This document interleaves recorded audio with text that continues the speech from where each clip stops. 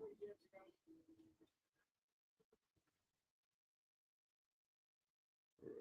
let's get this cracking. Did that. So what am I not doing? That's what I'm doing. What one was close?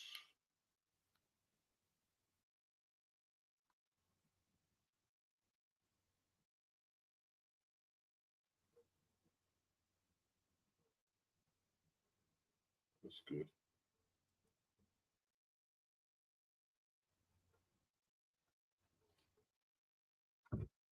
Can let me heard.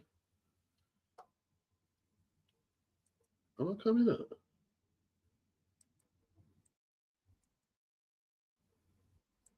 Any sound? Is there any sound? 1, 2, 1. Is there any sound?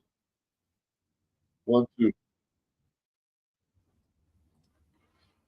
Well, I've got a second pair of headphones somewhere.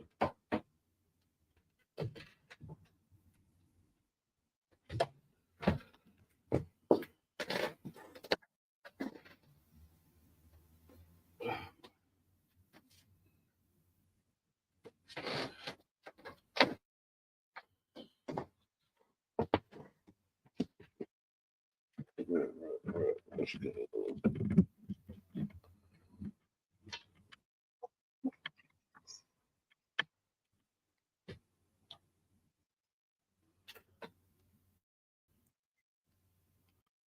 Okay, it's coming out.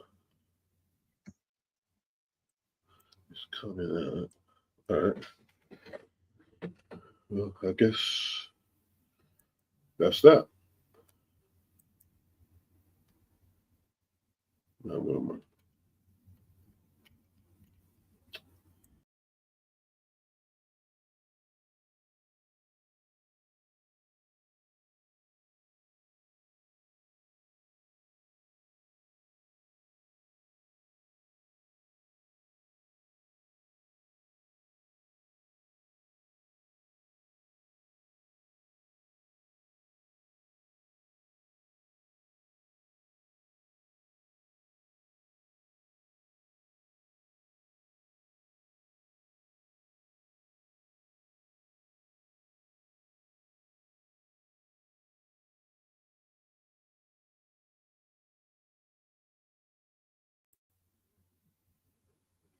Okay.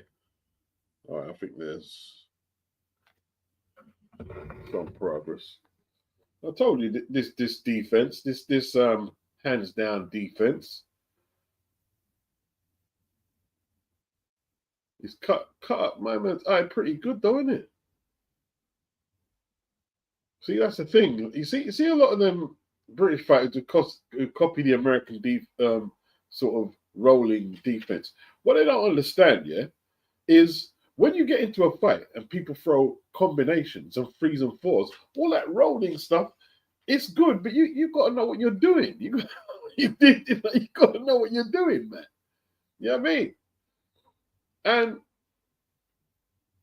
when Frankie Gavin was undefeated, I think he was undefeated. He fought, who was it? The Italian guy who took Keith Thurman the distance. Errol Spence stopped him. The European champion, I believe is. I forgot his name now. Leonard Bundu. And I was going over the fight with my brethren at the time. This is years back. And we both worked it out. He said, listen, see this guy here? If he starts throwing in combinations on Frankie's going to lose the fight. Played out just like that, man. Yeah, Frankie had a decent defense, but no one ever threw, as a pro, threw combinations on him. And as soon as like the punches started doubling up, he lost the fight. But I've just got in to see this really. Did they put Callum Smith on in the prelims? Like, his fight's not even on line, is it? They're probably worried in case he looked like a load of crap in there. Yeah. Big up Dotan. Side. What's good? What's good, people? All right, he's on the back foot. Looks like he's doing okay.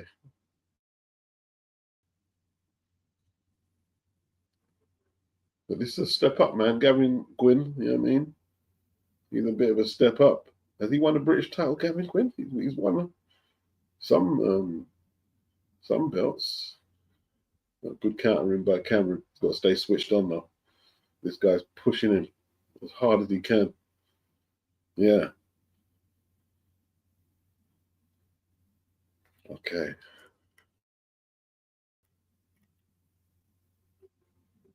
Let me see. Yeah, it's something's definitely come through. So that's good. Right. Yes, people.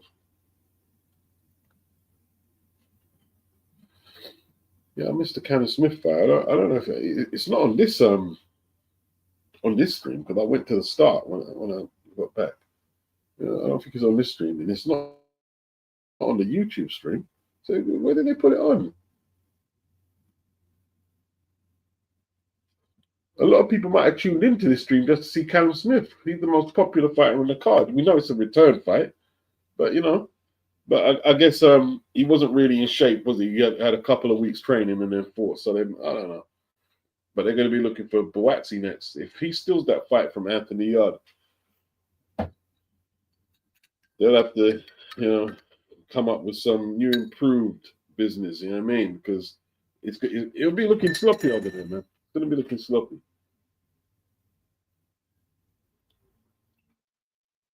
Why can't they make fights?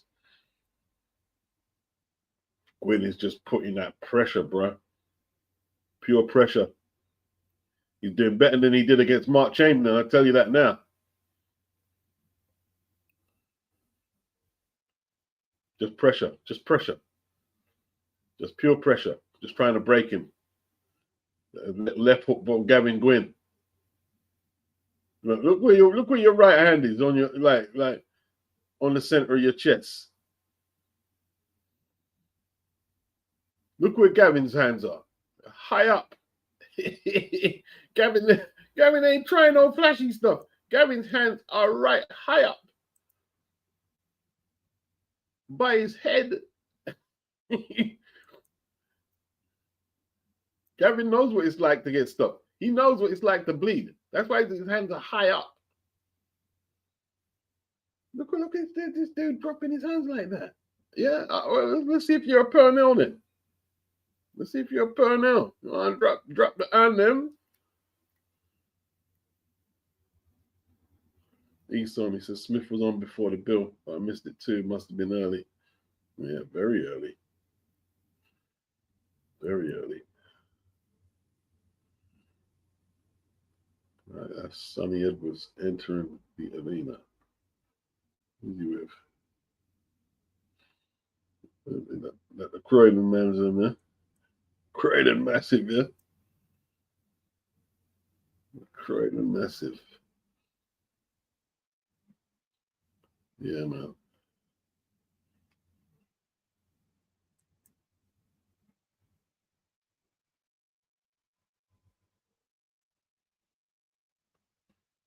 Yeah, I don't even talk about boots, man. I don't want to talk about boots in this.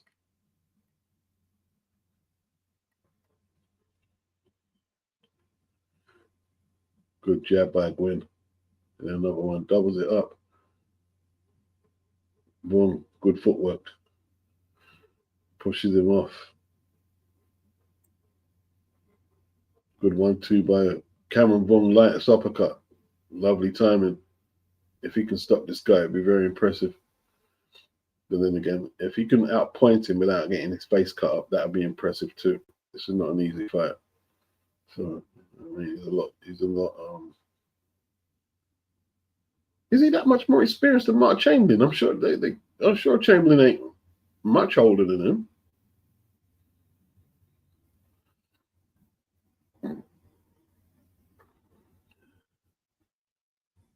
Okay. He's catching them little shots there. Not much on them. And he's not really putting his hands up to block them just because they're not big, powerful shots. Good body shots by Gwyn as well. Okay, all he's doing, you're pushing him off. You're not punching. You're pushing him off. You need to punch.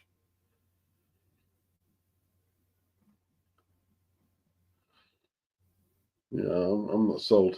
I'm not sold on this kid. Not sold. Getting caught, getting tagged. Getting tagged quite a bit. He's throwing some good right uppercuts, but he's not doing nowhere near enough work. Nowhere near enough. Big up Raymond.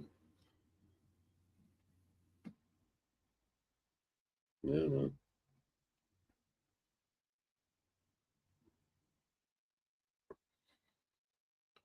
Yeah, I'm not sure what time the main event starts. This is Cameron Vuong versus Gavin Gwyn. We're in the 6th round. Gwyn, the veteran, very workmanlike, very determined. Doesn't want the young upstart. Oh, see, that's nice punching by Gwyn. Like, that's good stuff. That's good stuff. Yeah, you don't have to throw big punches. All he's got to do is keep that flow of punches going. That's all he's got to do, and it's on you to come back. I haven't got him winning this round. I can't score the fight because I haven't seen all the rounds. I've been trying to get all the stuff together.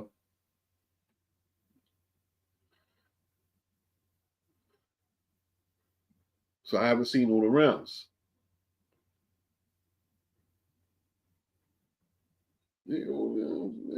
What's all that posing like? Okay, like bending low, like that. That's not scoring no points.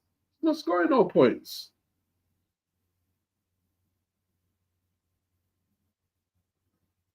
Kevin bleeding. He's a bit swollen up around the eyes. I'll give him that round. Clearly, give him that round. Just too much work. What am I going to say? Oh, well, Cameron landed a couple of good uppercuts. No, you didn't do nowhere near enough work. Nowhere near enough.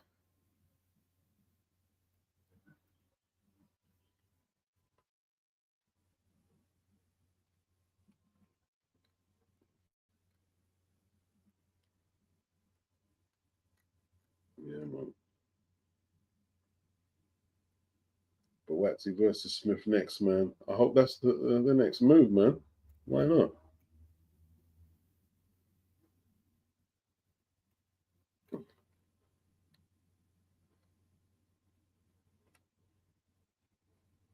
All right, we're into round 7. It's round 7, people. Yeah. My man's teeing up. Oh, now you're calling him on after he landed that, was it 3-piece? Oh, he's trying to punch with some power now. You need to. You need to, because he's just going to keep coming forward.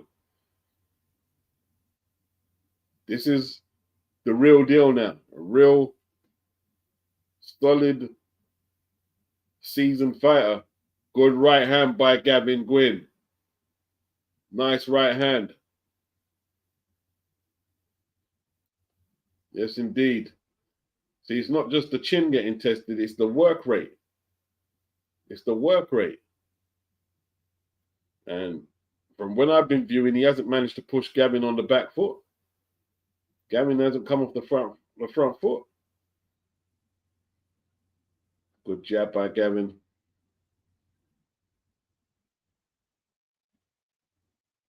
See, he's throwing 4 or 5 punch combinations. Straight arm punches.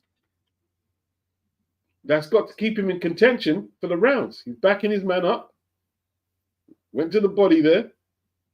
Cameron come with a nice left hook, but he's not throwing nowhere near enough. Nowhere near enough. Little 1-2 there by Cameron. But there comes another 3-4. These are Gavin Gwyn rounds. Whew. Body shot by Gavin. Left hook to the body. Listen, all that, it didn't hurt me. You need to punch. That's better. That's better. You need more of that. You need more of that. And you need more of that. That's better. It's a lot better. Yeah. You realize, no, the old boy, them tough. They've been through it. They're tough. He's a Welsh man. The Welshman tough, bro. The Welshman there is tough.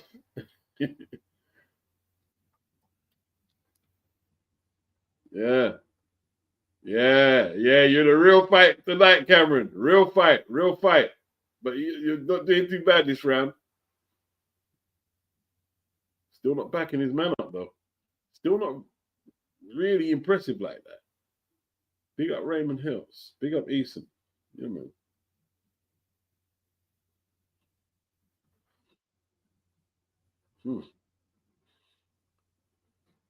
Wow. It's a good round. Good punch in the bell from Cameron Vuong. K was good. That's a good round.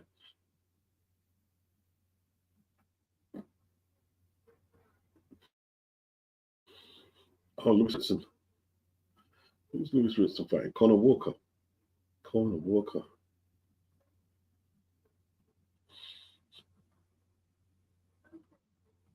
Yeah, man. Yeah. Big up everybody. Ali Drew.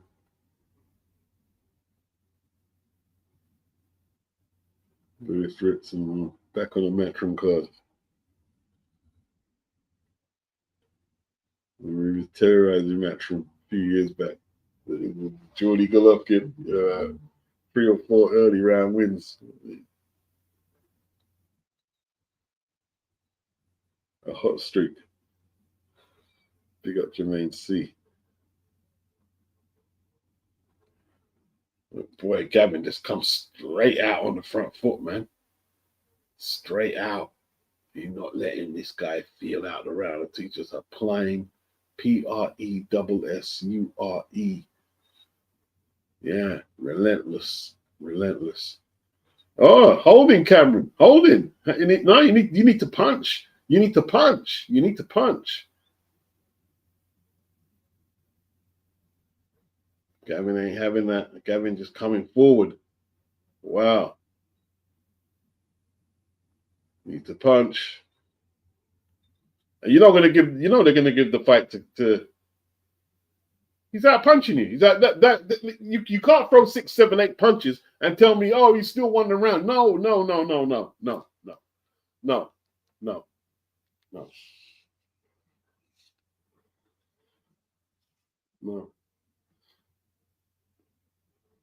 And listen, no disrespect, yeah.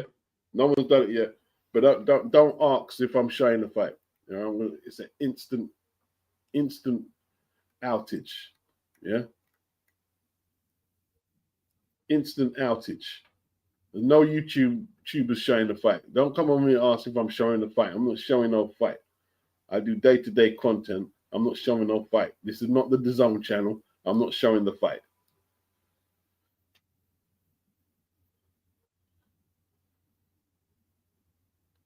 Nice shots by Cameron Vuong. I still say he's not doing enough work. He's getting caught. And he's getting caught.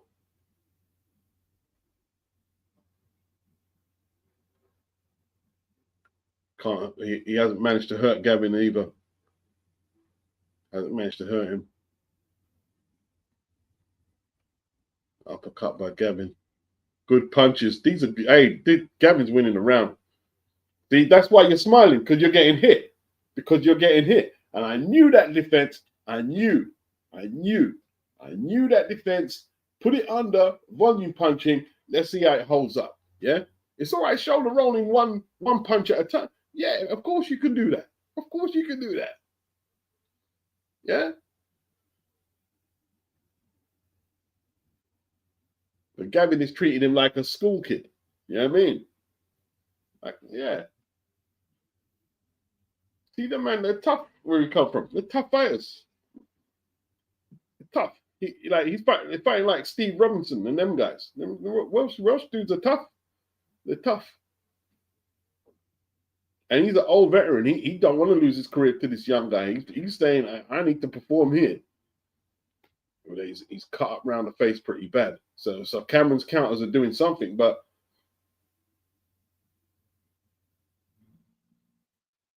LT says Gwyn is relentless. Cameron can't handle the volume. Can't put a dent in Gavin. Nope. Hasn't put a dent in him. Yeah, man. It's real now. It's real. Yeah, real deal. We're going into round 9 as well. Hmm.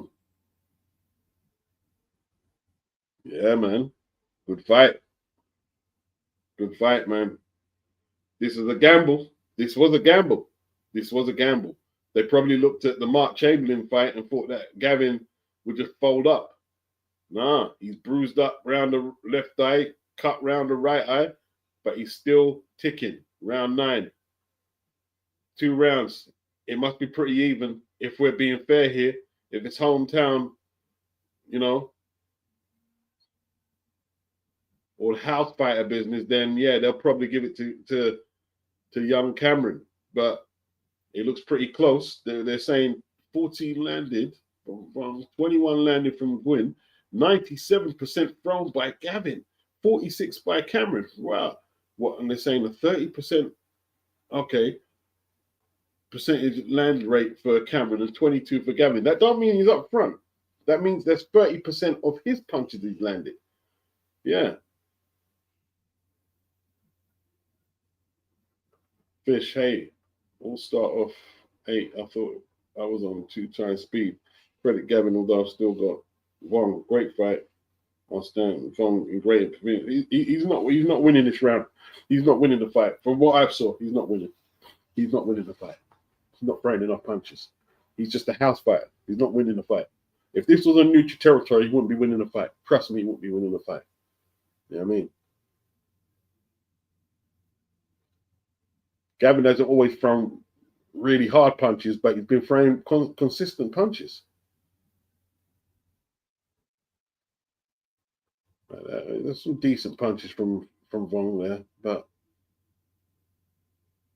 it's spurts, isn't it? It's spurts versus consistent work rate. Home fighter, house fighter. That's all this is.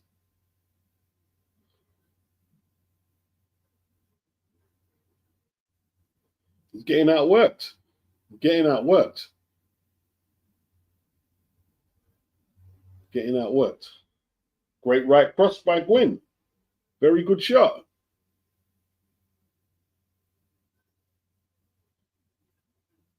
Body work by Gwyn. Right hand over the top, not much on it. Gwyn bleeding pretty bad though.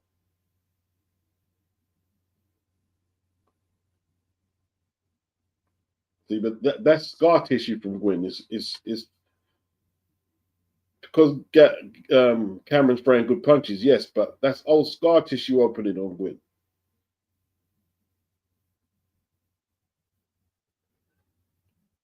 Okay, he's trying to throw some power now, Vuong.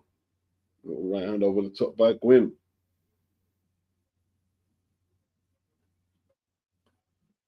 Okay, it's getting rough in there now. Constant punches. This is a very good fight, man. A lot of punches thrown, man. A lot of punches thrown. Okay, Vuong's work rate slowed down to a stat. What you telling me? He won that round? How?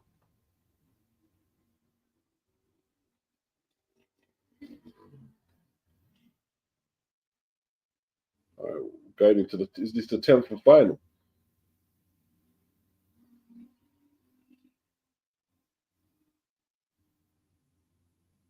Right hand from Vuong.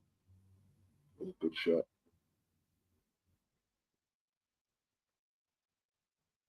Work rate by. See, look at the work rate. What, we're going to ignore the work rate? They're scoring shots, whether anyone likes it or not. It's scoring shots. They were all scoring shots he threw there. They had one highlight of Cameron frame of Vuong frame, one right hand. My man's highlight, Gwyn's, was 4 or 5 punches landed.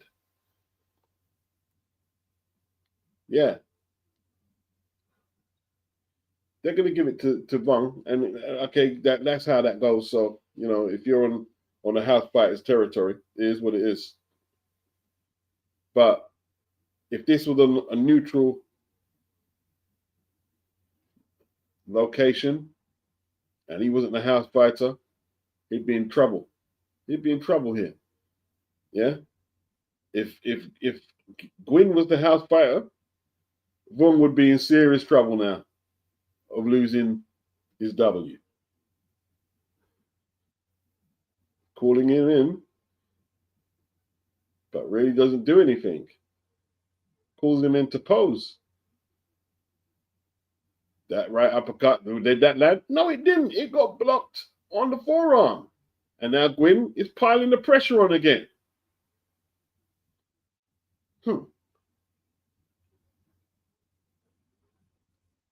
He's initiating the tempo of the attacks all the time. All the time. All the time. Nice 1-2 by Gwyn. Goes to the body. Very good fight, though. I tell you what, it's a very good fight. Gwyn is tough, isn't it? Gwyn is just like, that was a good left hook from Vuong. My guy just walked through it, man. And he's just peppering Vuong. He's peppered him. That's what he's done. He's peppered him with little short shots. Like the veteran moves there. He isn't trying to get full power in them and load up. He just wants to land. But you see, they're gonna say he wasn't landing, but he was landing. They're gonna say he wasn't landing.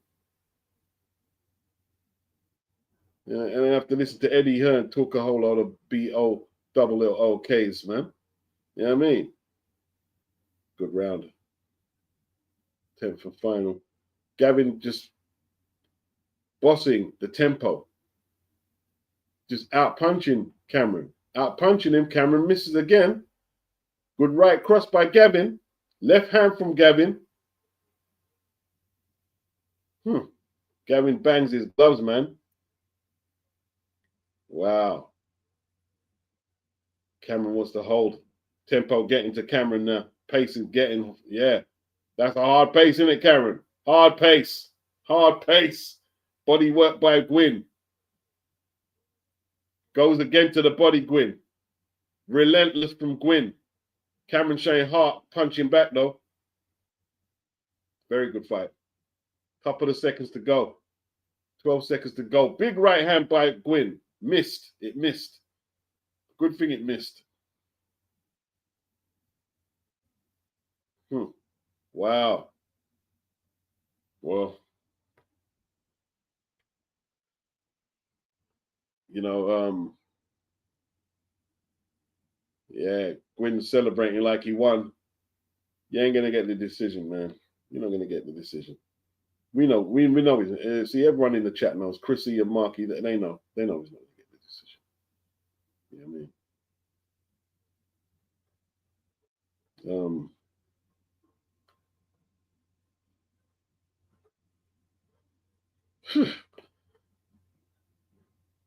Hey, I give him credit for matching him with this guy here, though. There's a big step up from who he's been fighting. I knew it'd be a tough fight. I saw Gavin struggle with a dude from the ends, isn't it? Jeff Offrey. He struggled a little with Jeff. But these are the fights you need. You need to take these fights. These are the fights you have to take. If you're going to improve, you have to fight the Gavin Gwyns. You've got to fight. That's the only way you're going to improve.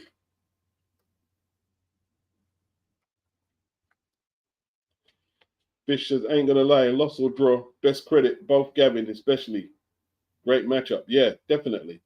Crimson Jackal, Gwyn is getting robbed for sure. Yeah. Rocha versus Curiel, December the 14th. Okay. Alexis Rocha. Right. Good stuff, man. I enjoyed this fight. I enjoyed that. That was a really good fight, man. That was a great learning fight for Gavin. You know what I mean? Yeah. What? See, I wouldn't mind if they're gonna job Gwyn. Yeah. At least give him a rematch. That's the thing with boxing. If you're gonna job him, at least give him a rematch. But they're not gonna do that.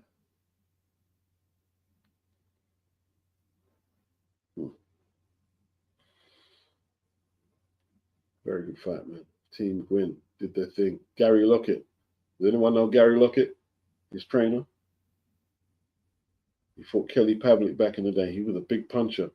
Gary Lockett. He ended Ryan Rhodes' career. Remember when he ended Ryan Rhodes' career? He was pretty good, you know. It's a Welsh lad. Yeah. P.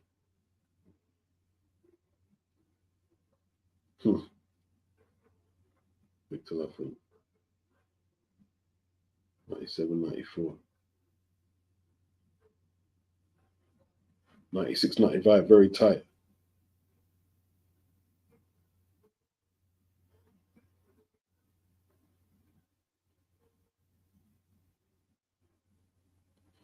Yeah, of course. I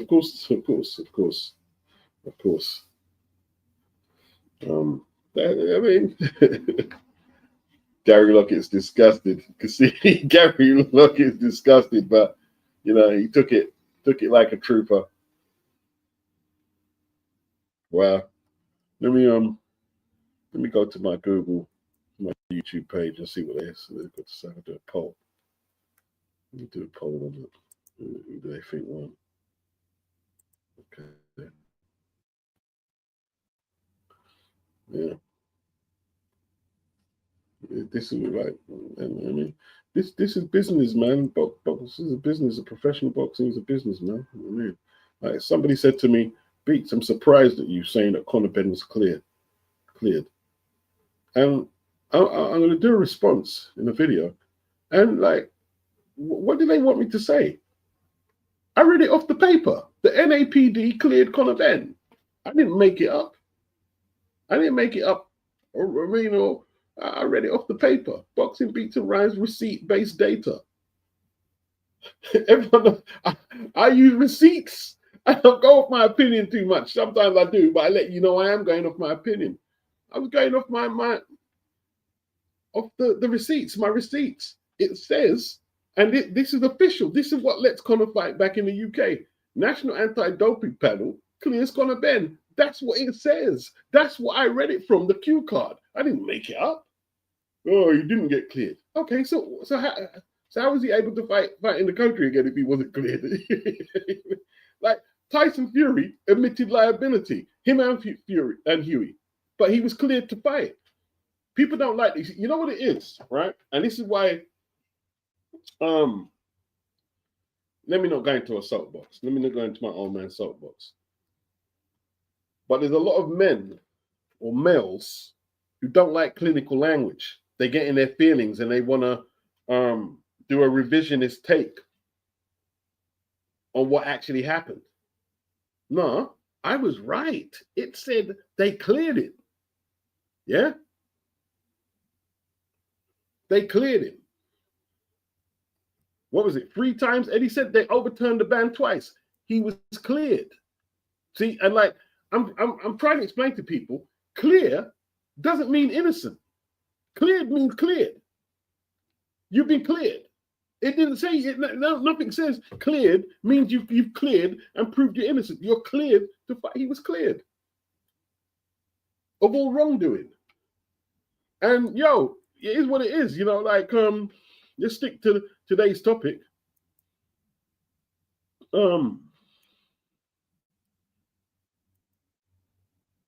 Cameron had the machine behind him. It's all about Cameron right now. It's all about Cameron. Cameron Vuong is who they're talking about. They're not talking about Gavin Gwyn. He's yesterday's news. I remember when he was on the matchroom, like on the periphery of one of the guys who could be next up.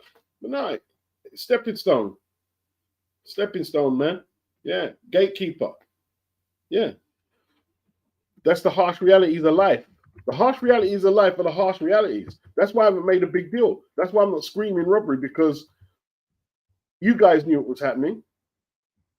You guys knew what was happening. You all said it in the comment section. And I knew, we all knew what was going on. Yeah? It's like with Tevin Campbell complaining about there was no drug testing. People say, oh, it's just the Saudis corruption. Look what happened here. And look at all the, and listen, Before the Saudis, how much time did I tell you they don't do drug testing in the UK? In the small halls. And I've been telling you this since I started the channel. But they're like, listen, man, people jump on bandwagons, innit? They jump on bandwagons. They jump on bandwagons. If you don't have your paper game right, forget boxing, yeah? Forget boxing, yeah? Here's the facts about life, yeah? If either you have the money and you can pay people with the expertise, or you need the expertise yourself. If you have the expertise, you can circumvent a lot of stuff. And if you've got the money to pay for the expertise, you can circumvent a lot of stuff. And that's how it is, and that's how it's going to be for a minute. Yeah? I didn't make the rules. What you think like the person that got, oh, I'm surprised that you beat. Surprised at what exactly? What are you surprised at? What is it I did? Except read exactly what was on the paper.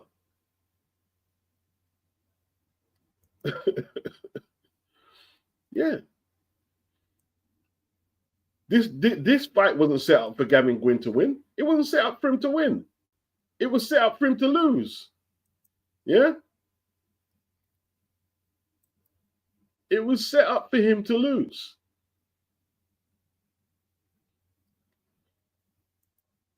It's what it is, bro. It's what it is.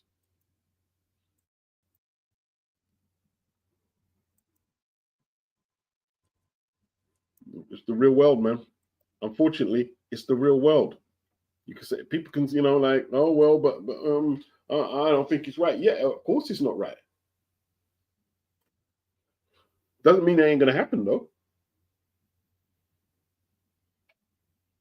Let me spell this kid's name. Right, was Cameron. Oh, I'll do it in YouTube as well because get a better response on YouTube than on Twitter.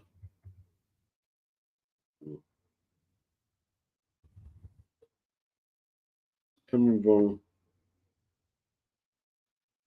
gifted decision against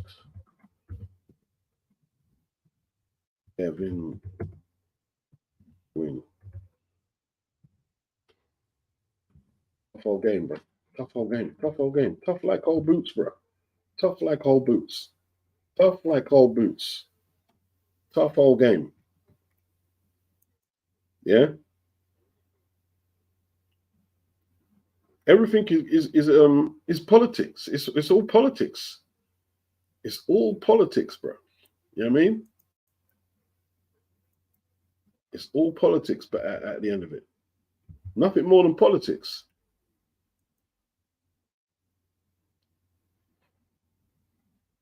Right. And my guy was on the wrong side of him.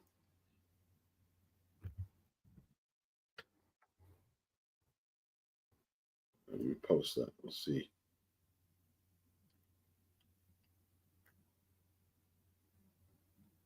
Let's see what the comment section is saying.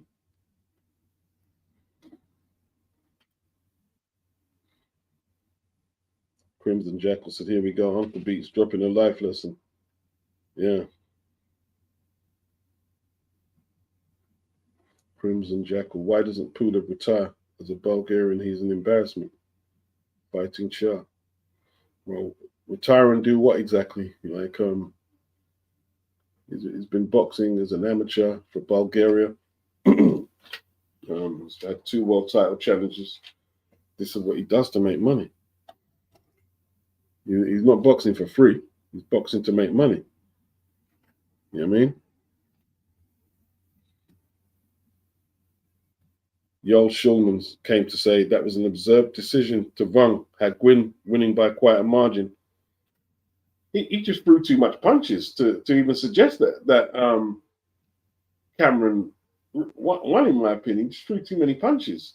And they're going to say the punches didn't land. No, they landed. They did land. They did land. Yeah? He didn't throw full power on all his punches. He made sure he was landing something. And it is what it is. On with the next fight. As far as they're concerned, on with the next fight.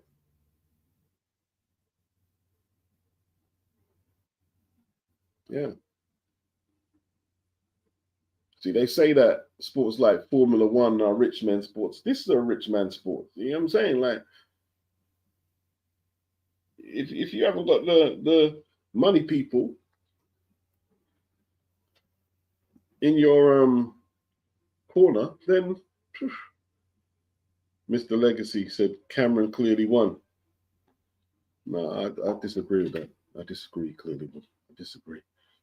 I mean, see, you're probably going to say that a lot of Gwyn's punches didn't land, but they did land. They did. Like, that's a fact. They did land. He did land a lot of the shots. Yeah, he landed a lot of scoring shots. They weren't big explosive shots, but he kept hitting the target.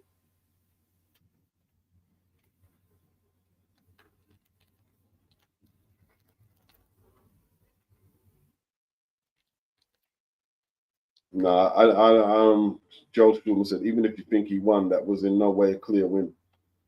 I had Gwyn winning. I had Gwyn winning the fight. Just threw too many punches. Mr. Legacy said Cameron maybe lost one round. Man, I'm not in the mood for this, man. I'm not in the mood for this, seriously. Tempted to throw you out, to be honest. Like, now you're going to start annoying. See, I'm cool with the decision, but if you're going to come and start talking rubbish, I don't want you in here, man. I'm cool with the decision because I know what it is, but if you're going to start talking absolute crap, you know what I mean? Milo Williams beats who I got next week, Paro or Hitchens. I've got Paro. I've got Paro against my best judgment, though. Crimson Jackal said, true enough, I have a bias against him as a Bulgarian. Let him make his money. But it's not going to be beautiful boxing. Hopefully, there will be some good Bulgarian prospects on the undercard.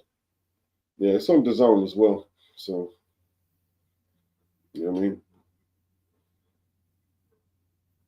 Kieran Conway, he would attempt to lift the 160 middleweight title.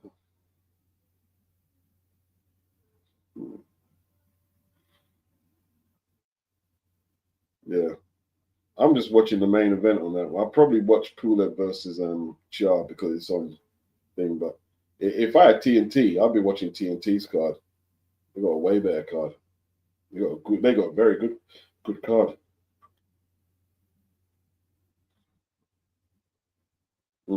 Hate said Gwyn lost me 2K for F6.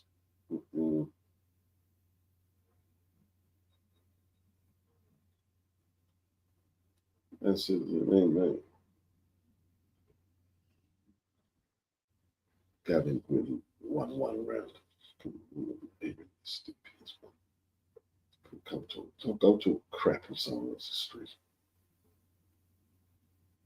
Kieran Conway is a big dude, isn't it? Look at the size of him compared to this guy here. This guy looked like a welterweight compared to him.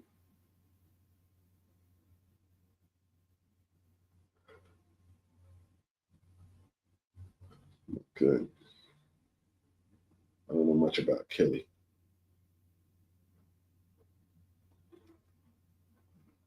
Let me see. Let me see the rest of this lineup. The scheduling. Have a look.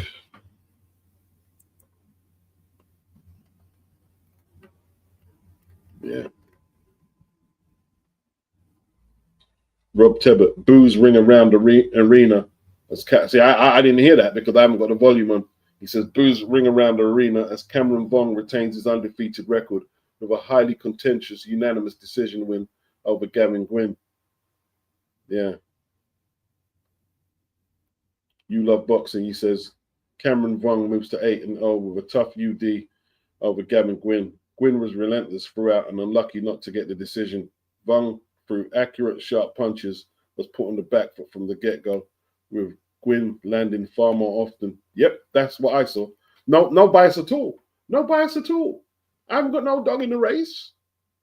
What you think I've got a reason to come in here and say that Gwyn won the fight? No, I got no dog in the race. And anyone who watched that fight and didn't see one man out punching the other, and if you watched it and didn't see Gwyn landing, then you wanted to see Cameron's hand raised. That's all you wanted to see it.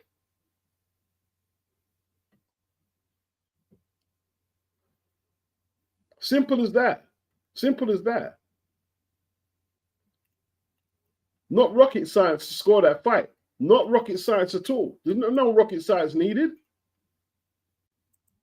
I ain't got no agenda. I got no dog in the race, bro.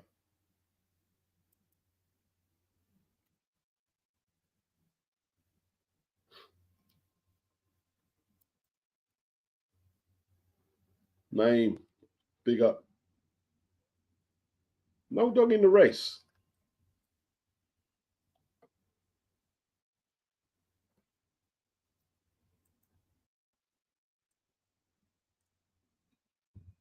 If Cameron Vuong was winning the fight, I would have called it Cameron Vuong is winning the fight.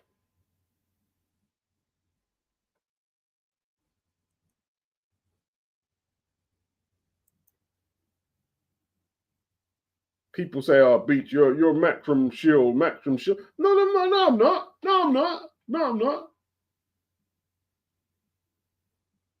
Because I said Conor Benn is cleared. No, I'm not Mac. No, that's what he said on the paper. I didn't make it up. I don't care if Cameron Vuong is Mac from. I don't think he won that fight. I don't think he won. Mac from Shield. I'm not Mac from Shield. No, I'm not, bro.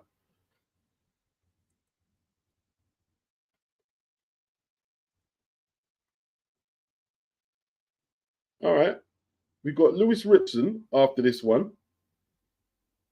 And then we go straight into Sonny Edwards, man. So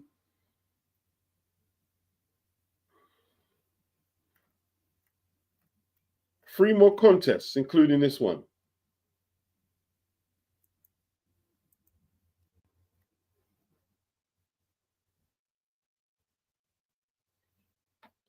Okay.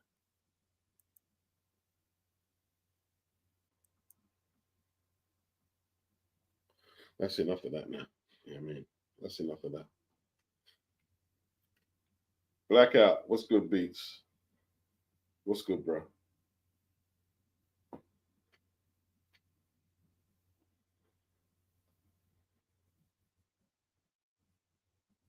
Yeah, see, to me, Kevin Vuong is just another of them British kids twisting his shoulder, throwing a couple of punches. Yeah, look, I'm Floyd.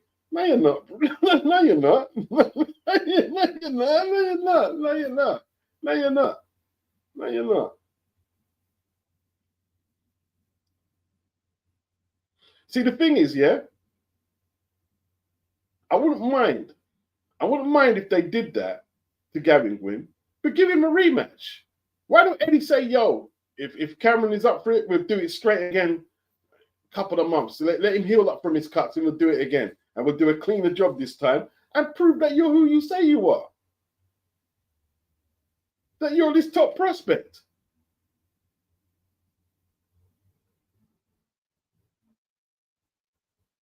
One thing I don't like about boxing is that. Big up Dennis from Boston. Beats the Beats was a great show. Appreciate it. Appreciate it. I got no dog in the race, man. I don't have a dog in the race. I just came to watch the fight. It was a fight I was looking forward to. I spoke on it. I said exactly what I said. His defense is gonna. I said Cameron's probably gonna win. I said he's probably gonna win, but he's gonna find out his defense is nowhere near as good as he thinks it is. And to be honest, it wasn't really his defense. It's the punch output. It's the punch output. He didn't throw enough punches. And one thing I've noticed about a lot of these young dudes, you know what I mean, is how old is he? Right? You're 22 and you're throwing 2 to 3 punches of flipping round. Your 34-year-old opponent is throwing 20, 30 punches around. How are you throwing less than the older man? About you won the fight. You should be throwing way more punches. Posing around, twisting your shoulder like Floyd. Throw some punches.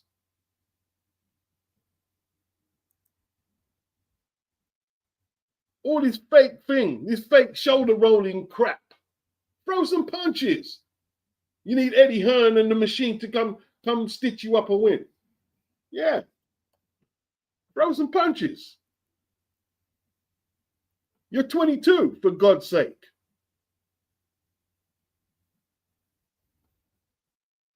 You're sitting on the ropes. You're sitting on the ropes, and then you've got idiots there. Oh, he's boxing brilliantly. You're 22 years old. Go, I tell you what, right? Go watch Floyd when he's even older, right?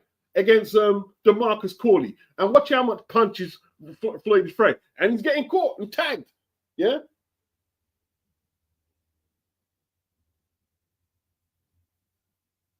Go watch how much punches he throws.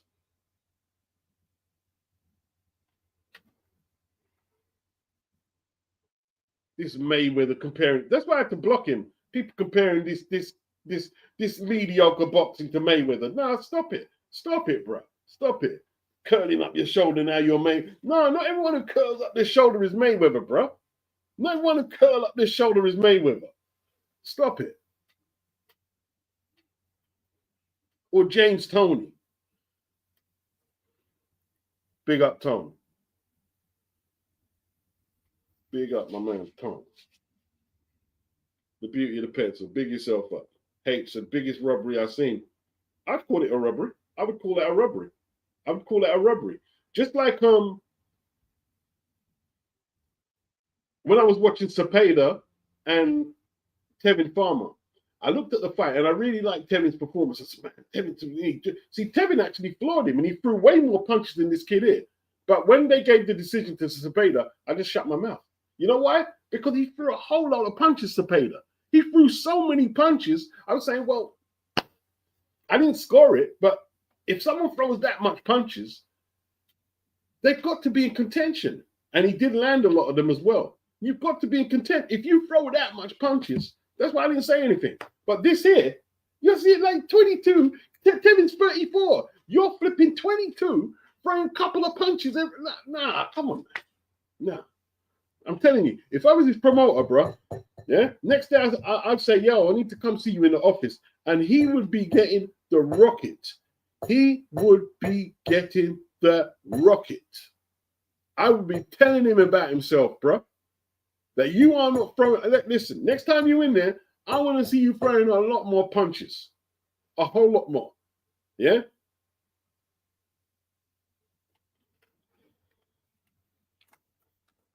If it wasn't for Gavin Gwyn, there wouldn't have been a fight in there. There wouldn't have been a fight.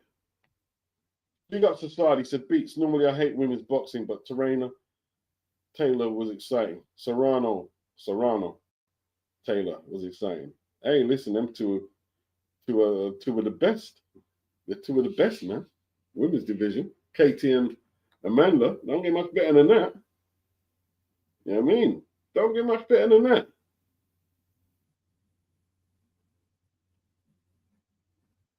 They're going to do the rubber match at Croke Park, man, in Ireland. That's one of the first women stadium fights, you know. And they're going to be headlining at Croke Park, you know. So what are they doing? Are they going to reduce the higher cost of Croke Park? That's what they're probably going to do because Katie's coming to the close of her career. Boy, that's going to be an event, bro. That's going to be an event. People are going to be talking. If they make that event there, right? People are going to be talking about that event in Ireland for years. Oh my gosh! I just saw the ring card girl and the cleavage, boys. It was kind of, it was good. That I mean, that was some good-ish. I have a feeling the main event will be similar to the Vuong fight. Sadly, nah. Sonny will listen. Sonny has to fight in the pocket, bro. When you're fighting guys, Sonny's now fighting some of the top guys with 7 8 inches of reach on him. He can't just see. Eddie Hearn listens to the thing, you know, because I was the only one who said what I said, right? People gave Sonny credit for the Bam fight because he fought in the pocket. I said, yeah, he fought in the pocket because he didn't have no choice but fight in the pocket. And Eddie said the same thing yesterday. I didn't hear no one else say he had no choice. Bam got 7 inches on him in reach. This kid here, Galal, has got 8 inches. 8 inches. Yeah. Hey, listen, I'm not a big fan of Sonny's boxing. Sonny boxer, see that style that he's trying to. Sonny does it a lot better. Let's just say that Sonny does what all that defense stuff, and Sonny does it a lot better than this guy here. He throws a lot more punches than that. You know what I mean? Flipping hell. I see too much of that, man. These young kids barely throwing punches.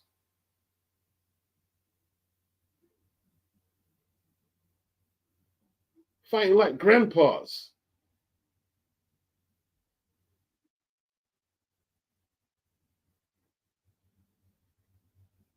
Kelly tried a little jab there. Who's winning it? Round 4. We're in round 4. Conway versus Kelly.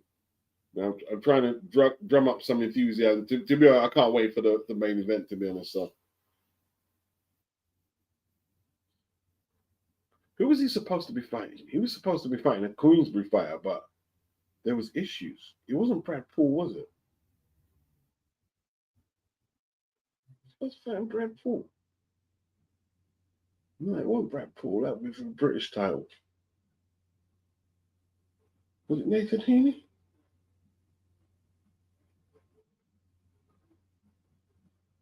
Anyway, the opponent didn't go through with the fight, so he's ended up with this Kelly guy. Souza, someone compared the Vuong fight to Hitchens Lemos. Nah, Hitchens landed his jab a lot more than that. And listen, there's a good case that Lemos won it, but Hitchens landed his jab way more than that.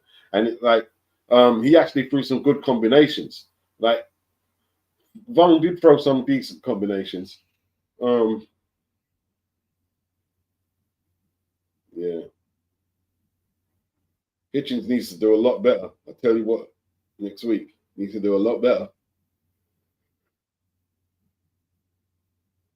Needs to do a whole lot better than what he did against Lemos.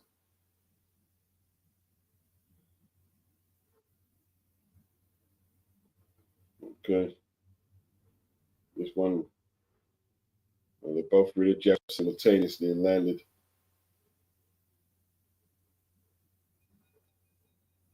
This one is a bit of a sleeper.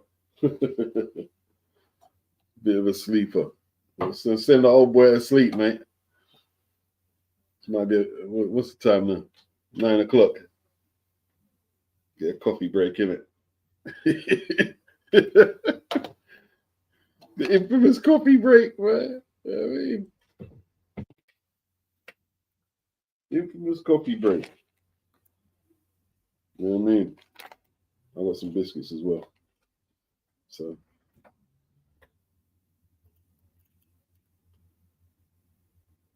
Conor Walker against Lewis Ritson. That'll be a good fight. See, when you make matchups like Conor Walker, Lewis Ritson, you know you're gonna get a toe-to-toe barn burner. But then again, Lewis Ritson, man, like that body punch O'Hara Davis buried him with. I wonder what he's got left. That punch nearly broke him in half, man. It nearly broke him in half. This one here, Conway versus Kelly. Nah, not the best matchmaking. Not the best. Not the best. It's probably short notice, isn't it?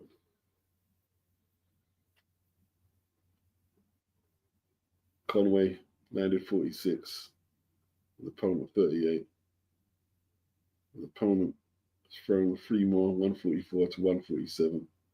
Conway has the higher percentage landed.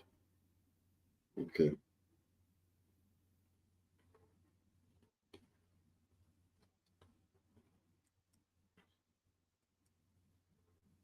Sonny Edwards. Souza. Do I think Gwyn got robbed or close? But I didn't score it. But I didn't have I didn't have Vuong. I don't think Vuong won it. But then again, I didn't score it. So you know, I didn't score it. Yeah, I thought I didn't see the whole fight either. That's the issue. From what I saw, I thought Gwyn. I thought Gwyn won it. Yeah, I thought Gwyn won. I thought Gwyn won. The rounds I saw, Gwyn won the majority of them rounds. He won the majority of them. Cameron weren't doing nothing. He threw a couple of punches here, then started posing.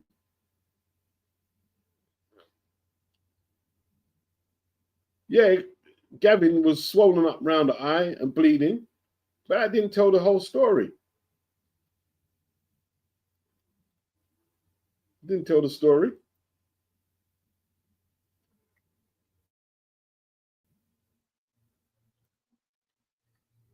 Into round 5. Let me see how my poll is going.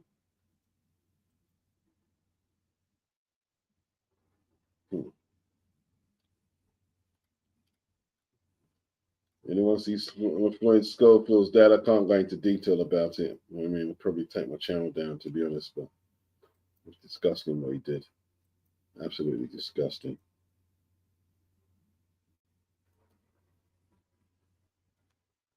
Absolutely disgusting. 0, no one voted yet. Let's have a look again. Refresh the page. 23 minutes. Okay.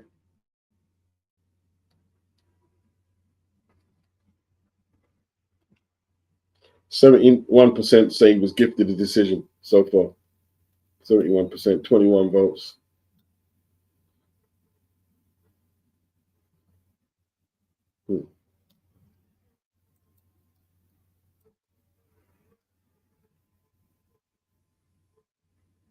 Chrissy, he said, I saw all the fight, and Gwyn was just out working him.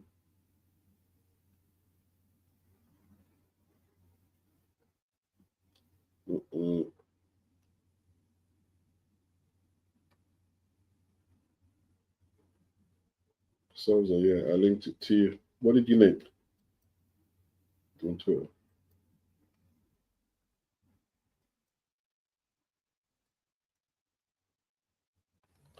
Yeah, man.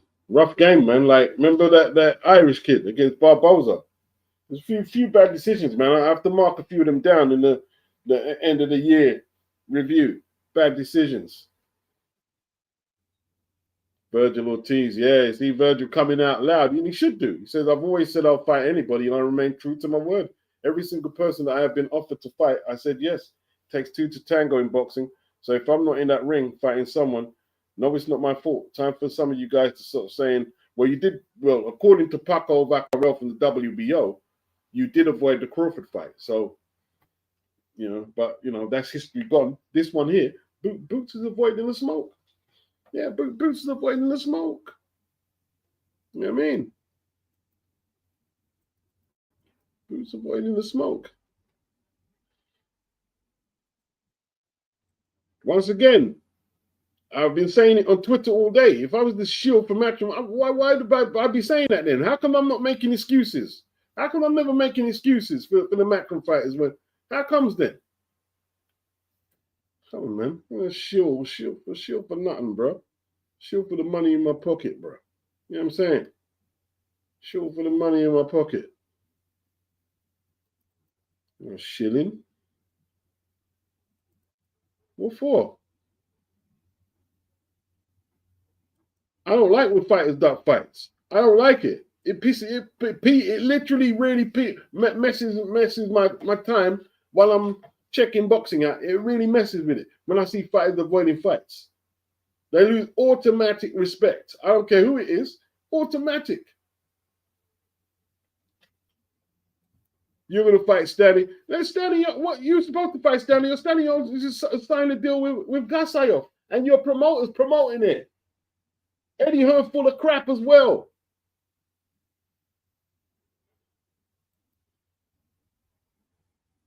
Eddie talking in riddles, bruh. Eddie talking enough riddles. I was looking at his body language. Yeah. You know he ducked. He ducked the fight. He ducked it. Who are you going to unify with, right? Stanionis, right, is fighting Gallasov, right?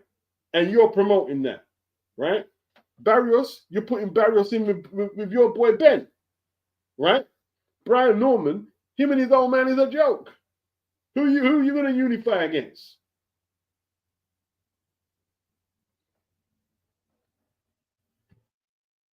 What I don't like is people who don't call it as it is. That's what I don't like. You know what I mean? That's what gets on my nerves. People who don't just call it as it is. He ducked the fight. So what?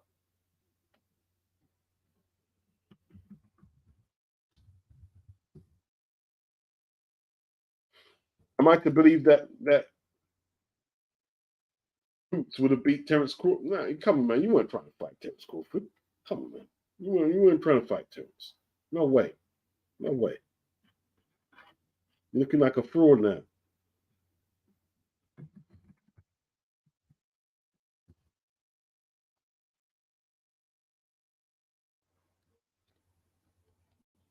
Looking soft out there.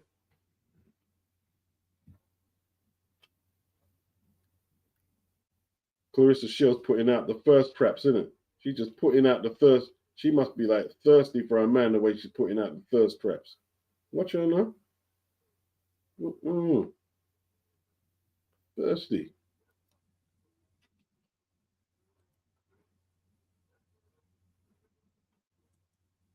Yeah, it looks all right. The hairline is a bit shaky though, isn't it? But I mean, it's not her fault, isn't it?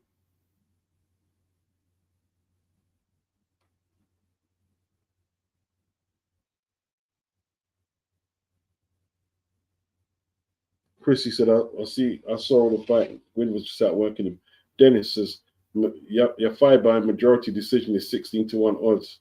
I put 50 on it. Yeah. That'll be a nice collection for you there, Dennis, if you can get that. That'll be a nice collection.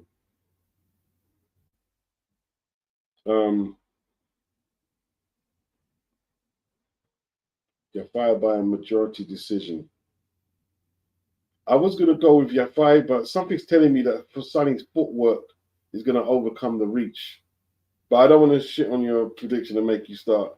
Well, I'm going to although I can't do that. You've already made your mind up. It's a tough one to pick, actually. It is a tough one to pick. This Kelly Geese is pretty tough, isn't it? He's a lot smaller than Conway. He's took all his best shots. He's walking through them. Sylvester, what's up?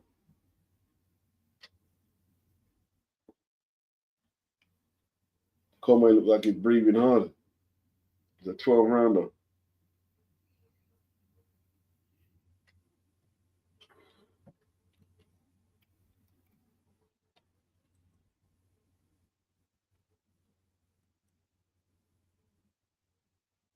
Clarissa putting out the thirst traps. Thirst traps.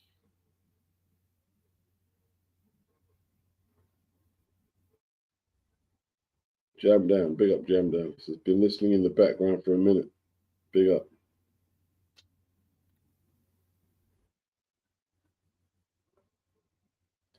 Dennis, you think Sonny fight the same way he did versus pound for pound Mexican staying in the pocket? I don't think he's got much choice. I think he's gonna have to fight inside with Galal. You see, I saw the amateur fight. You know, the amateur don't really allow for the infighting, and he kept breaking it up. And I think Galal will get away with a lot more roughness than he did in the amateur fight. He'll get away with a lot more. And if he gets into the late rounds, I could possibly see the wear and tear. Sonny, I mean, been getting busted up pretty bad, cuts and bruises, and taking more punches than what he's used to. So we'll see.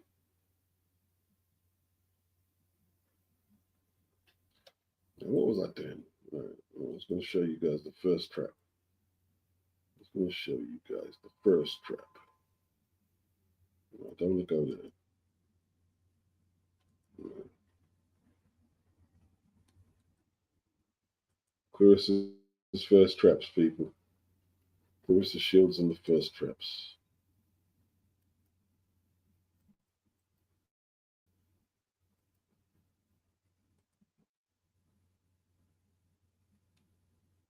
What happened there?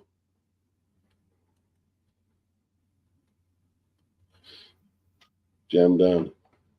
I have Sonny embarrassing your fight at points during this fight. I've never really been sold on Galal. Yeah, he's a bit crude. That's what I'm thinking. He's a bit crude, and I think Sonny's footwork could take advantage of that, possibly make him miss and just counter him all night. Perhaps. But Galal's going to be very, very fit. Very fit. You know what I mean? Robert McCracken is going to have him like a soldier, basically. He's going to be full of stamina. He's going to try and rough Sonny up.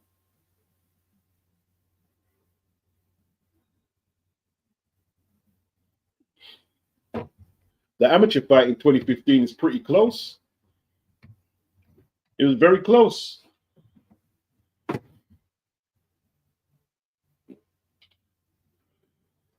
It was pretty close, man.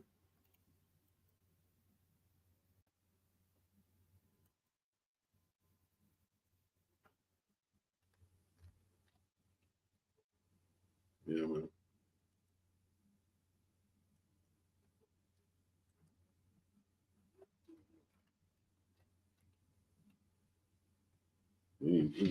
Daddy's saying the same thing. Daddy Glover saying that was a mad robbery. Man, they stitched up Gavin Gwyn badly, saying badly versus Cameron Vuong. And he predicted Gavin would win as well. I told Craig Richards and Oscar that this would be the upset of the night, and the judges stole it from me. Wow.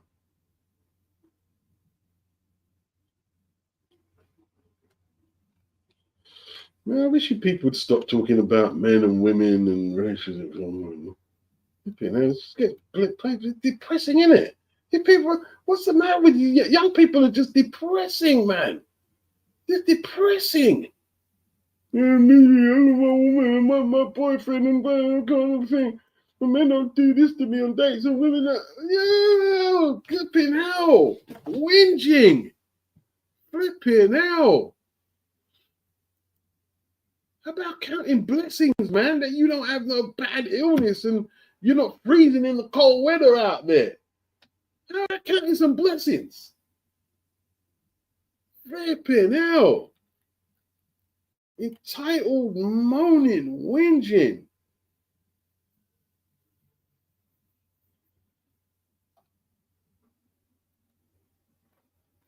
Yeah.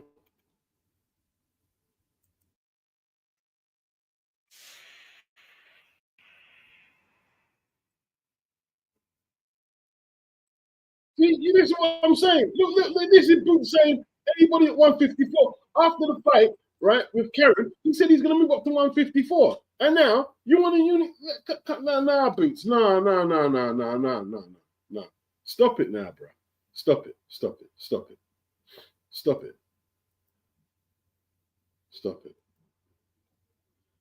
October Red said Vuong looked tired. Gwyn keeps a steady pace throughout. Yes, indeed, October. Yes. Yeah,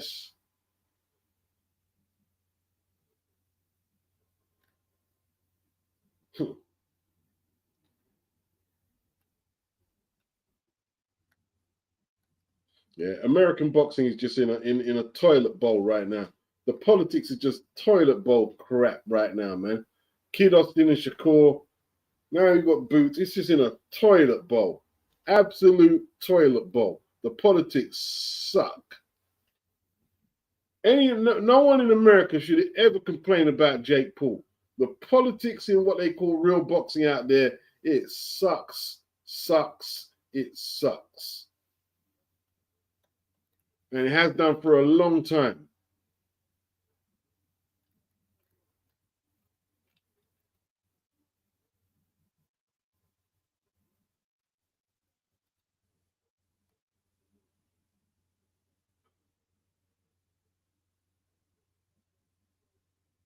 O'Hara Davis, I hear Gavin Gwyn got hard done today. He's been in the game too long, so they don't want him to win. They want young and fresh fighter to win, and they will rob Gwyn ass again. Yeah, 100, yeah.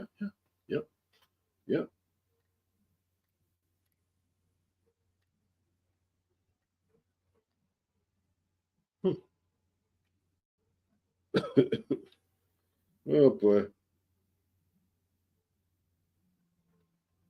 Mm-mm. Somebody they're making memes out there saying that Boots is moving like Dudu Andrade. Oh no. Oh no. Ah, big up Eddie. Big up. Big up Eddie Hearn. Vuong's promoter Eddie Hearn agrees that Gwyn, see, Eddie Hearn thought Gwyn should have got the decision and promises a rematch. Hey, that works out well for Gavin Gwyn. He gets another payday. He's got to, but they've got to wait for all that damage to heal up. He's got a lot of healing to do there.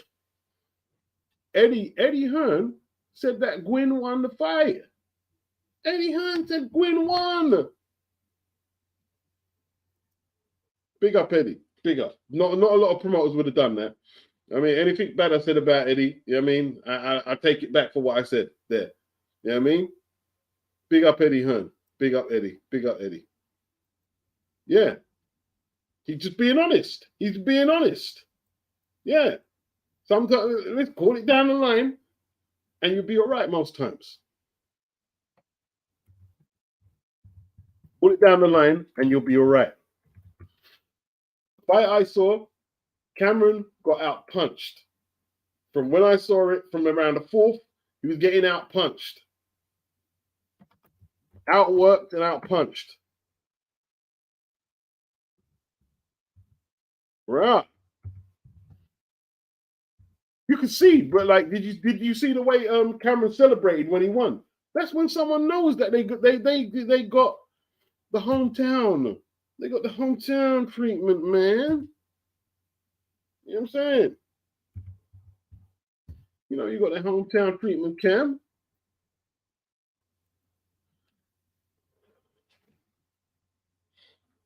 Yeah, Rob Tebbit read that one. Poor scoring. I'm sorry, that is an absolute stinker of a decision. Can't see how Gavin Gwyn didn't win that fight. Mr. Tunde Ajayi, they better be careful here because this is a young kid against a man. Wow.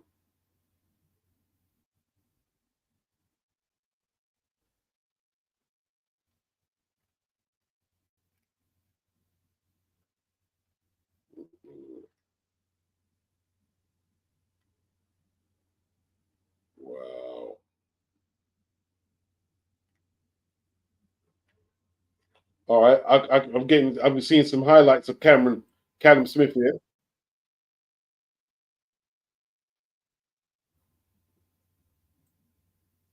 Mondo, all right, letting his hands go here. Okay, the body shot there. Just a little clip. Good to see him back though. Great left hook to the body. Delayed reaction.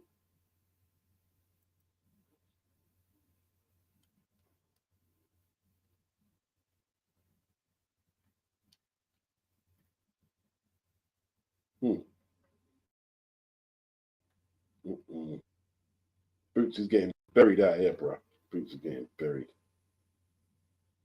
I tell you, you see Eddie? You see when Oscar goes to do that clapback Thursday, you're gonna catch the heat, rude boy. Yeah? Boots is put you on the front street. I mean, you're gonna catch the heat. Oscar's gonna go in. Oscar's gonna go in. Yeah. You're looking soft out here, Boots. You're looking soft. Looking soft.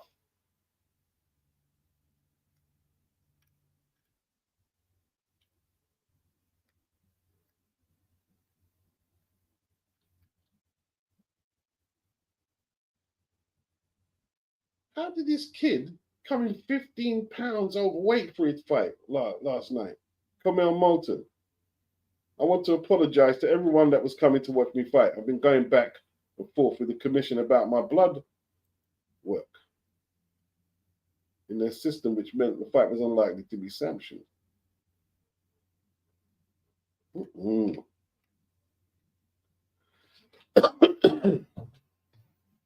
I don't know, man. I don't know. I don't know.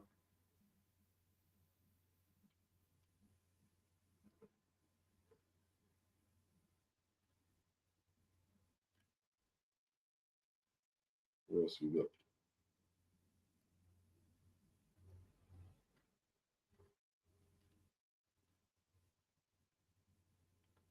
Oh no, what's this? You know what? Like, you know what I don't like about Floyd Schofield's old man. You know what I don't like. No one is perfect. Yeah, not that I've never done that to a woman. What you want to do? I've never done nothing like that. But no one's perfect. Yeah, no one knows the in and outs of his relationship, and sometimes you can't always judge relationships from the outside. But it's the fact you come on camera after it was on with your face, showing your teeth, grinning, and cheesing up the place, man. Like, no flipping, no remorse. You didn't even have the sense to show some remorse and not be smiling up and grinning your teeth and, you know, coming out with this belligerent response to what people saw. Like, I don't understand you people, bro. I don't understand you people. I don't relate to this, bro. I don't even relate to this. I would feel shame, especially if my mum was alive, to find out that I was doing that to a woman. I feel shame, flipping shame. I won't even go around my mum's. I feel shame.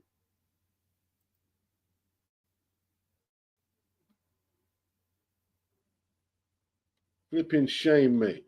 No, I couldn't. No, sorry. Not for me, bro. Not for me. Not for me.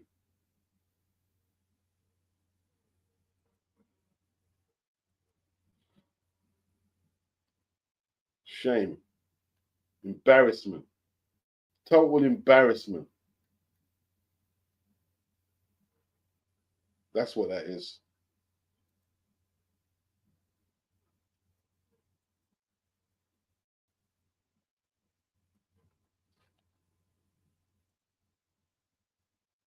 LT said he'd like to see Boatsy versus Smith next year. Me too. Souza, Vuong would have learned so much from that night, but tough matchmaking from Eddie. Vuong was only 6-0. Yes, yes, yes, yes, yes. Souza, do I agree with that matchmaking?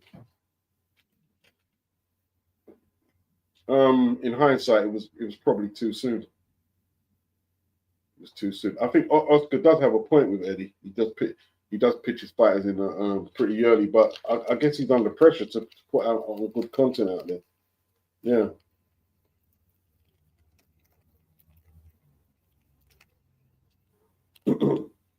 All the fighter dodging and diving. Just remember, if Mike Tyson got hurt, boxing would have to go underground. When was that? I don't remember that. I don't remember that. I don't remember hearing that. I don't remember that. I know boxing's pretty extensive and the quotes and where they came from. I don't remember that.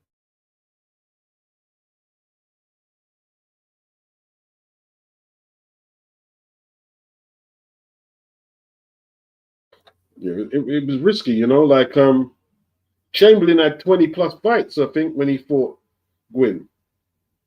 He was a lot more seasoned. You put him in at 6-0. Put him in at 6-0.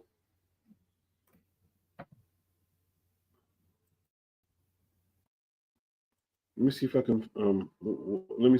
I'm going to go to the box where I can check out the stats.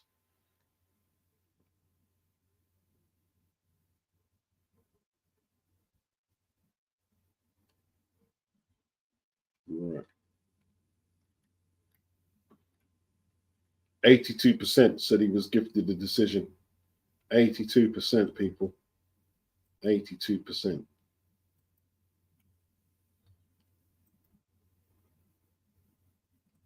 82%.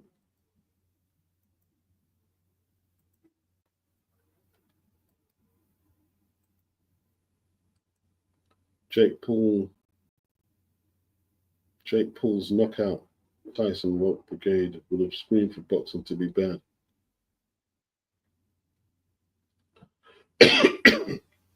There's the poll there anyway. All right, let me go to the box rec a sec.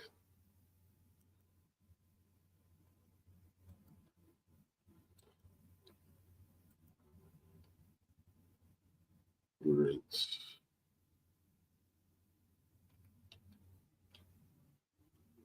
Gavin Gwyn. That's the record. Yeah, see, he's had 3 times the amount of fights my guy's had. 3 times. Cameron's had 7 fights. This guy's had 22. You know what I mean? And let me just have a look. Yeah, like a few fights back, 2023, he was fighting for European titles, man, and winning. And he's a former European, British champion, and Commonwealth. Put him in too early. Yeah, you put him in too early, too seasoned. Like a lot of people underestimate what it takes to get to the belts, man. Yeah, you got to put in a bit of work often. Sometimes you might get an easy touch, yeah, but often, you know, when you've won 3 of them, he's won 3: European, Commonwealth, and British. Before this fight, he hadn't lost. 2020 was his last loss against James Tennyson. I remember that. That was years back.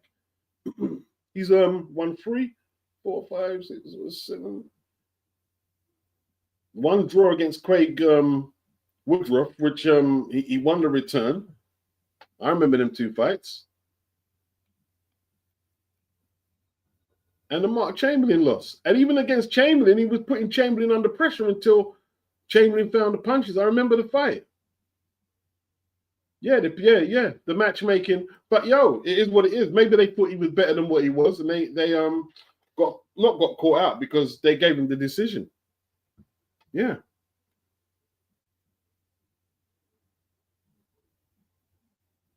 Alex Bellotti, big up Alex. He said, I don't get why people complain about Eddie's matchmaking. Vuong said his team were presented with a list of fighters and they chose Gwyn. All for the same money. There you go. Well, you said it there. You said it there. So they're chosen by Vuong and his team and his managers, not by Hearn. That's how it works. Yeah, you're right. You are right. You are right. His managers would have been given a list of opponents and you decide who you're going to fight. And they pick Gwyn. Yeah, he's right. He's correct. He is correct. Although in saying that, Alex, Eddie could have vetoed it. Not saying he should have done, but he could have vetoed it. But yeah, you are correct. That's who they chose. They chose Gwyn. They chose Gwyn. Yeah. Hey, at least Gwyn gets a payday. He can just heal up. New year. He knows he's got a big payday to come. Let's say about maybe about April, May. That rematch. Yeah. It would give Vuong a long time to prep. He knows what Gwyn is all about this time. You know what I mean? It's all good. It's all good, people.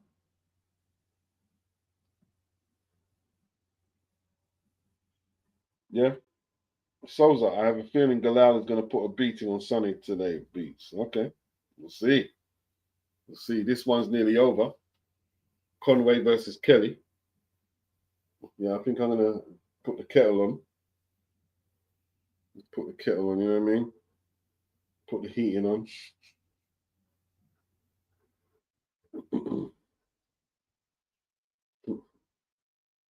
Hey, man, here's what it is. Controversy, in it. The boxing world is all about controversy, man. Controversial decision and boots.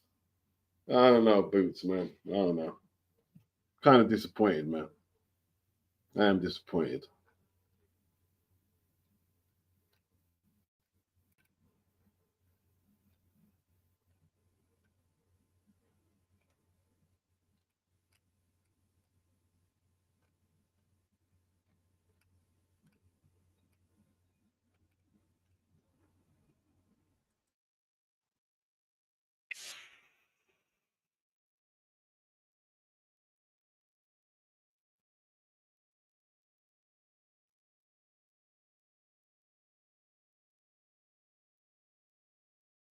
Boots, man. I tell you, man.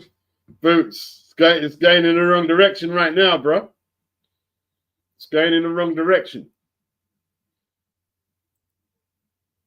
Yeah? A lot of contradictions there, Boots. You deserve all you're getting. You bought this all on yourself, mate. All on yourself. You know what I mean?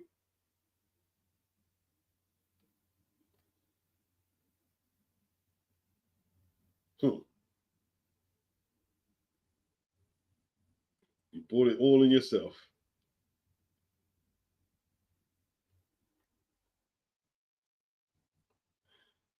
Yeah,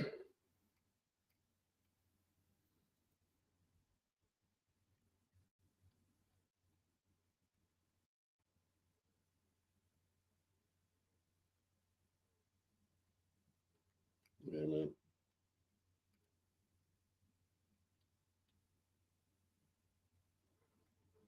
Yeah, see, Turkey talking to Virgil Ortiz saying you will have a great fight. He's going to try and get him a very good fight. You know what I mean?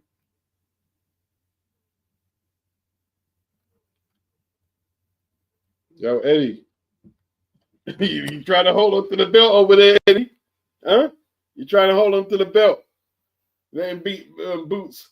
Squeeze up in on the tight claws and need for let go. I'll move up to 154. Yeah, I deal with. Yeah.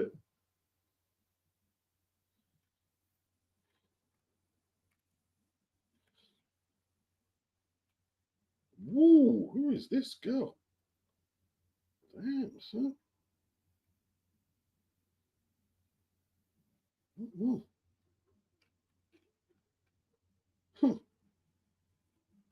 All good, all good, all good, all good.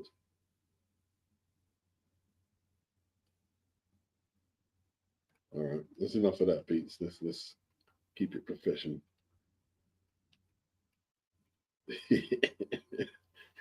let's, keep, let's keep it professional, eh?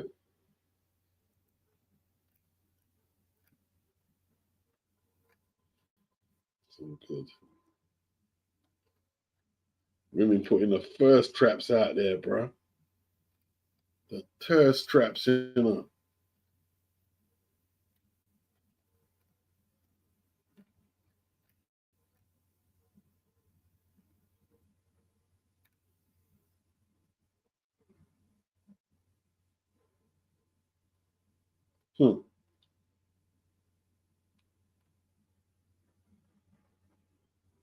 Best before the bell fight I've ever seen. Oh, is he talking about what's his name again? Aaron Bowen. Yeah, got off the canvas to stop Todd. That was a good. Yeah, that was a good scrap. You know something? You see that fight there, Aaron Bowen versus Todd. Before the finish came, yeah, I popped out the room and I came back and I saw Todd punched over them on the floor, and I knew it was a body shot. You know, you can see without seeing the punch, you can see when someone dropped from a body shot.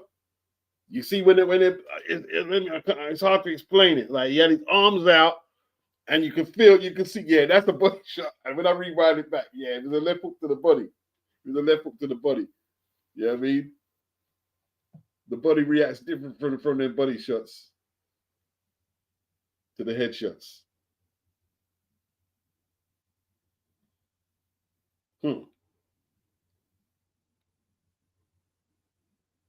Stuart D. What's the plan? How's the evening, bro? Yeah, the evening's going good, man. It's going good. It's going good. Ronald says Sonny is kicking his ass. Gonna kicks. Okay. Mr. Ben says Yafai bloody stoppage around 7.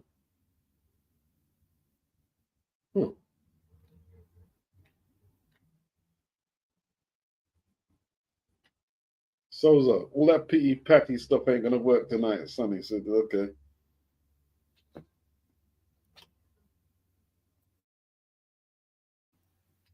Big up Toby Bartlett. He says, good evening, Beats in the chat. Big up Toby. Jam down. The regular fights have really exposed Boots since his move to Matchroom. He had the big pushing footy. but yet to put on an impressive performance. Yeah. Hey, listen, see, this is the thing, isn't it? Like, boxers say, "Oh, I want to be active. I'm busy. I want the fights to come." And when they come, they struggle with the workload.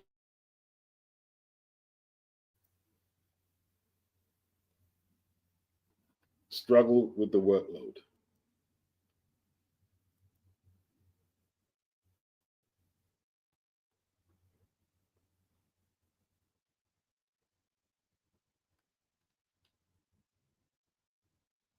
Bloodline. Rush Hour Fight Club. Big up.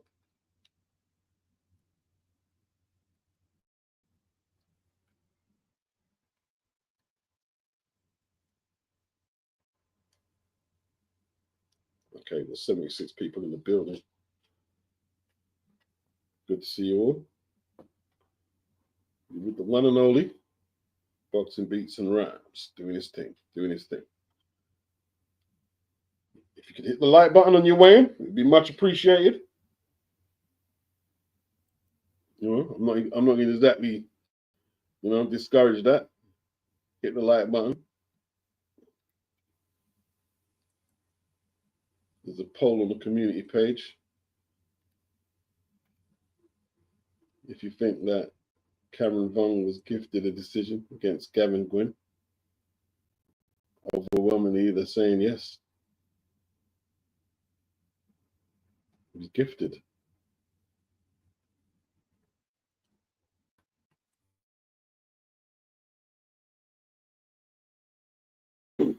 EJ is asking, how long till Yafai? I don't care. How long is a piece of string? And after why now?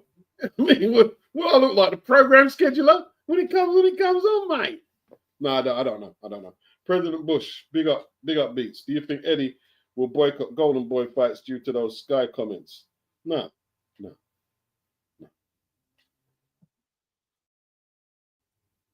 Might be a pending lawsuit though, but he won't boycott Golden Boy fights. No, I wouldn't have thought so.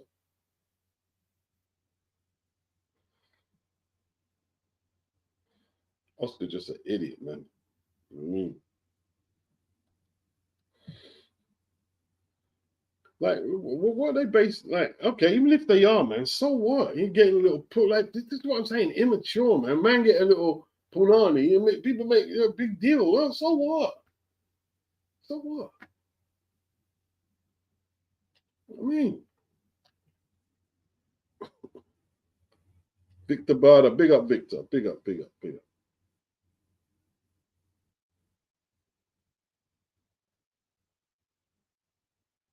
Big up Tom.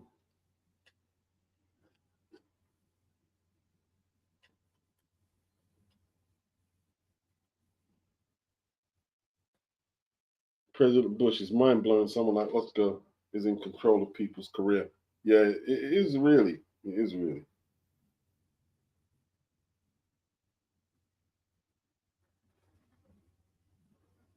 It's actually scary. It's kind of scary. I've got to get this coffee, people. Got to get this coffee.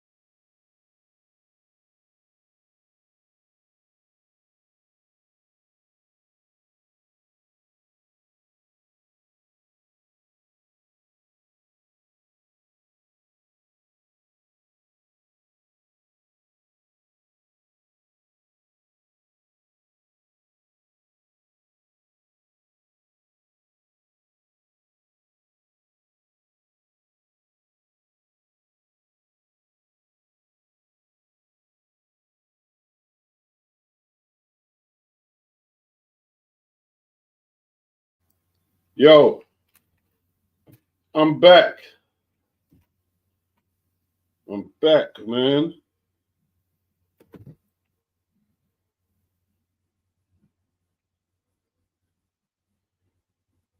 Boy, this is gonna be the headbanger boogie. This fight here, you know. Conor Walker, he always comes for a scrap, man. He always comes for a scrap. I think he's gonna beat up Lewis Ritson, you know. He's gonna beat up Ritson. He's gonna beat up Ritson, man. He's gonna have too much for Ritson.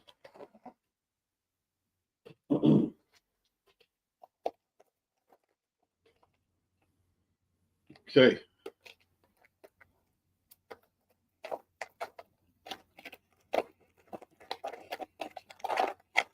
Yes. Let's try these biscuits. Try these biscuits. Do the same.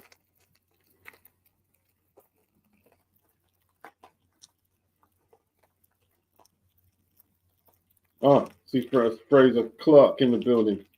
He's just up the road from Birmingham, isn't it? Birmingham becoming a big fight city now. It's probably rivaling Liverpool now. A lot of the cards have been in Birmingham recently, haven't they? Last few years. They've got a good crowd here. At the last resorts, they've got a good crowd.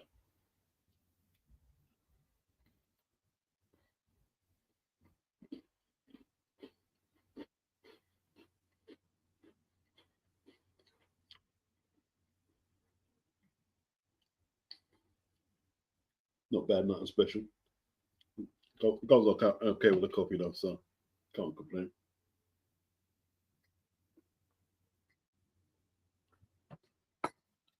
Can't complain.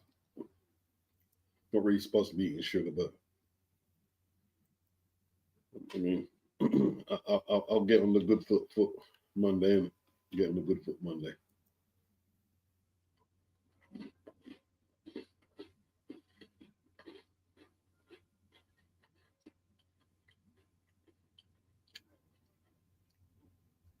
Ritson.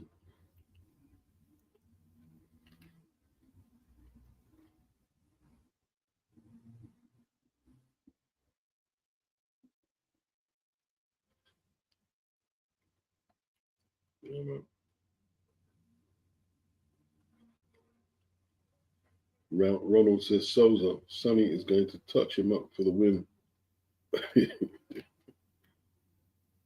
Big up Johnny Stone, Toby Bartlett, Victor Bartlett. Yeah, looking forward to this one. Conor Walker. Good fights.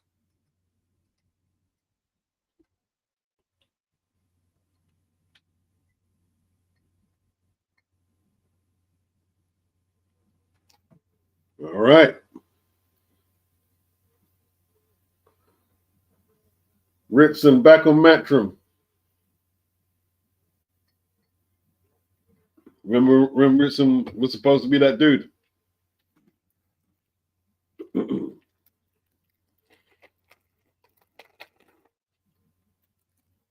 That was at 135, and then it all fell apart.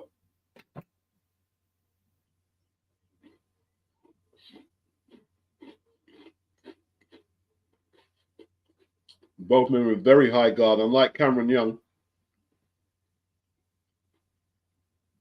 Fast start by Walker. Very fast start. Okay, Ritson looks a lot bigger, man. Well, at least taller. Walker's muscular, very muscular.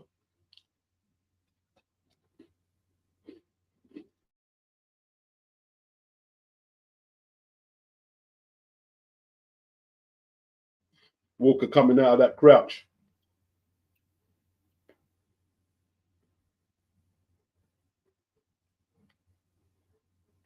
Ritson, very high guard. Wants to feel it out. Slow jab by Ritson. Slow jab by Walker. Both men just feeling the range right now.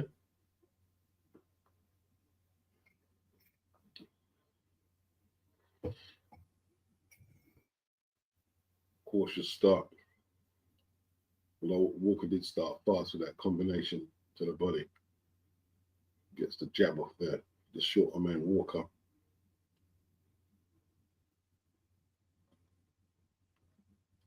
I think Ritson would like to walk him down.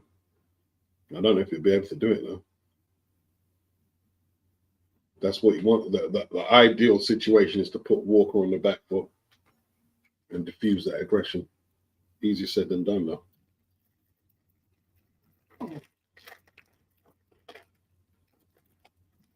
Ritson pushes out a couple of good jabs there.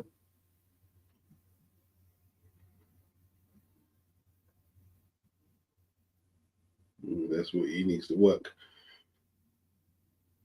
I'm doubling that up, man. First round though. Walker's going to turn it up next one. I feel.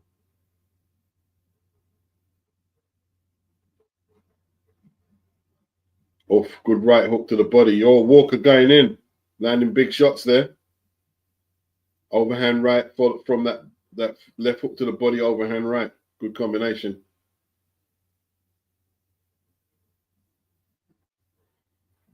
Yeah, Walker's up for it. Walker is up for it.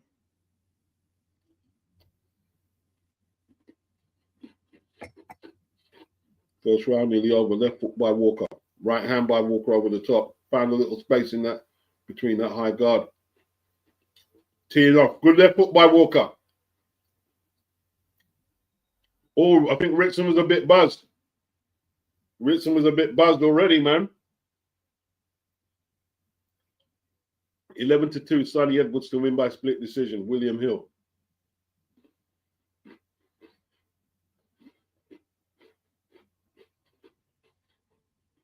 So what is that?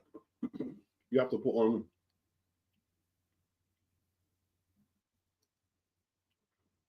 £11 to win what, 6 or something? Is that? I'm not much. I can't do math. Look, let me not say that. I embarrassed myself already. Let me not try and work out the odds.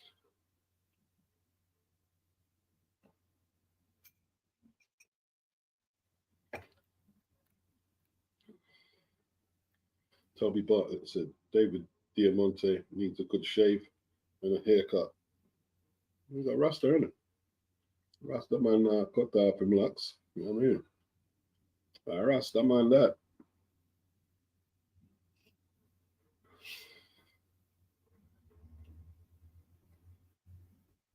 Yeah, man. Jimmy says Conor Walker came in the ring super hype. Yeah, yes, indeed.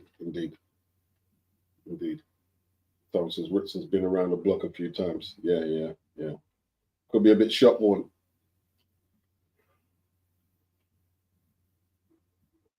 And Walker's already getting underneath him to land him uppercuts and hooks. I'm not sure if that jab's going to hold him off from Ritson. Not sure if it's going to hold him off. Oh.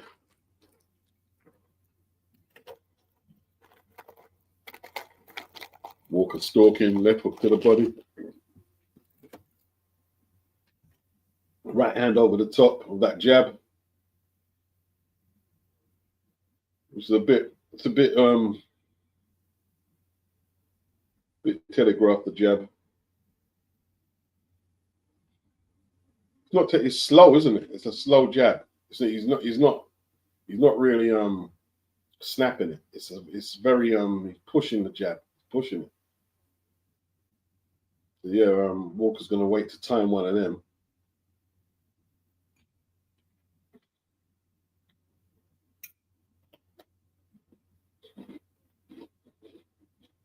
That's a better jab from Ritson. That's better.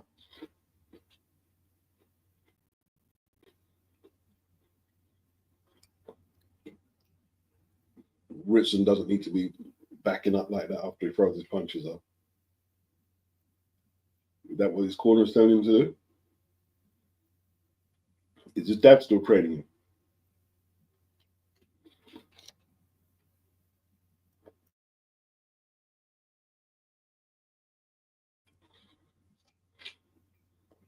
I think Walker his aggression is still being effective. not landing anything of any consequence, but just itching forward and itching forward.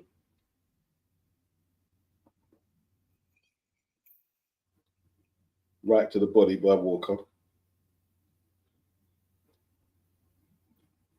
Ritson keeping a very respectable distance. I thought he would have stood in the pocket a little more. Overhand right by Walker. Ritson still hasn't incorporated head movement into his boxing. It's not what he does, is it?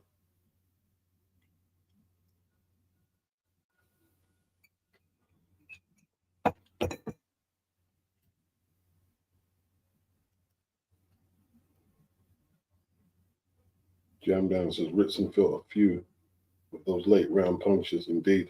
Ulix, what's good? Hit the like, yes, indeed. Hit the like, people.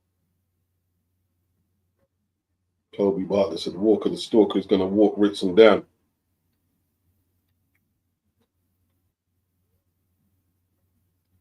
Yeah. He's already bleeding over that left eye. Just a small nick over that left eye. Little bruising on the left cheek. Oh, good uppercut from Walker in the slow motion.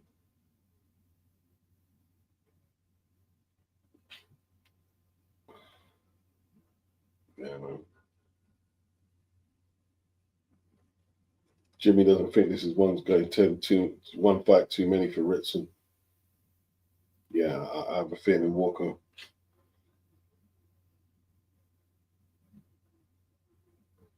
could get the stoppage, but could do.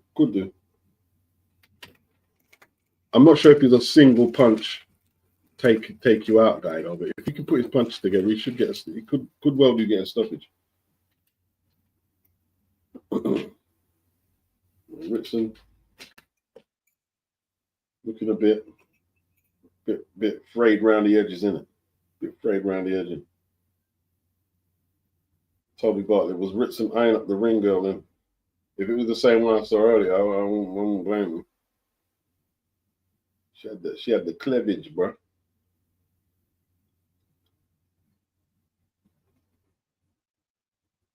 Let's keep it professional, Beats. Doubles up that jab, Conor Walker. Right hands up with top. Oh.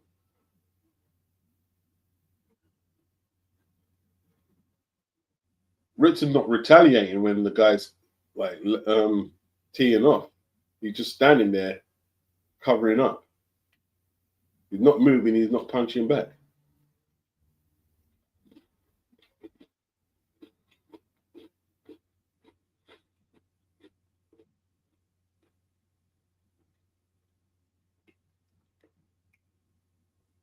Ritson getting pushed back, not pushed, but he's voluntarily just retreating.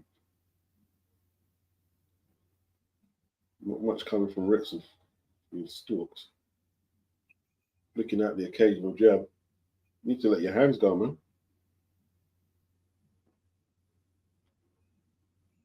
Good attack by Walker. Oh, he sunk that body shot in there. That's what Walker really should be targeting, the body.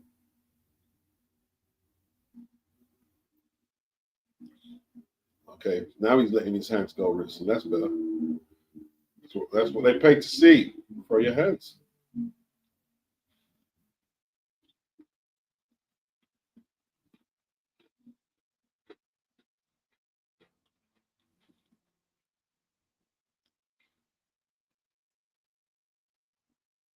He just looks frayed around the edges, though, doesn't he? He looks battle shy.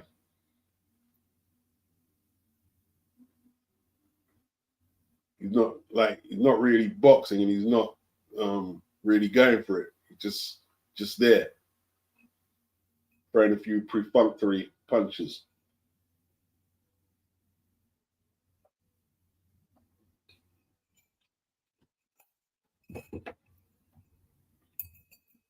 Who's that? Leon Edwards, oh, UFC welterweight champion.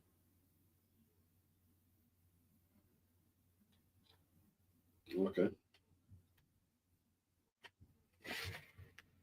Not that familiar with the UFC.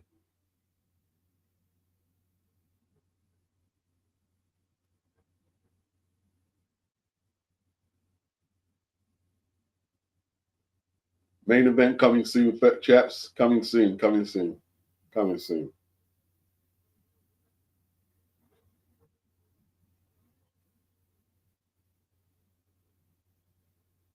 Victor said Ritson just stayed average, unfortunately.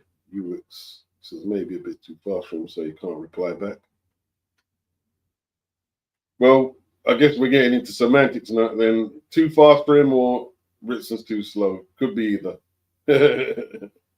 Yeah, because if you're too slow, then you're gonna make someone look faster.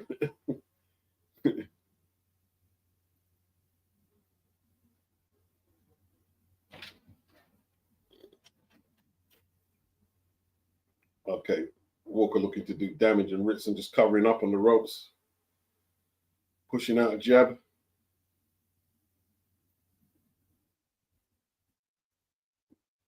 He's surely not trying to lure Walker into the late rounds and hoping he'll take over as Walker tires. I don't think that's going to happen. You need to put something out there to keep him off.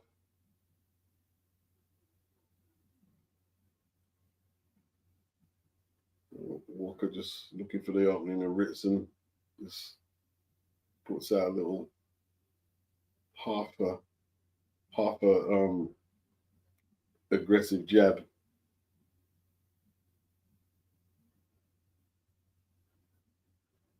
Trying to get that left hand off.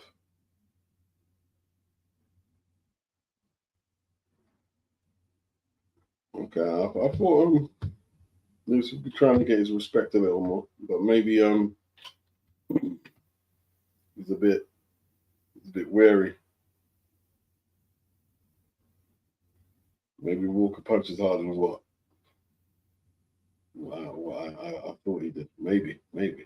Walker is dictating the pace, so I can't see him slowing down. Yeah, he's dictating the pace, and he's not threatened by this pace, is he? He's unlikely to slow down.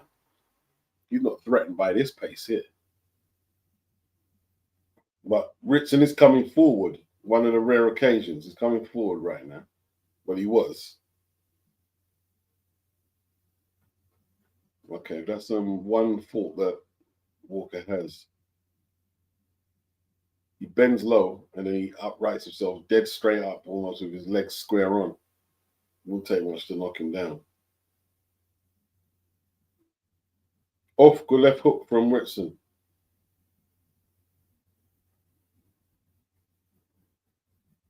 Is Ritson actually trying to walk him into something? Been very patient.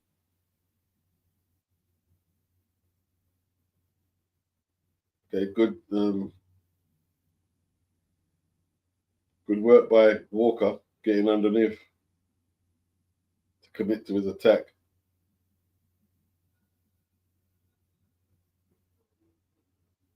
Okay, Ritson signaling that he still wants to smoke. That's good. Calf rush on the cracking. I can't stand it. Joe Cordina.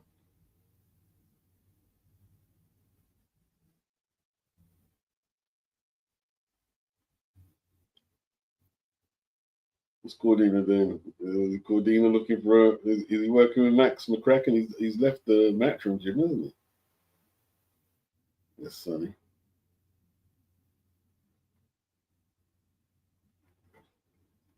Wow.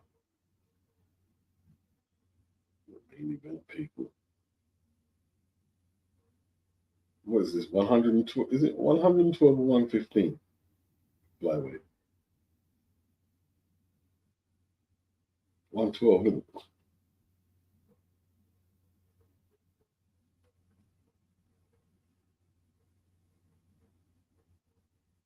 Okay. Yeah, Walker having it his own way, man, right now.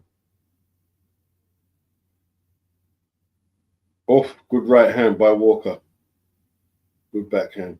Now he's working the body. Looks like he wants to get Ritson out of there. What's Ritson got? Has Ritson got that fight? Is he up for it? Okay, they're both getting a clinch on the ropes. The referee tells him cut it out. Ritson flicking that jab out, trying to keep his man at bay. He does temporarily achieve that. Good snapping jab by Ritson. Walker trying to look menacing, coming forward. Good right hand over the top. Needs to aim that attack to the body a little more though. Ritson getting off now. Finding a few gaps. Just getting his range down a little.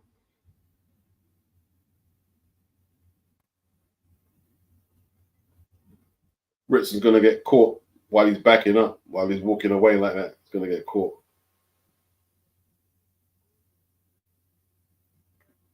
Could be a right hand. Looking at a right hand while he backs up. He's caught while he's backing up.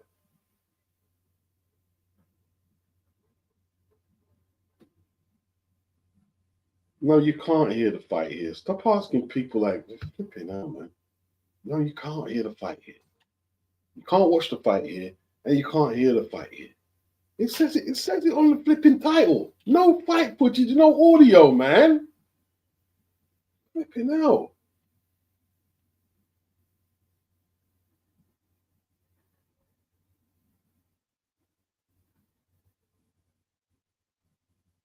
Good attack by Walker. He missed though. Ritson like voluntarily just sitting on the ropes there. It's not a good look. You need to punch, Ritson. You need to punch. You need to throw some shots, man. He did try a little 1-2. Missed.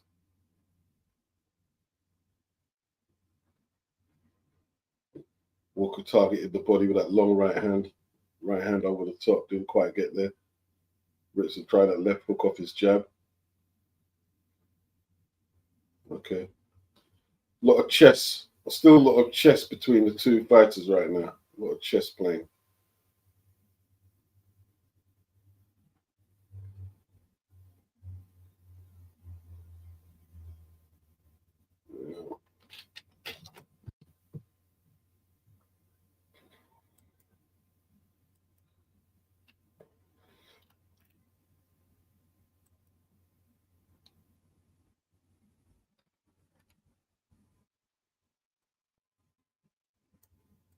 Right.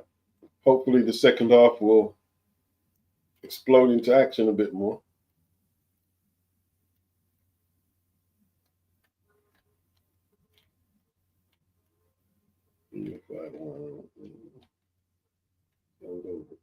Yeah. 112, yeah, like I said, 112. 112. Where are they ranked? I'm not looking for their names. All right, they're 3 and 4. Sunny 3, and Galal 4, WBC. WBA. Not a trace. Same thing with the IBF. What about WBO? We were saying it's a big fight. They were both only ranked in one section, but they dropped Sunny all the way out of the rankings so after just one loss. Is that what's going on? Wow. That's what if I treat you, Sunny. Dropped you out of all the rankings. One loss. Wow. That's mean. That's mean, man.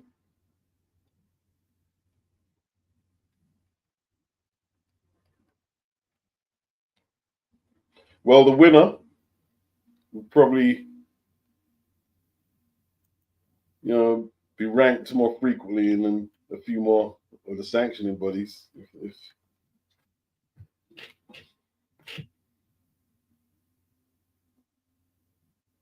right hand to the body by Walker. Oh, he comes up to the head.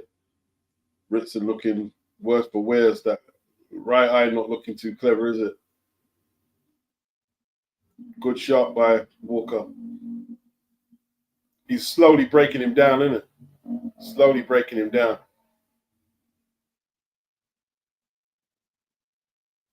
Ritson comes back with some decent jabs. He hasn't gave up though. He just doesn't have the fire and the intensity. Sometimes he gets punched out. You know what I mean? He gets punched out of the fight. A good right hand. See, when he's backing up, see, what did I tell you? See, when he backs up, that's when he's going to get caught. Oh, looks hurt. That's when he's going to get caught. And that's exactly what happened. When he's backing up, back up in a straight line.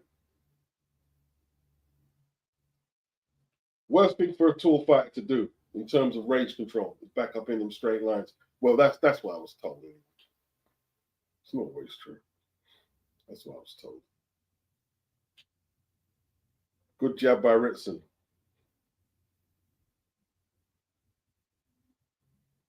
But Walker is in full control now. He's in full control. Always has been, actually. Not now. It always has been. Ritson tried to turn him there, but he didn't throw no punches. That's better. Throw that uppercut, man.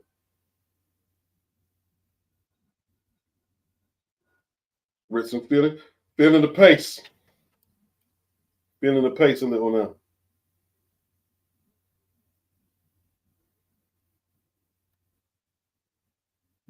Looks like Walker's push jabs is to move Ritson to the ropes where he can do more damage. Yeah. He wants a stationary target, isn't it? That he can pound on.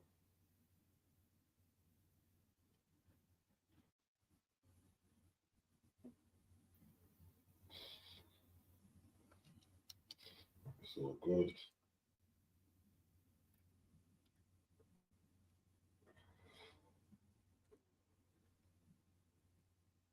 What round were you in co-main?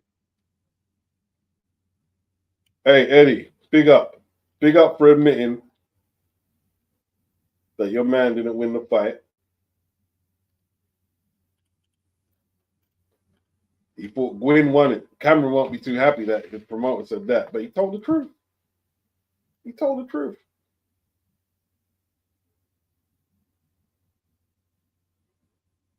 Yeah, Walker, shut out.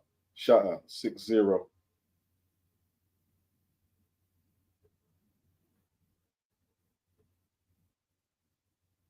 4 to go.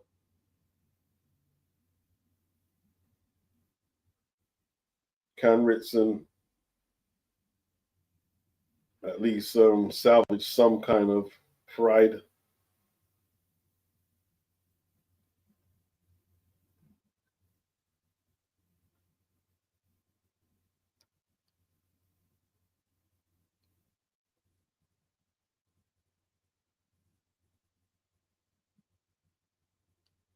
One sec, people.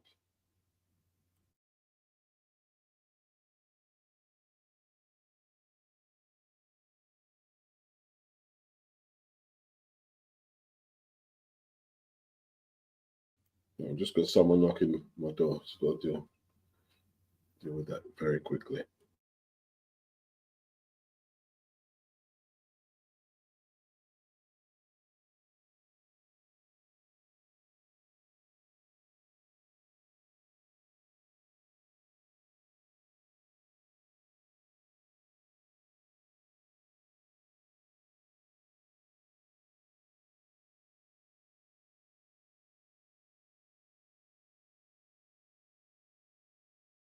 Right, that's been dealt with. Right, what's happening now? Anything changed? Well, it's only been a few seconds.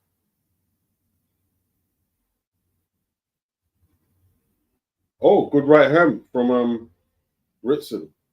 Good shot. One of the best punches of the night. He's trying to rescue it with one shot. That's all he's trying to do is walk Walker into one big shot. He's got nothing left. He can't outwork Walker. So he's reduced to just hanging in there and hoping for that one big shot to bail him out. Legendary. Is this the co-main event? How many fights for the main? If this is the co-main event, how many fights could it be? What are these crazy questions tonight?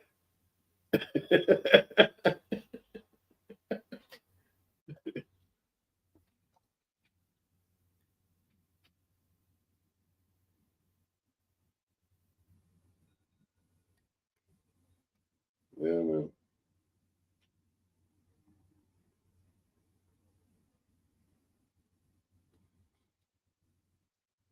Yes, people. A shutout.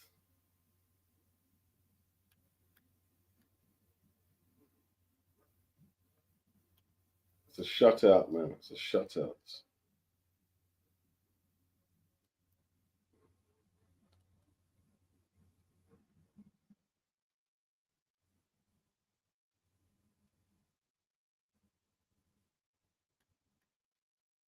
Big up October Red. Walker has a lovely output of work. Just needs more head movement. Ritson is cute. He knows the body shots are slowing Walker down.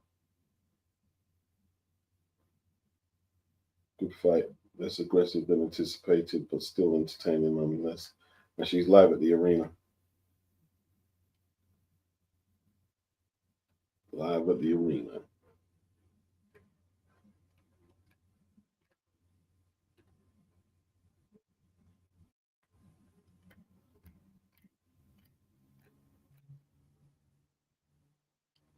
I think people are split between Sonny's boxing and Yafai's brute strength. He's crude, but he's pretty strong, you know. Pretty strong.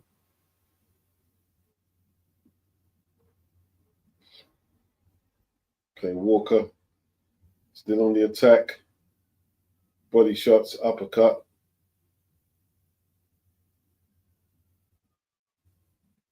Ritson hanging in there.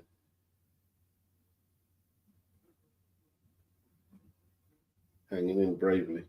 We're in round 8.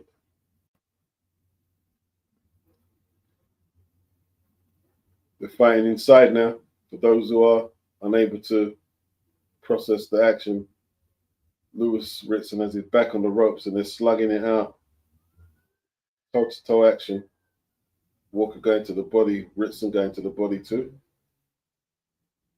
Actually, a good exchange. Referees are trying to pull them apart, and he shouldn't either. They're both trying to work.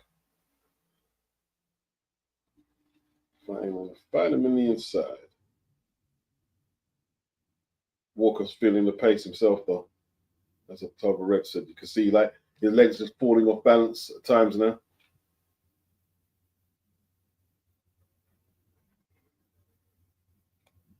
So he's just having to push himself on now.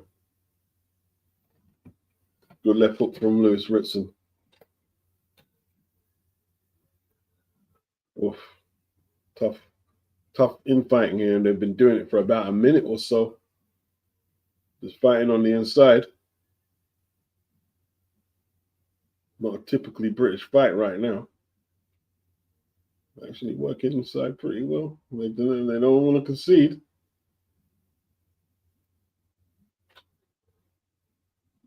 Okay, right hand goes in from Walker. Both been throwing a lot of punches. Trying to get them combinations off. Ritson, little left hook. Didn't do no damage. Walker the cleaner, working that exchange there.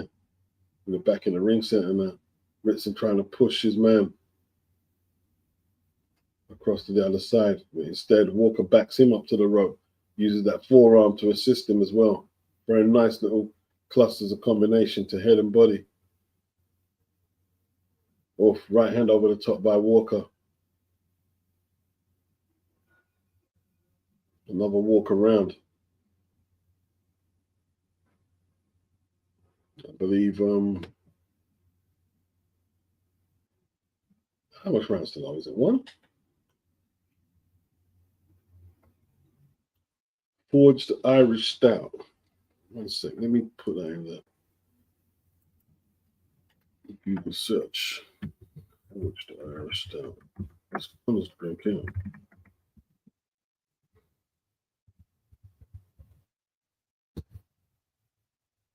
Forged Irish Stouts.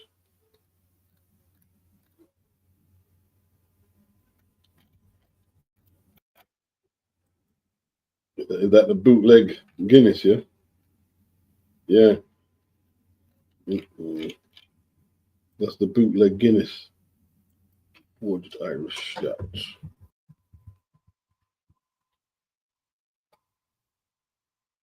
Where are we now? Round 9. Sorry, people, it's round 9.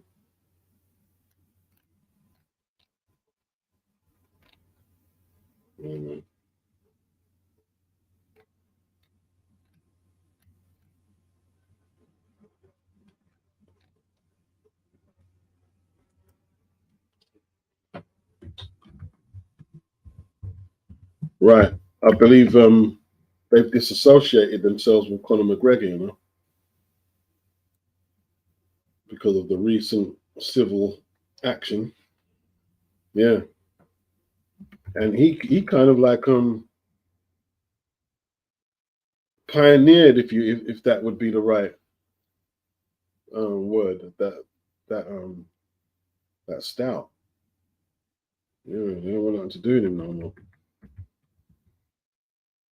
How come you don't get it in? Do you get it in the UK? Forged stout. Has anyone seen it in the UK?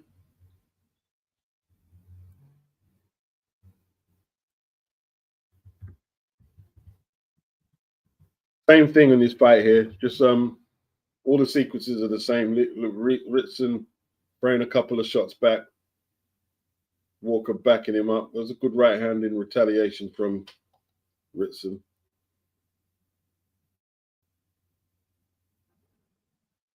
Yeah, they're parting ways, man. They're parting ways. That's rough, man.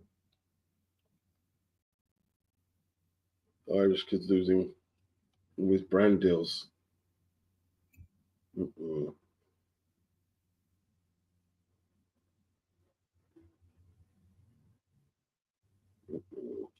Yeah, see, the stores are they sell it in Asda, but that's in Asda in Ireland. They're saying I can confirm that they've removed forged Irish stout from sale in store and online, and have made the supplier aware of the decision. That's crazy.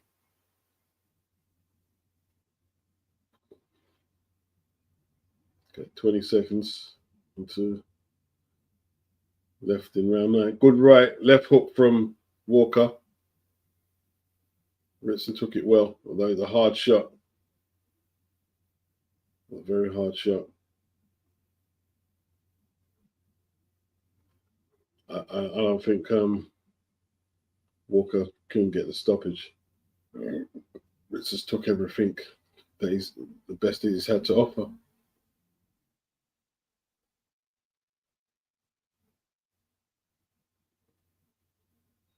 Wow.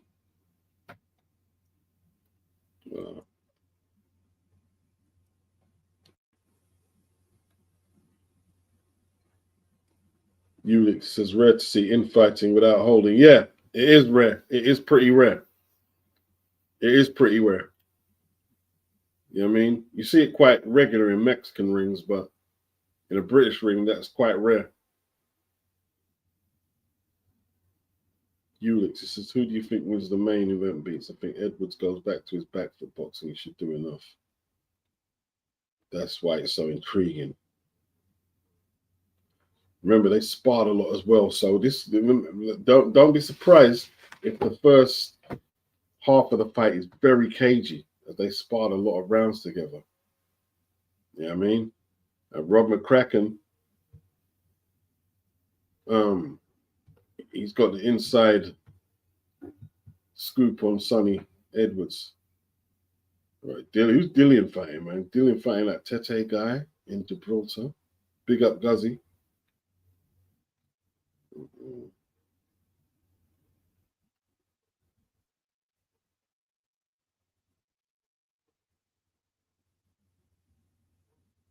Right hand over the top by Walker. Oh, good attack by Walker. Ritson's all right though. Doesn't look too untroubled. He's taking a lot of punishment now. He's taking stick now. Now he's taking stick.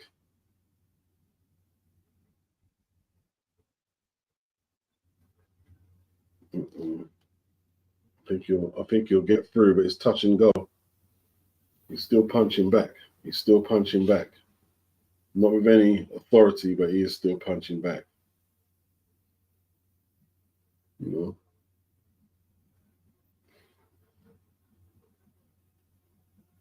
Good performance by Walker.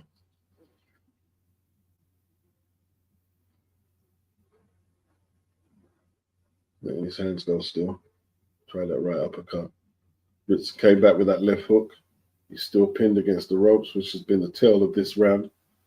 Left hook to the body by... Oh, great right uppercut by Ritson. Oh, great right uppercut again. Walker walking right into them. Better get some defense going.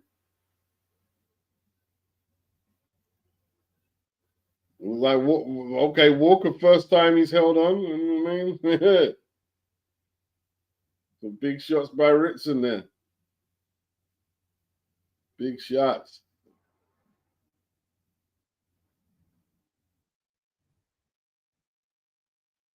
Interesting.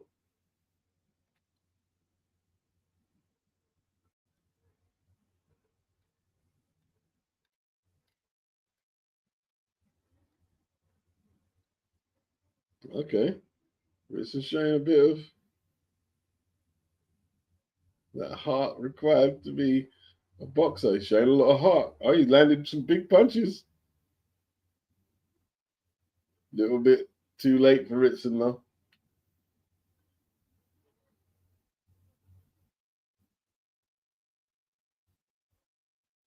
Not a bad round for Ritson. Okay, landing that one too though. Takes a big deep breath. Wow, Ritson's fought himself to a standstill. Showing tremendous heart.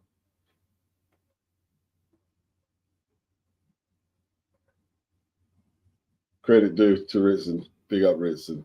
That was gallant. That round was gallant. It all looked lost.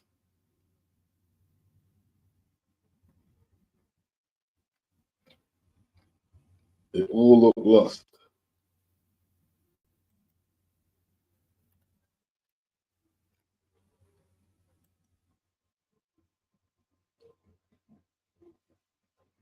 One winner here in this one here. Only one winner. Is that what McGregor gave AJ after he knocked out Hellenius? Remember he gave him some of that beer? Was that the forged stout? That's blatant advertising.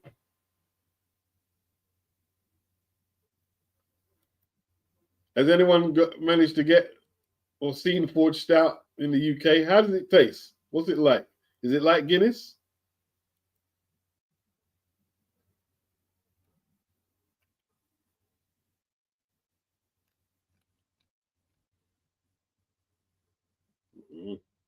Ritson woke up there, landed that right uppercut.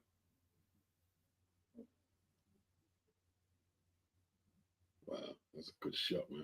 And he followed up with that little swat to the head. Right uppercut, left hook. And there it is again. Wow. Walker starts smiling. Like, yeah, it didn't hurt. It hurt somebody. If it weren't you, it did hurt somebody. That was a good shot.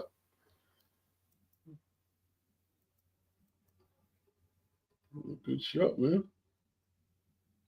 Main event. The main event of the evening. Got it for 12 rounds. Britain's two best flyweights. From Birmingham in the Midlands. Galal Yafai, Olympic gold medalist. Sonny Edwards, former flyweight champion of the world. Let's go.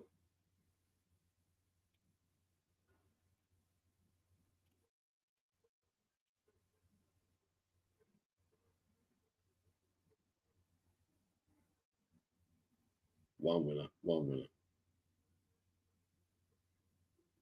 Yeah, Ritson does. He got right. Ritson does. He's on the no delusion.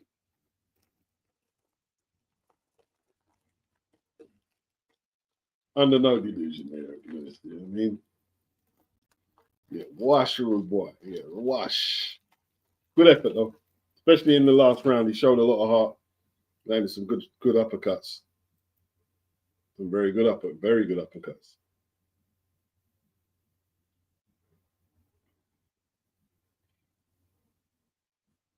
Ulick says, I only see it on Amazon, that clone beer, the stout.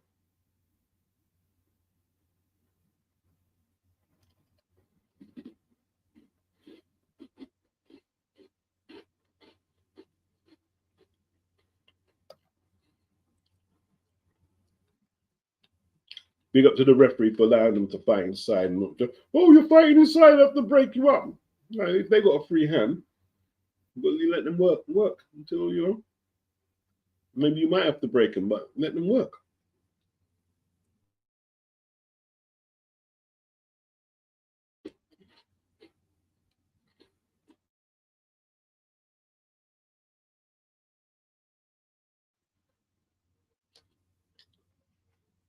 Sonny is very elusive. You could make this very tough for Galal. Could make it very tough.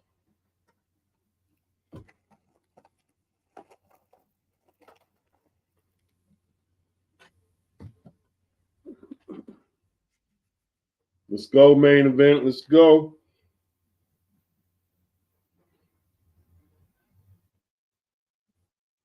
Two fighting families. You got Sonny and Charlie. You got Galal. Who's the other ones again? You got Galal, Cal,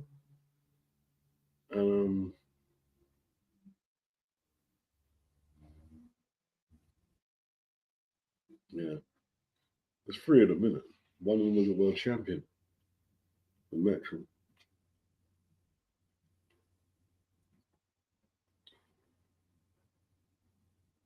I remember one of them losing to one of the McDonald brothers.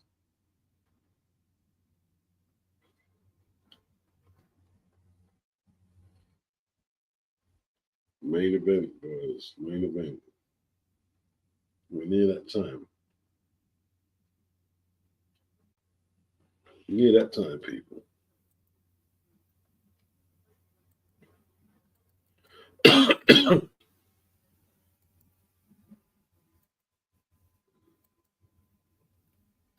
Damn, man. What's on Twitter? Same thing, Boots and bad decision. Gwyn and Vuong.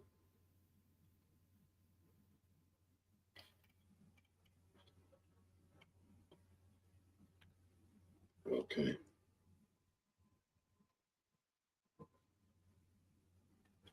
Boots says, I've seen the rumors on social media, just like your did it as far as the fight with me and Virgil. I was unaware that alleged negotiations was being made on my end from here on out.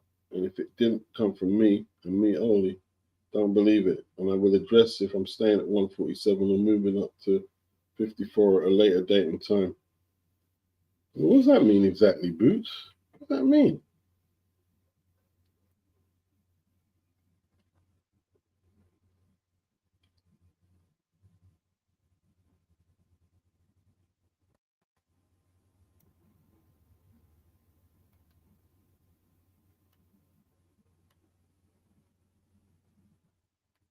Right. Yeah, see, you know what I mean? Even the FBAs are turning against me. You my boy. You let me down. I'm not taking the fight against Virgil at 154. Drewski says, okay, now you're aware of the negotiations were being made. You going to fight Virgil or not? Yeah. They're just tearing into him, duck sauce. You got no more time left. Yeah. The N word went in there. Yeah. Your name is Mud right now, Boots. Mud. Your name is Mud. And here's the thing. You see Eddie talking about Boots would have to give up his belt to fight at 154. No, he would not. He just fought a mandatory. The last fight was a mandatory. So he wouldn't have to give up the belt. It's a lie. It's a lie.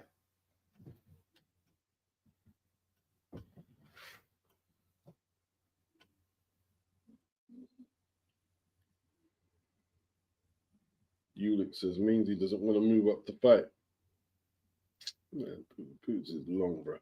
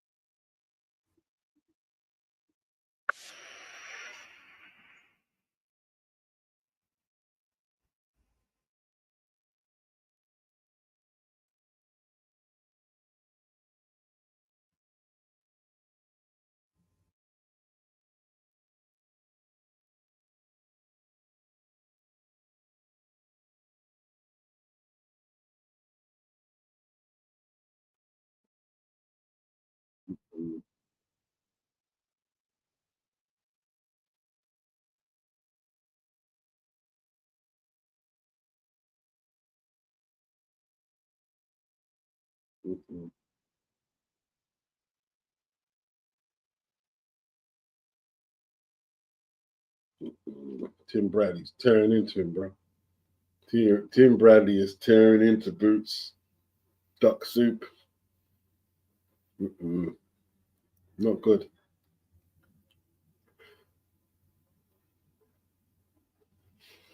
Tony Bellew. Are they?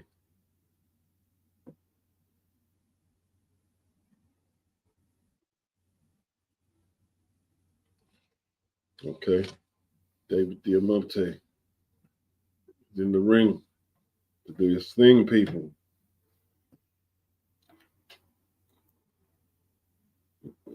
Tim Bradley tore Boots apart.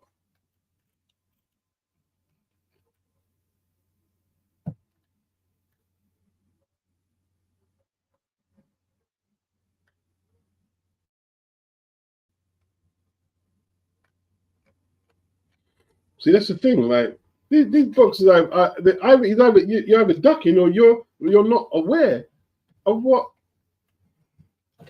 the landscape is saying.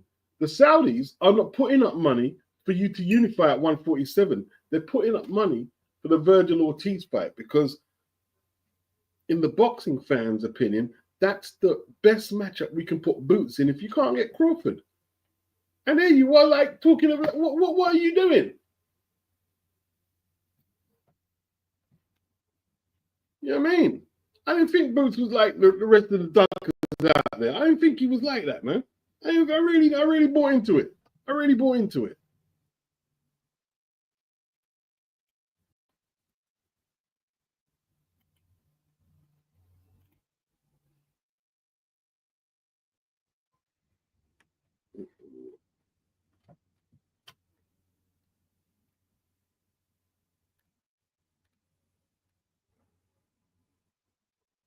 Right. Main event, man. Main event. What we been waiting for, man.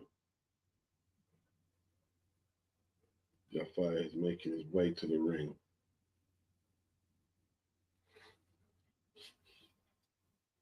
Right. And get this done. I've got to do some tidying up because it needs to be done. I mean, tomorrow I've got to get out of here early, so.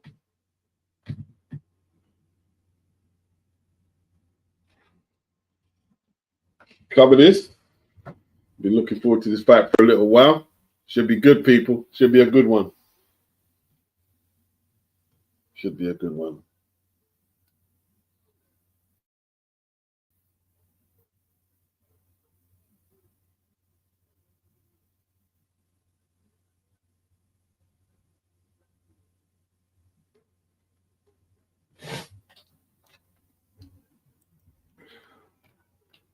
Yeah, that's it, Toby. Gamal. That's the one. Yeah, Gamal.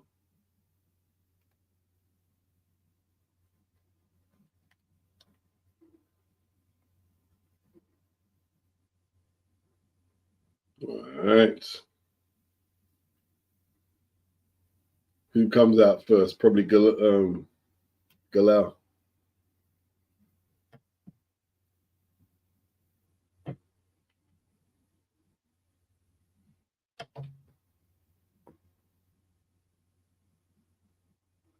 They should just let both fighters come out one time, man. Both come out at one time.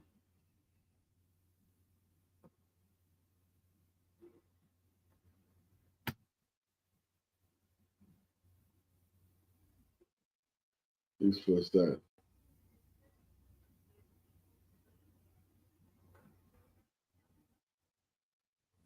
Yeah, man. That's what it's all about.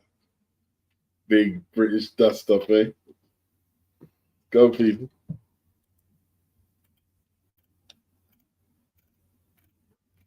Get the dust up there.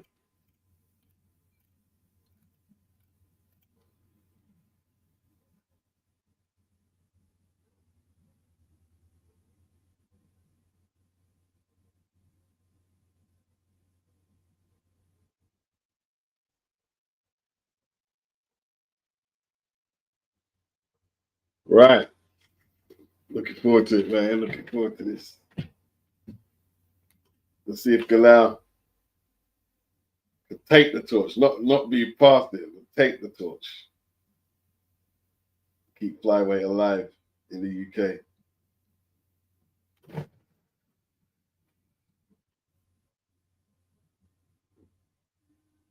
Showtime, Sonny.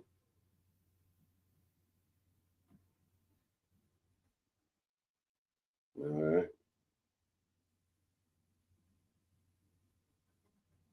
Remember, he ain't got Grant Smith there no more. New trainer. He started the camp without a trainer.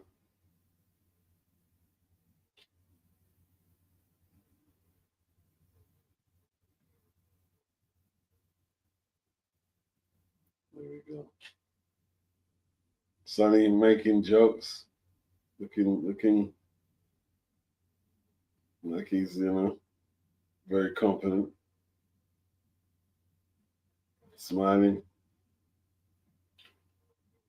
taking in the music.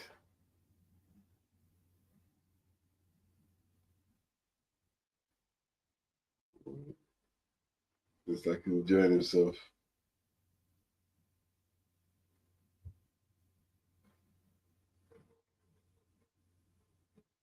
Took security.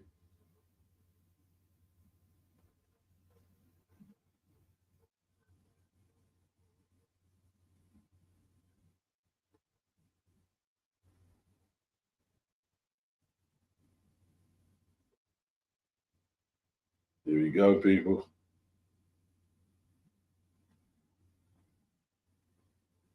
The main event.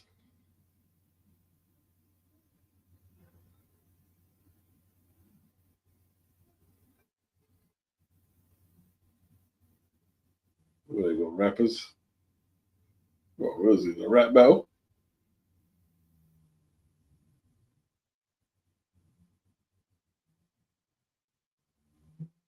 Who's the rappers?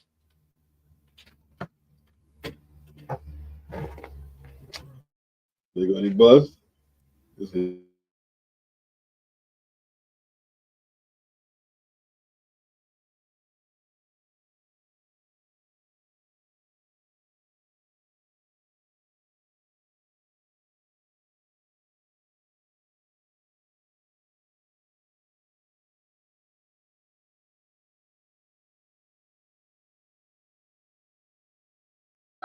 What rappers are that?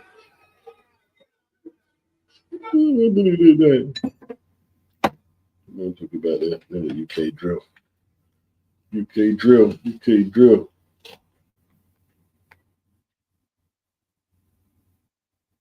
Sonny makes his way to the ring. Toby's been edging Sonny, but he's really not sure now. Yeah, it's a hard one to pick at the end of it. Toby is a different one to pick.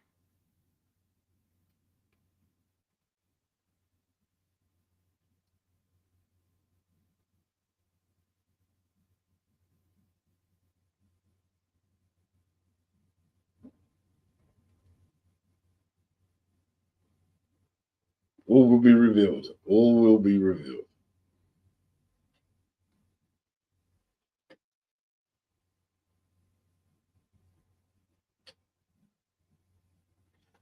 How's that poll going?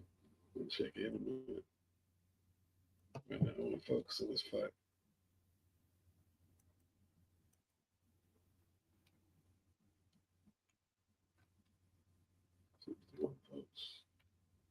Okay, 79%. Let me refresh it.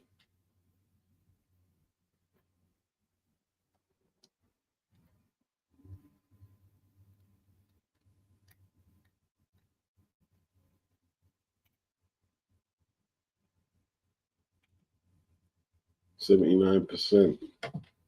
So yeah, Vuong was gifted a decision.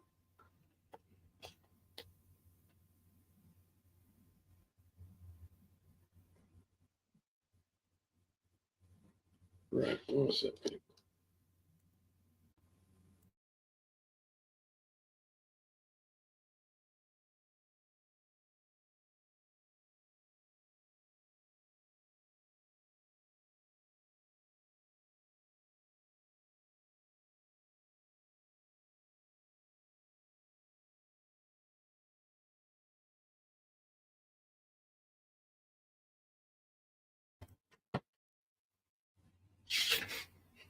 All right. So good.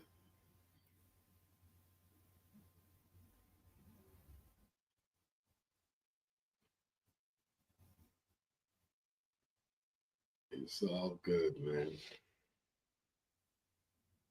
Sonny Edwards.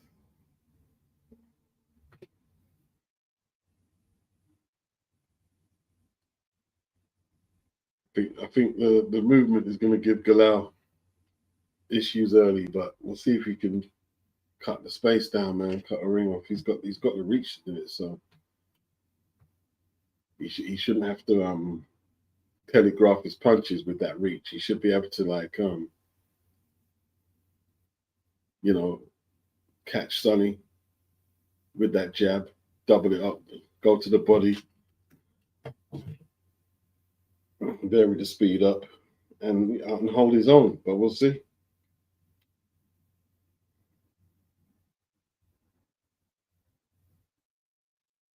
He's going to be very, very strong in there. I guarantee that. He's going to be very strong in there. Very strong. It's whether he has the subtleties, really, to turn it into a victory. He's going to be very strong in there.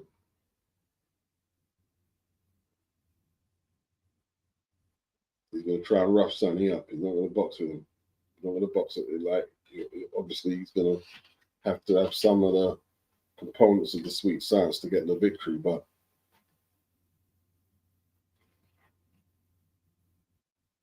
okay.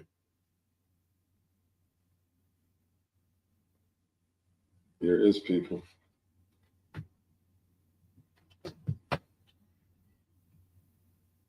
Round one.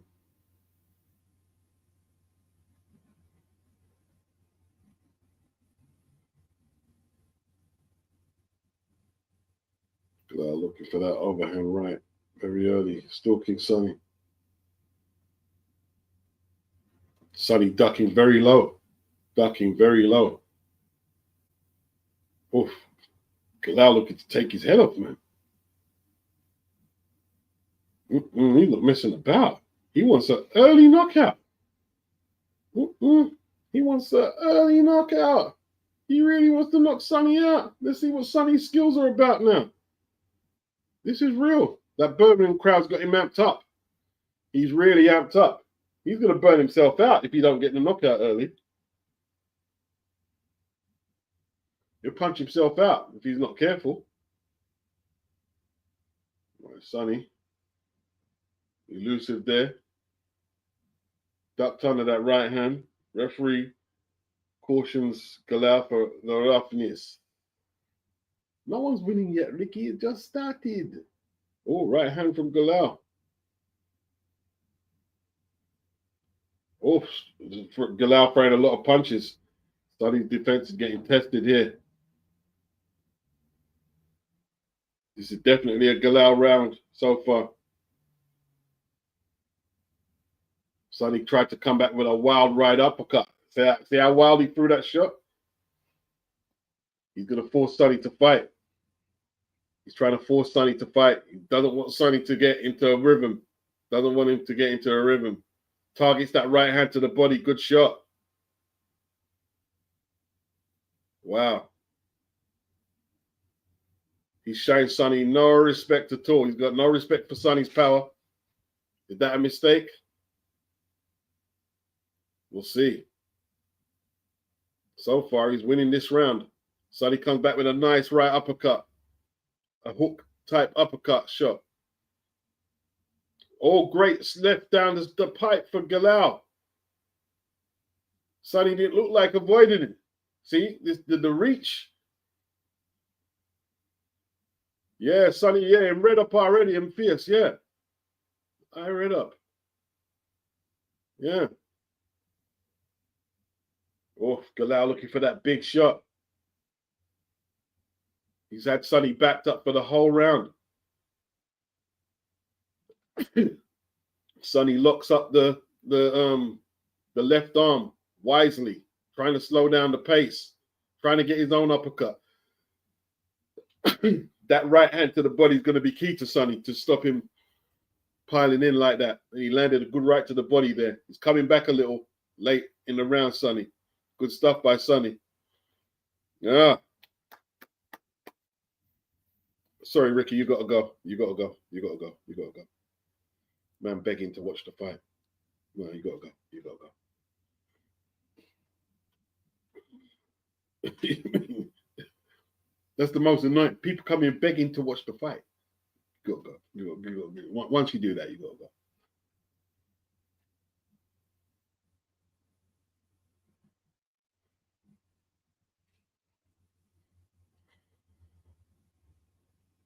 This is crazy.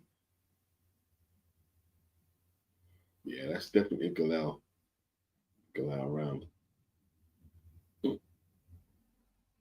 Was it a knockdown? Did the referee miss a knockdown there? It was a knockdown, you know. I think it was a knockdown. The overhand right set him down. Oh, Sonny showing a bit of physical strength with that forearm, pushed him off.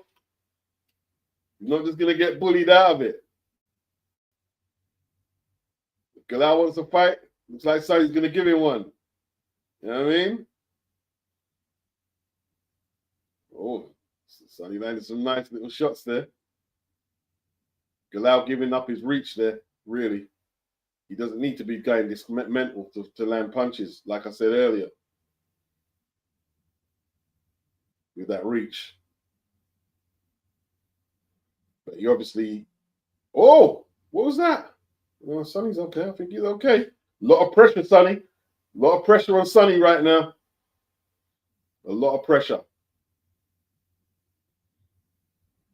Right hook by Galal. Partially blocked, but still a tough shot. Sonny missing wild, man. Sonny's having to throw back. He has no choice but fight. Sonny getting caught in a war already. Galal working him over, man. Galal's working him over. Oh, Sonny's under some serious pressure, bro.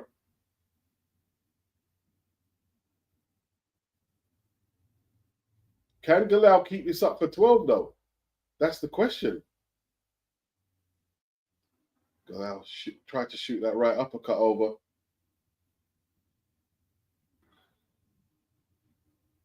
He's keeping it. He's keeping himself in the ring center, and Sonny's just got to box around him right now. He's not messing about. He's not messing about. I don't think he can keep this pace up, though. It's a serious pace. How fit is he? Oh, good shot by Galal. Good left hook. Sonny rocks into the ropes. Fires back with a 1-2. It's a great round. Uppercut by Sonny. Oh, left uppercut from Galal. Can Sonny trade with this kid? Can Sonny trade with it? Great left uppercut by Galal. Sonny not Oh, responds with a left uppercut himself. Galal comes back with a left uppercut. Oh, the uppercut, battle of the uppercuts right now. Galal focused. Sonny can punch a little though. This is a war. The two little men. Good right hand by Sonny. Good shots. Misses wild. Sonny missing wild. Good left hand by Sonny. Galal targeting the body, but he's getting a bit arm weary. He's through so many. Sonny's tired. They're both tired. This is a war. There's absolute war right now. Anthony Mackie says Edwards is not firing back. LT says great stuff. LT Galal brings the heat. Mr. Yagami says this is the ideal start for Yafai. Hey man, Guzzy, Galal showing up for the hometown fan. Yes, he is. He's trying not to let them down. He's going to put it all on the line to try and get the W. He hurt Sonny a couple of times. Man. Yeah, I mean, this ain't looking good for Sonny. It's not looking good. Sonny missing wild. But we haven't seen Sonny throwing wild like that so early in the fight. Throwing wild. He's took him out. Oh, look at that straight left.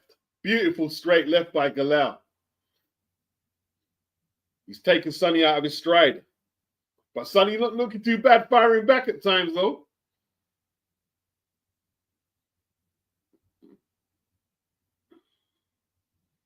Hey, remember, it's a 12-rounder. It's not a 3-round. Oh, Galal putting Sonny under immense pressure. Immense pressure. Galal looking the goods, bruh. Galal looking the goods. Immense pressure, Sonny. Sonny looking too clever. Galal wants this over before the halfway mark, man. Oh, Sonny's under pressure, man. Sonny under serious pressure. Oh, that left hand is dangerous, man, from Galal. Straight through the pipe. Straight down the pipe. Straight down the pipe. Shooting it straight. Oh. Sonny backed up, trying to fight back. An absolute flyweight war here. Left hook by Galal. Sonny rocked. Sonny was rocked. The referee needs to stay the F out of it. That's what he needs to do. You need to stay the F out. Let them fight.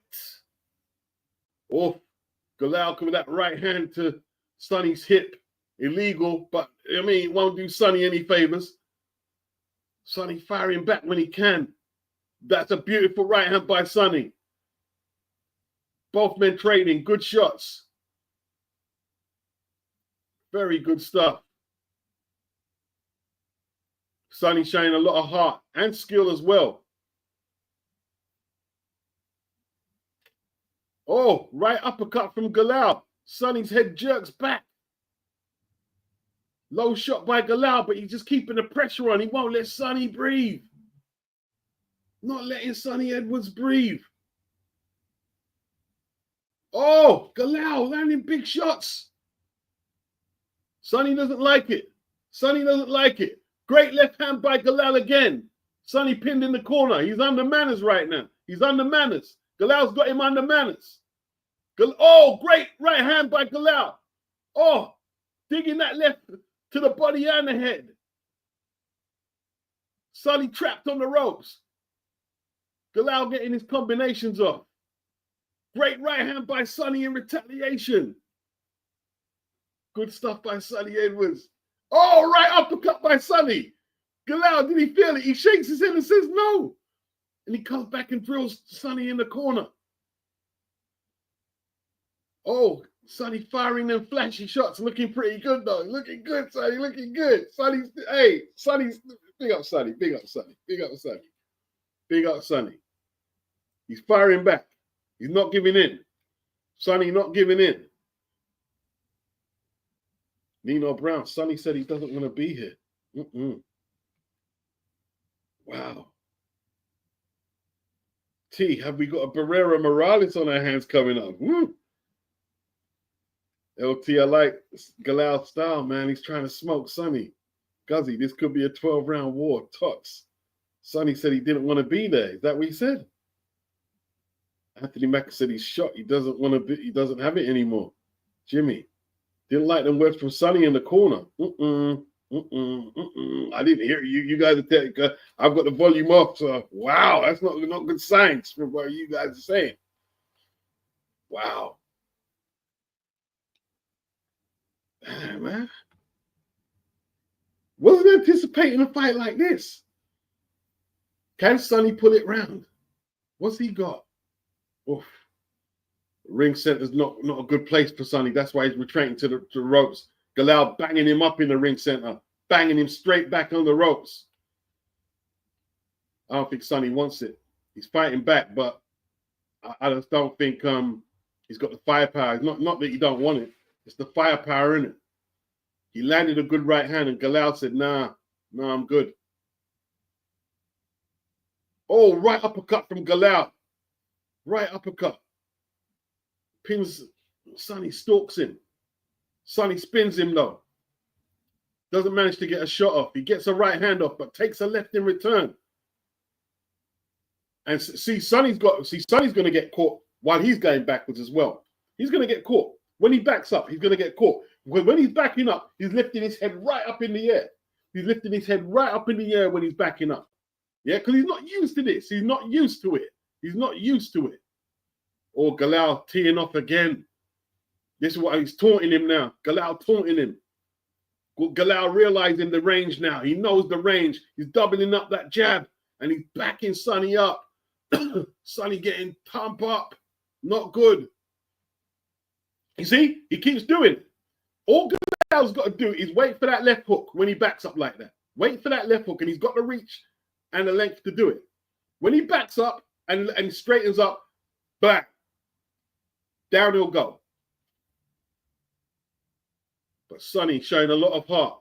He's still got a bit of movement left. Not too much, but oh, Galal just persistent. This is crazy. I haven't seen an attack like this in the British ring in a long while. Oh, this is going to get stopped. What's Sonny going to do? Sonny's tried everything. Oh, good shots from Galal. He's punching Sonny up. A lot of heart from Sonny. Sonny's showing heart, man. I like the heart he's showing. He's taking a pounding. I tell you what, man, Galal has trained like a monster. Absolute monster. See, this is what people don't know about boxing. A lot of people don't watch the lower weights. But look how much punches are being thrown by Galal. Look how much punches. Oh, Galal is giving this kid a hiding. Credit due for Sonny. Sonny didn't need to take this fight. You know?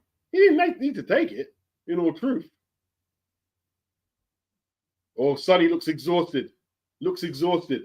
He spins Galal around. Galal yards at him, taunting him. He's taunting him. Sonny, oh, the body language not looking good.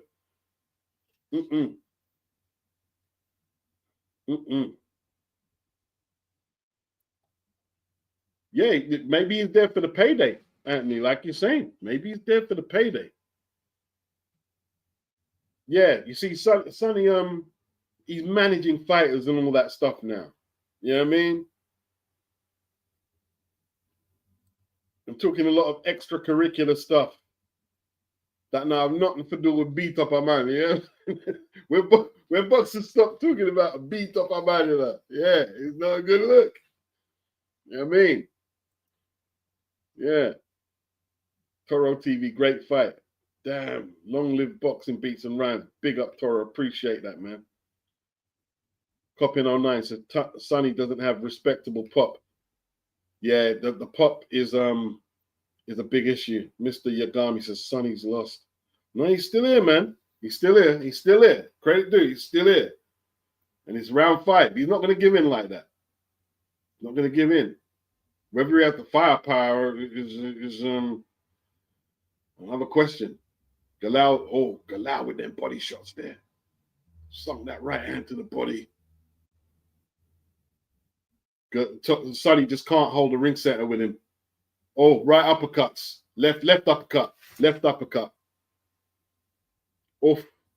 Sonny's trying hard, but he just can't stop it. He can't get out of the corners. He can't get out of the corners. Why are you shut? Why did the referee just stop? Oof. Beating. It's a beating, people. It's a beating. Galal's got it how he wants it, man. Sonny comes back with combinations, though. But he can't stop that jab. Can't stop that jab, and he can't. Okay, he's got it in the ring set. Let's see how long he holds it. Not long at all. Not long at all. Galal back on the front foot straight away all the time. All the time. He hasn't even tried to take a breather, Galal. Oh, them lefts, that little, he's just stabbing it now. He's not trying to wind it, he's just stabbing it. Just a little straight stab, that backhand. Sonny not used to, it's the southpaw stance, you know. You see that stabbing left, Sonny's not used to taking shots like that. That southpaw stance is giving him all types of issues. And a work rate, oh. This is a great start by Galal. An excellent start. Sonny's landed some shots, but he just ain't got the pop, like someone said, to really make Galal respect him and give Sonny a breather. Oh, what a right uppercut. Oh, what's Sonny saying? What's Sonny's chin like? Right uppercut by Galal. Sonny fires back. Sonny's got a chin. But does he? That right uppercut must have dazed him. Oh, Galal teeing off. Galal wants a knockout. Sonny looks done. Sonny looks done. The referee's going to have to jump in. Sonny looks done. Body shots by Galal. Galal picking his spots, man. Oh, Sonny showing heart, man. This is, oh, Galal's down. What is it? Slip? Galal will have to, hey.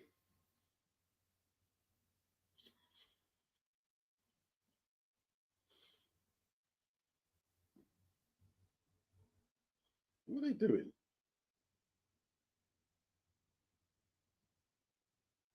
What happened? Did he cut?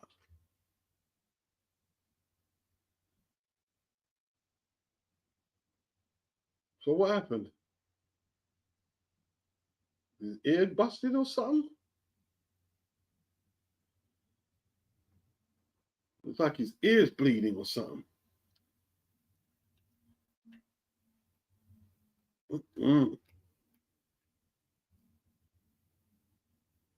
Susan M says Galal just sitting about Sonny. Damn. Yep. President Bush, is everyone on round 5? Man, forget Prince Patel. How can you say anything about Sonny? I mean, when's the last time Prince Patel put up a battle like this against a real crip? You know what I mean? When has he ever done anything like that? Remember, Charlie beat him up as an amateur, his brother, isn't it? Prince Patel. I mean, make him go doing a little funny man thing with the other youth there on Boxing King Media. Well, not that I watch it. When I see them say, I'm not watching that. What am I watching that for?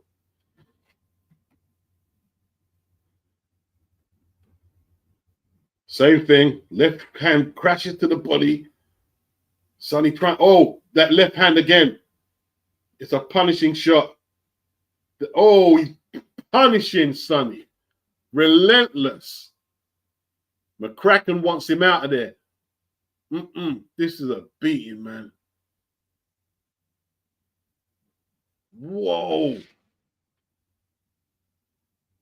Saturday roast, bro. Okay. Galal takes a breather, but he's just sizing up where to punch Sonny at the moment.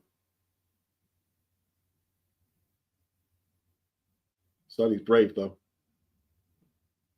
He's covering his chin well, Sonny, as well at times.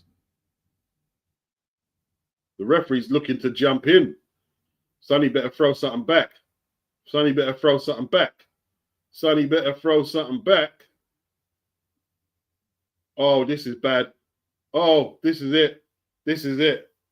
This is it. Yeah, it was just an incessant beating. Yeah. That was scary. Yeah, LT Prince, whatever his name is, irrelevant. He's irrelevant. Great performance by Galal. Hey, listen, Sonny got nothing to be ashamed of. Got nothing to be ashamed of because he couldn't have expected Galal to come out like that. Lady Chance said, crash performance who by Sonny? He done his best, man. Like, if someone comes out like that, then, you know, what do you do? What do you do? Like, Sonny's giving him his props, giving him his due. Come out hard. He come out hard, man. Come out hard.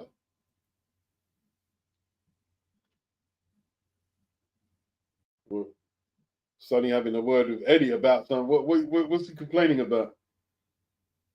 Sonny's really disappointed. Sonny wants to cry, man.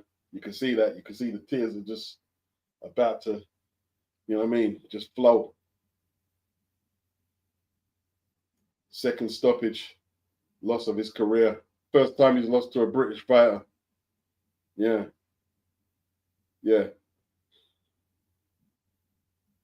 Wow. The referee gave him every chance. Wasn't firing back.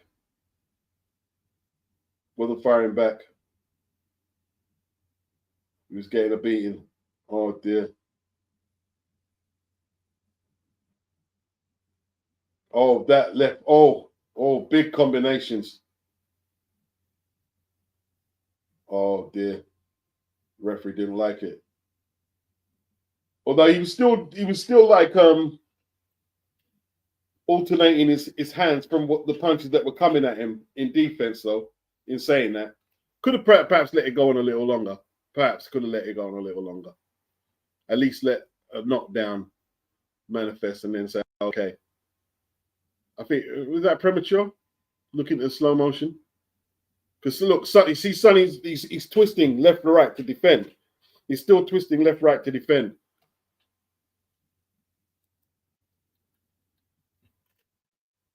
Yeah. Yeah, more Morgs didn't like the stoppage, but I didn't see a way out for Sonny. Yeah, I'm not sure about the stoppage. I'm not sure about the stoppage.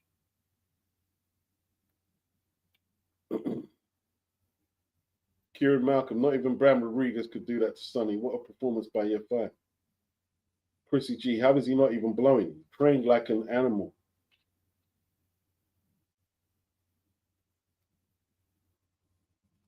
He trained like a beast.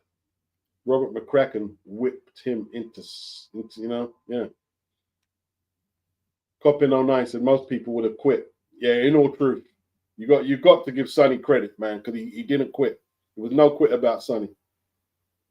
Jam down. Don't know about the stoppage, but Sonny isn't complaining about the stoppage, so it is what it is. Yeah, yeah. Anthony said he's going to retire tonight. You watch. Wow. Mr. Yagami says, shout out to your fire statement when I didn't think you'd be able to work Sonny like that. Nah, I wasn't expecting that. I wasn't expecting that. He was just too strong for Sonny. He was too strong. Remember, there's 8-inch reach advantage, man. You know what I'm saying? And this guy's an Olympic gold medalist. And he sparred a lot with Sonny. I told you, like, Robert McCracken would have the inside track. Yeah.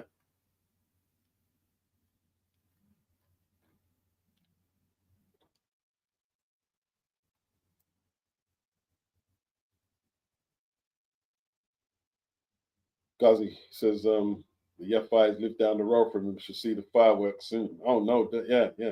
Yeah, 8 inches. That's what it said on BoxRec. 8 inches. President Bush, in Sonny's most recent interview, said he smokes throughout training. Don't think that was what. What does he smoke?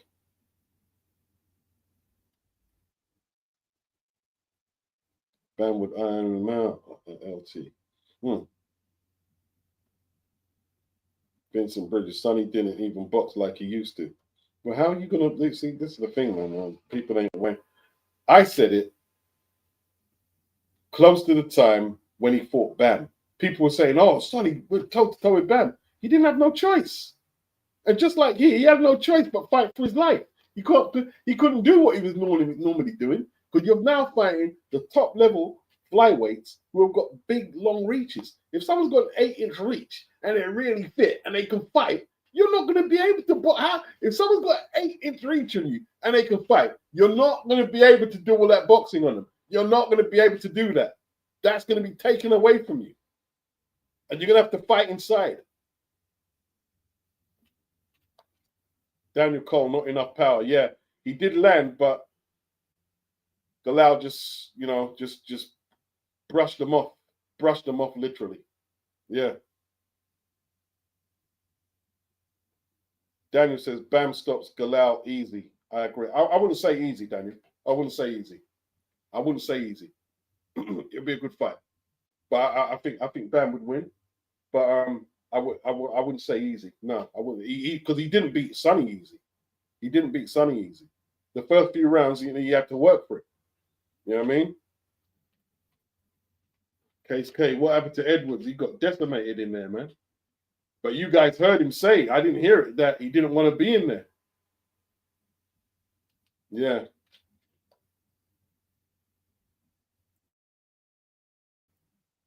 LT says, I don't think Bam stops Sonny Galal easy. No, I don't think he stops him easy. Yeah.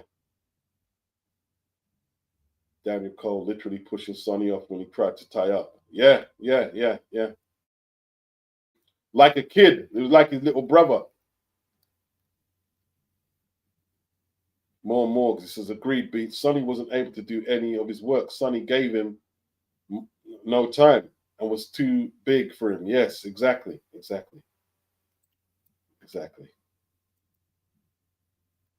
Wow. He said he didn't want to be there. I'm sick, people. Give this to Sonny a bit.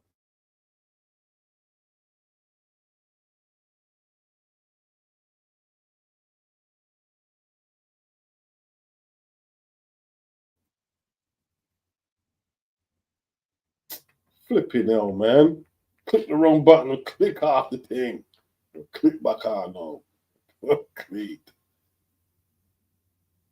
Click off the thing. Want to me. Hey, listen, that was worth staying up for that performance. That's all I can say. That performance was worth. That's one of the performances of the year, as far as I'm concerned. Came out very aggressive. He threw like Aaron Pryor type level attack.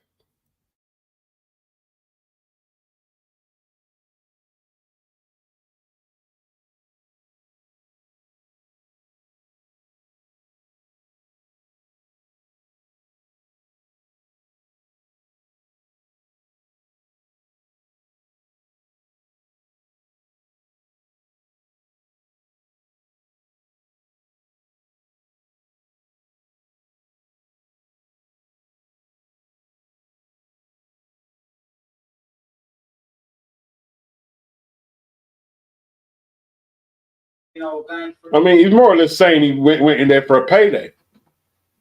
He's more or less saying he went in there for a payday. Yeah. Anthony Mackin says, Bam is the real deal. Definitely the real deal. Definitely the real deal.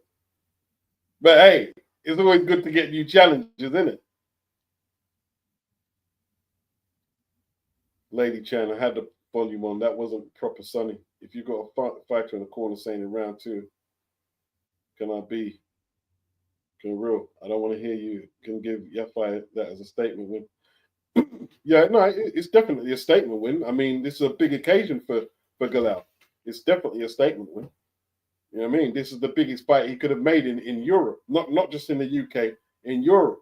So now he can go on the world stage and he can look to see what he can do there. It's definitely a statement, 100%.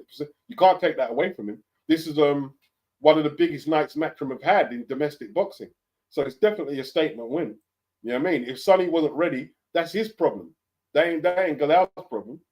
That's not Galal's problem at all. He beat the crap out of Sonny. He didn't let Sonny get into it. So he goes on now, Galal, and we're going to see what he can do at the next level, which is going to be who are we talking about? Kenshiro, Taraji. He's the interim champion as well. He's the interim champion, Galal. He's got a shot at Taraji.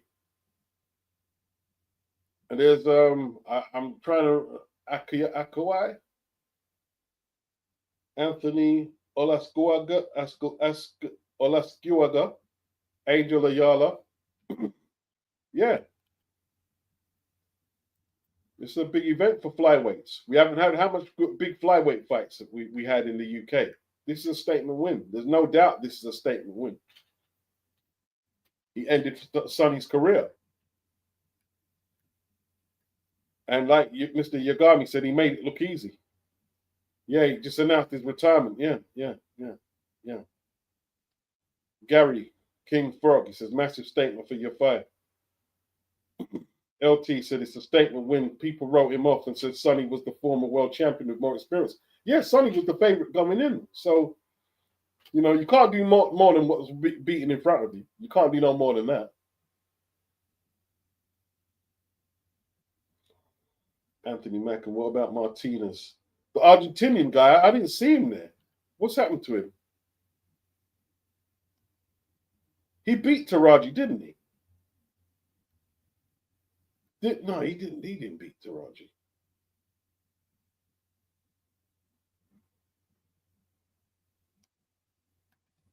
He did beat someone for a title. Yeah. Puma. You're talking about Puma Martinez, yeah? Yeah. Puma is 115. Puma is 115. He's Sonny's weight. That's Bam. He's in Bam's weight. Like we're trying to get that the unification with Puma and Bam. Yeah. Puma went to Japan and beat one of their champions to become champion. He beat a Japanese champion. I can't remember the name. Mateus, he said, I was expecting Sonny to win with relative ease. That was really surprising. Yeah. That's it, LT. He beat Ioka. Yes, indeed. I watched it the other day. The other week, I should say. Yeah, it worked him.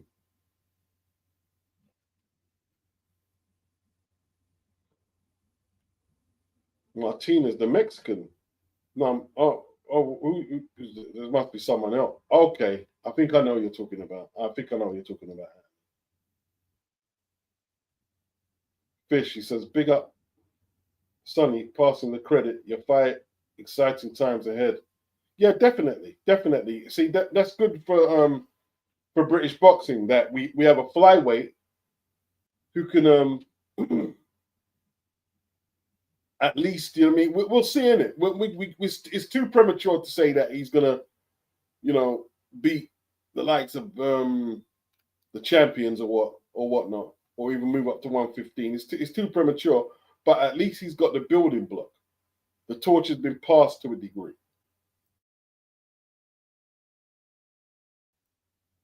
Yeah. Jam down. Says Galal's performance was his best yet, but 100% I see Bam stopping him within 3. Nah, you don't. He won't stop him within 3. No way. No way. Galal too fit and strong to stop in 3.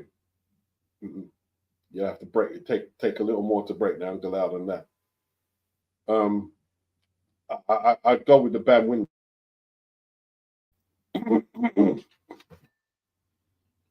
Cesar Martinez fights at 115 and pretty. Yeah, did he fail the drug test? Yeah, he's a bit dodgy, isn't it? Daniel Cole, he was never a fan of Sonny's style of fighting. Me neither. Me neither. At this world level, you can't fight like that. Yes, to a degree, Sonny's style is getting exposed. He's getting exposed now. He's going up the levels.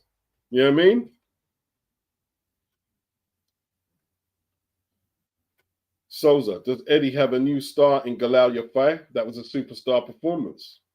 Hey, that's that. See, the thing is, right? That's boxing, yeah.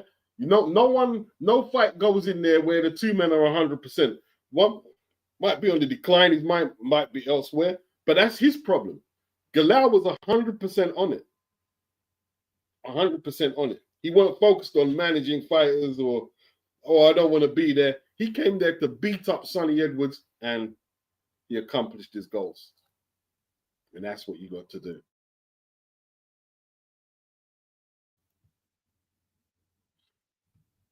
Jam down. Galal was falling in with a lot of his shots and bam punches hard enough when a fighter is fighting defensively.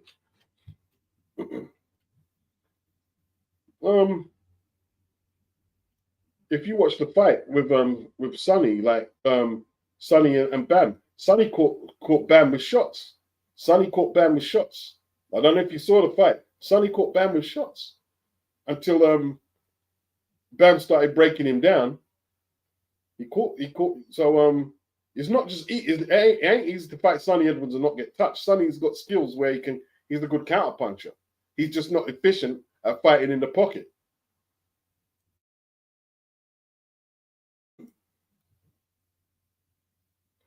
Tone, he said, I thought this fight came too early for your fight when it was announced. Whether or not Sonny was as well prepared for tonight as he should have been or could have been, your fight showed out. I agree.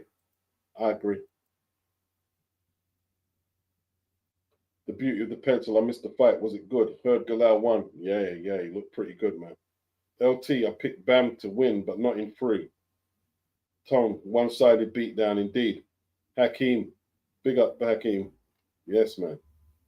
And Yafai, big up Yafai. Yes, man. Matthias, he says, Galal is a really strong guy for flyweight.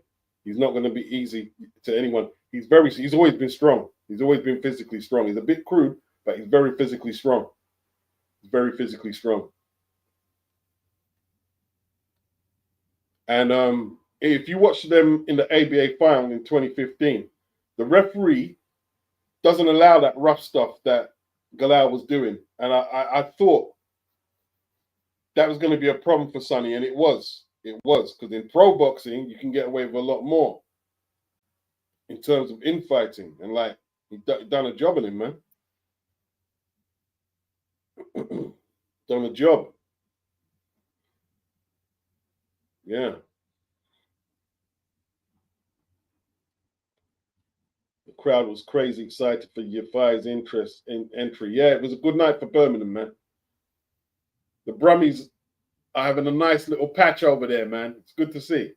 It's good to see when fight cities, you know, make their statement, man. Make their statement. You know, Manchester, they had the Hatton days, they had the Michael Brody days, they had the Michael Gomez days. You know what I mean? Good to see when the fight city make the statement. Birmingham are coming up now. LT, respect for Sonny for taking this dangerous fight. Yeah. Souza, Beats, do you think Eddie Hearn is happy with Galal winning? More exciting fight style, and he sold out the arena in Brum. They were going crazy for him. You know something? You see what you said there? I was going to put that in one of the uploads, but I forgot to. I was going to say, I think Eddie would be happy if Galal won that. There's a lot more upside. He's a little older than Sonny, but there's a lot more upside. Like you say, he's a more exciting fighter. I think the Birmingham crowd are gravitating to him more than the London crowd probably gravitated to Sonny. Yeah, Sonny walking back, looking despondent. But, you know, you got to keep your head up. It's a loss, isn't it? You get paid. There's this man from Leeds being consoled by his brethren. You need your brethren at this time here, you know what I'm saying? Heavy duty loss. He's angry. You can see the hurt, man. You see the hurt. Watch his last performance against Curio just in order to get ready for this. It was a fantastic performance to get. You know something? See the first round, there was a knockdown. Galal knocked Sonny down with nearly the first punch, that right hand, but the referee didn't score it.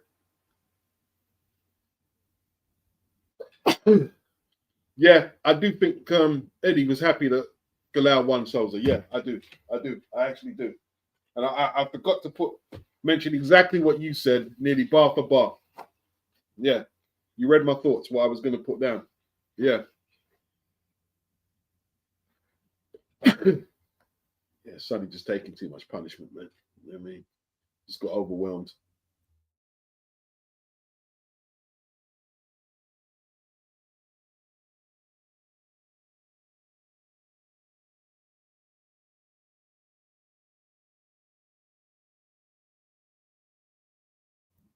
Overwhelmed him. Ulick said, Yafai made Edwards uncomfortable to the point he told his corner that he didn't want to be there. That's wild. And you see, you see, what was another tip-off? He started moaning about the press conferences. Oh, I don't want to do another press conference at this time and this, that. Can't be bothered to do that and this, that. Yeah, bad sign for a fighter. Bad sign. When things like that start bothering you more than the actual event of fighting, then it's issues. Because when you're focused, you see Francis Ngannou and Dewey. That's why I lost respect for Dewey Cooper. You were more worried about the scheduling and stuff like that rather than fighting someone who hits as hard as Anthony Joshua. Your focus weren't there. You know what I mean? Like Sonny was more concerned about, oh, you're making me do all this extra medium and stuff. I don't need it. You're more concerned about that than this whirlwind who's coming to tear your head off. Yeah, it's a red flag. It's a red flag. It's a red flag. When you see fighters focused on the wrong thing, it's a red flag. It's a red flag. Yeah? As soon as Deontay Wilder said, I'm going to take ayahuasca to make a decision around, but red flag. Red flag. If you can't decide without fucking taking a substance, whether you want to box or not, it's a massive red flag. It's a huge one. It's huge. It's huge. Yeah. The beauty defense said, thanks, Beats. No problem, man. No problem. Daniel Cole, the strength difference is mad. Oh, yeah. It was crazy. Like, Sonny couldn't do anything with him. Anything at all with him, bro. Anthony Mackin said, well, your Yafai's team must have known that Edwards is not living a life, and that is why they took the fight. Yep. Anyway, Yafai is no spring chicken. He needs to get a move on. And you know exactly what you said there. They probably figured it out. Sonny not living the life. Someone said he smokes in camp and stuff now. And that's why they jumped on him like that. They knew that Sonny would buckle. Yeah? Sonny not ready for that right now. Yeah?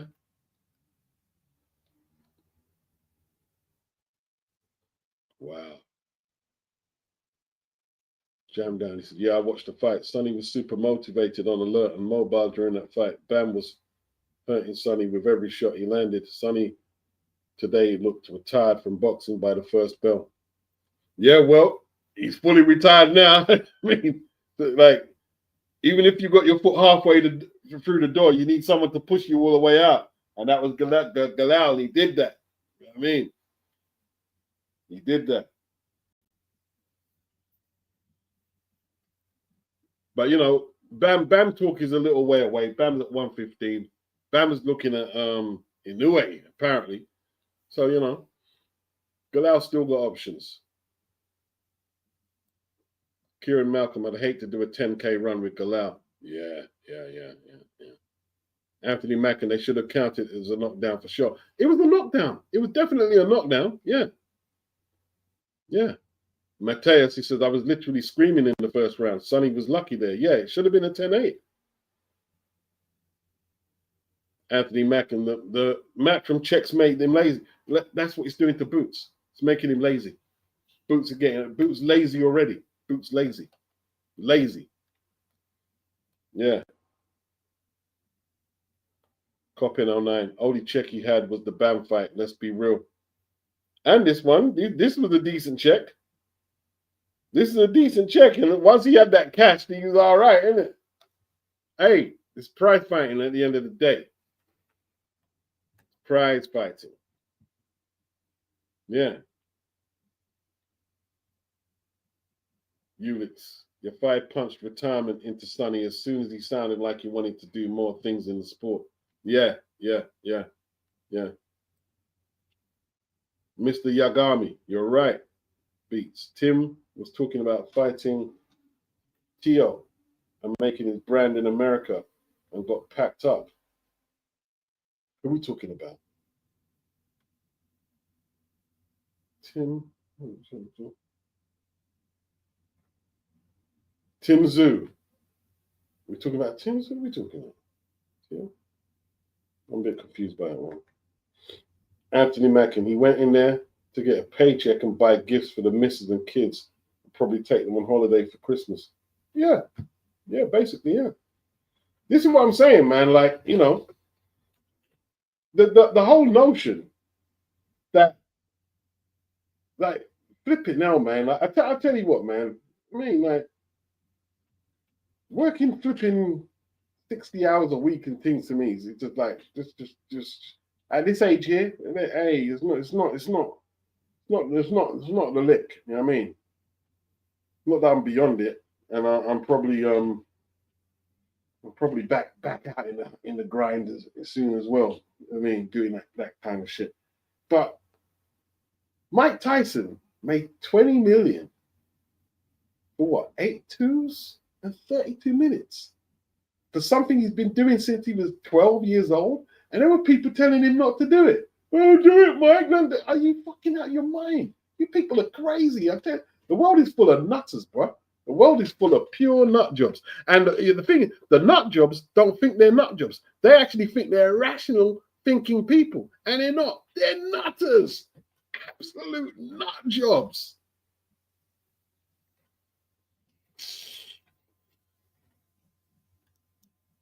Nutters.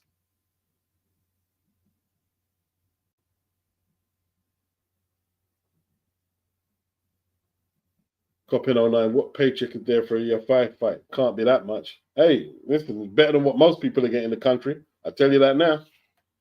Yeah, I mean, even if it's I don't know.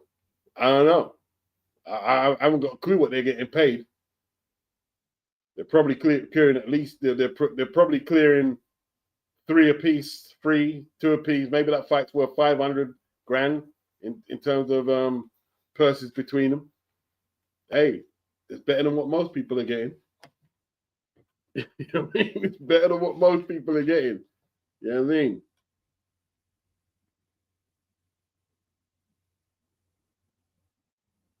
Sonny had his legs gone from the knockdown that never was counted. Probably. Anthony Mack says Bam and Yafai are not in the same universe. I'm gonna give the Birmingham kid a little time, you know what I mean, to prove himself. Because he hasn't had the step up fights yet, and we never know. We never know.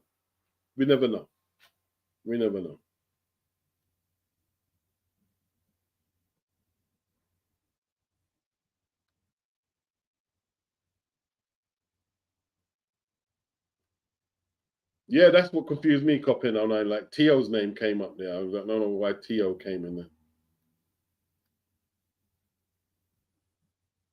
Anthony Mack, and once you start main eventing shows for Matrim, you are making good money. Yeah, 100%. Yeah.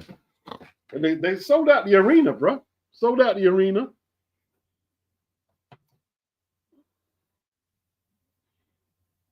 Yeah. Anthony Mack, and 20 million for fighting Jake Paul in a fight that looked choreographed. You don't take it, Mike. You might get hurt. Man, Mike come from Brownsville, bro. Might come from Brownsville. He's getting a little Jake Paul fight for 20 mil. You're gonna be out of your mind. It's prize fighting, bro. It's Yeah, Mateo, thank you. Just as I said it, at the end of the day, that's the money game. You got to accept the fights and cash big. There you go. There you go. There you go. Prize fighting, bro. Prize fighting. Prize fighting. Derivative from prize fighter or prize fighting. London prize ring rules. Yeah? 1742. Jack Broughton. Prize rules. Derivative from prize fighter, prize fighting. Right? All the boxing talk didn't start until, let's say, 1860, what, when was his name, something Graham, came with the Queensberry rules. Yeah? But that's when, you know, they were using the word boxing, don't get me wrong. But we're boxing, we're boxers now. No, man, remember prize fighting, bro. You know what I mean? And all these what can I call them? These happy-go-lucky revisionist historians. They think Jack Johnson wouldn't fight Jake Paul for 20 mil. They think John O'Sullivan wouldn't fight Jake Paul for 20 mil. They really believe this because they're nutters. They're absolute nutters. They don't know nothing about boxing, bro. They don't know nothing. Anthony Mack said, not nutters, beat schizophrenic. That's the word I use to describe people. See, you diagnose a bit deeper than me. They're not rational thinking people. Tom said, I wouldn't call them schizo, just proper dunce. Yeah. High 6 figures each. Yeah, that's good money. It's good money. What, Christmas? You know what I mean? Like, okay, suddenly you get a few bruises on his face. And let's say by the time him have to pay out everything, coach and trading expenses and blah, blah, and pay flipping the IRS, right? The Inland Revenue, I should say, right? If he comes back with 300 grand, 200 grand, you know, I mean, it's all right. I mean, it's all right, isn't it? It's all right. It's all right. It's okay. It's not bad. It's not bad. It's not bad. You know what I'm saying? For a 30-year-old man. It's not bad. It's not bad at all. Anthony Mack and Sonny reportedly made 600K against Bam. That's bloody good money. I've never made that amount of money in my account in my life. Me neither. Nowhere near it. Yeah. You know what I mean? I've made some decent money. I made some decent money. I ain't made 600K one lick. Mr. Yagami, I would gladly take 600K. Yeah, of course. Of course. Of course. Kieran, absolute nutters. Yeah. Gary King Fogg. Jack Johnson was last century's Jake Paul. It's all about money, bro. So it's about money. It's prize fighting, man. Jack Johnson was also an inventor. They say he invented not the wrench, but he invented they because you know he was black and racist. He made this wrench, and they called it the monkey wrench. That's when him get the term from, apparently. The wrench that Jack made. Yeah.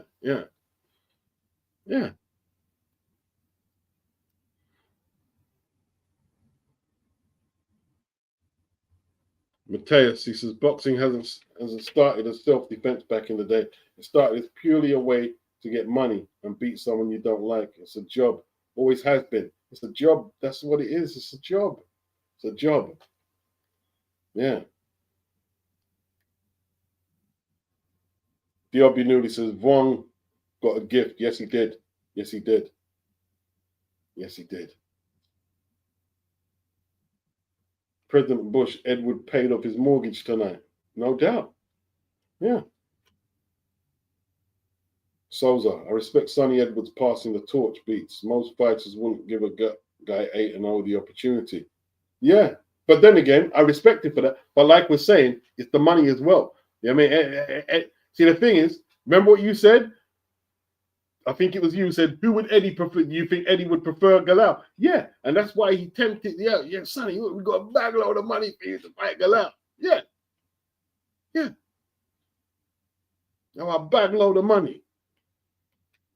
So he took it. It's prize fighting, bro. Yeah. Souza. Do you think Eddie Hearn is happy? Yeah. See, Tone said Ali would probably shoulder barge his mother out the way to get out that 20 mil. Hey, you know what? Guess what? What fight was Muhammad Ali's biggest purse? Does anyone know? I'll leave it open for a little while. Some of you, I think some of you know the answer.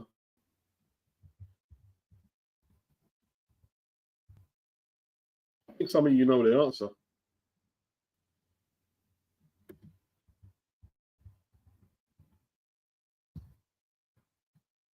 Yeah. I think some of you know the answer. To hell and back. What's up, Beats? We had a man on the mission and another man in a fight for his life tonight. Yeah, Sonny was fighting for his life, literally. He was fighting for his life. You know what I mean? Bruce Gats, boxing, jazz, and more. Big up, Bruce. DLB nearly 90% of Cannon Smith's resume is filled with the type of opponent he fought tonight. Yeah, it was a rushed fight, innit? They say he's going to fight Anthony Yard next. Not Anthony Yard, Joshua Boatsi. That's interesting. Gary King Foggy says, today's shifting spanner or monkey wrench was Jack's idea. Yes, indeed. Yes, it did. Yes. Yeah. And it's patented as well. Well, someone's probably got the patent now. You know what I mean? Just because you patent something one day, you know what I mean? You're going to have it in 200 years' time. Someone who patents you will end up in someone else's hand. Anthony Mackin, if I get 600K in my account one time, HMRC, I'm not seeing me come to the 31st of January. I'm off to the Southern Hemisphere. I'm not staying in case it might happen. I don't blame you. Yep. SAP, I mean, that's how you spell it. His biggest purse was $6 million against Antonio Inoki. Yes, indeed. Yes. Antonio, they earned $6 million apiece. The fight took place in Japan. And it wasn't just strict boxing. Ali was boxing. The guy spent most of the fight on the canvas, kicking Ali in his shins. Ali had all these welts in his shins. They were scared that he was going to develop all type of blood clots and everything. Yeah. Nope. Yeah, to Helen, it wasn't against George Foreman. It was against the wrestler, the Japanese wrestler. That was his biggest purse. $6 million. $6 million. Yep. The wrestling, Tone. Yep, the wrestling. Yeah, the hybrid wrestling match, Crescencio. Nope, not Larry Holmes.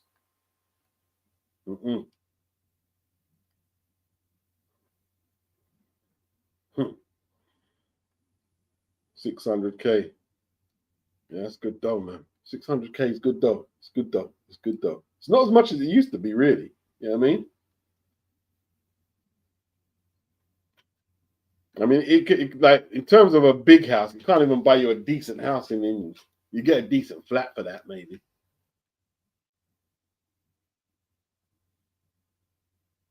Yeah, Ali and Foreman paid $5 million apiece. Bruce got $6 million against Antonio Inoki. Yeah.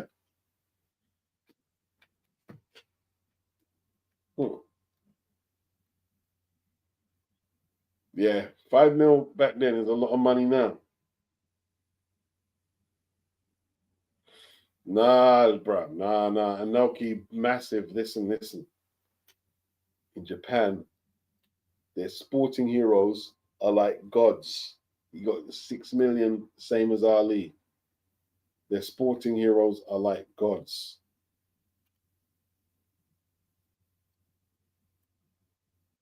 Yeah.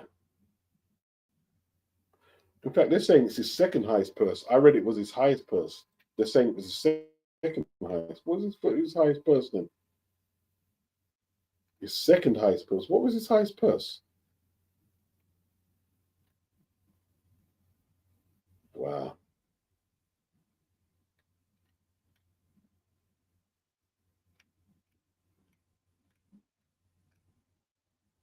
I'm trying to read it.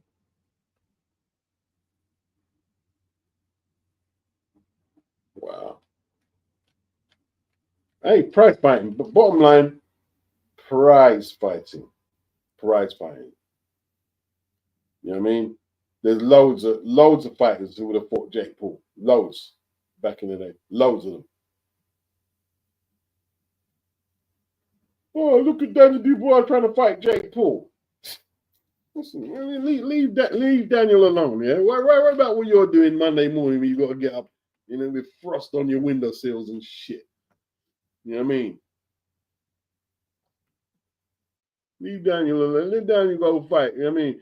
Daniel's fought contenders and come back and have to prove everyone that he wasn't a quitter. Now you want, after everybody in the whole world, I call him a quitter, including me. I know you want to tell him he can't go make the big money against Jake. You're out of your mind. Leave him alone. Leave people alone. Let them do what they're doing.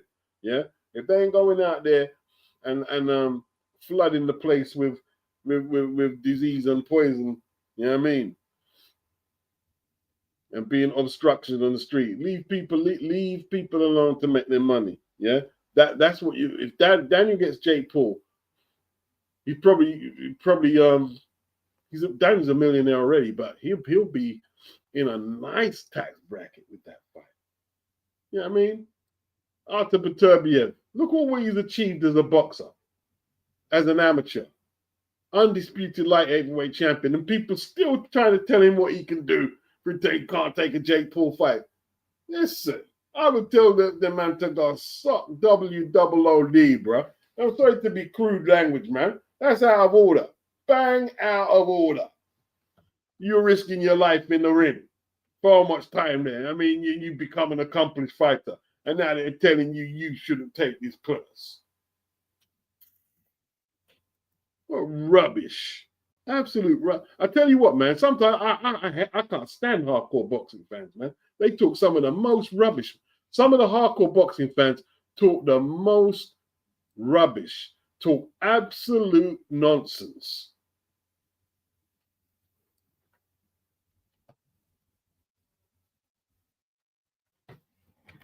Brady asked for the fight.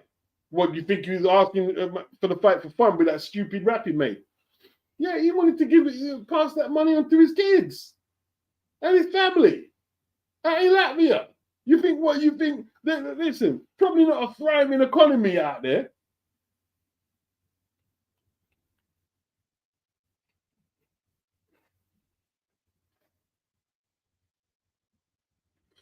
Prize fight. The whole idea that the boxing we know has transitioned through bare knuckle, London prize fighting rule to Queensberry rules up until now. And then, we can't go after the big money wherever it is absolutely a preposterous statement of the most highest level stupidity.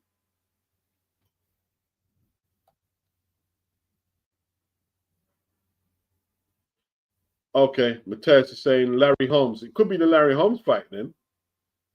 It could be the Larry Holmes fight.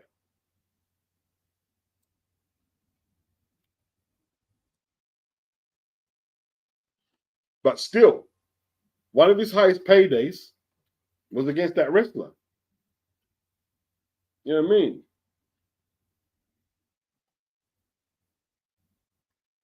And it's not, look, no one's saying that, everything is about, it's not a matter if it's about money. These guys have proved themselves in the square circle. They proved it already.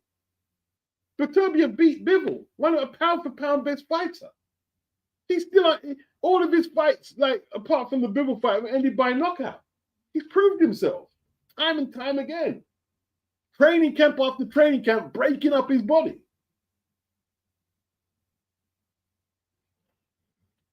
I'm not a Tyson Fury fan. You can't find one video where, why are you fighting Francis Ngannou? The only reason I might have complained is because he stalled undisputed. But the fight itself, I have no complaints about it. No complaints. That's one of his career highest paydays.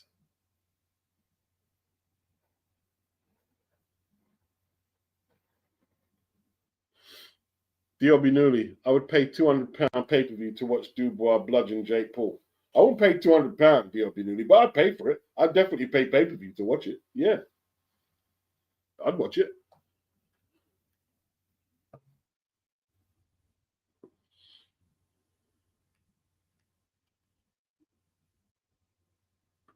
Ulick's games are to watch the money, even though he doesn't watch boxing. Yeah, he doesn't watch boxing. He doesn't watch boxing. Doesn't watch boxing. Probably he probably watches enough to keep a tab on his opponents or whatever with his coach. He doesn't even know. He's not into sitting down at the no. There's lots of people rather do other things. It's not his thing. It's not his thing. Yeah, man. Hey, listen. See what it is, yeah. The Misfits, they had that big event the other day. Was it? I didn't realize it was in Qatar. And they just enjoy themselves, innit? They just enjoy themselves, have a good time. They have an event. They have an event. They don't take it all too serious. Although, you know, if they were to fight the likes of Beterbiev and Daniel Dubois, you see, jaws will be flying all around the place, bro. You know what I'm saying? Jaws and brain cells will be flying all around the place. They get hurt badly. But they're not going to take them type of fights. But, you know, the one thing about them is they know how to market their product, man. And they always have done from when they was in the copper box. It started in Britain, didn't it?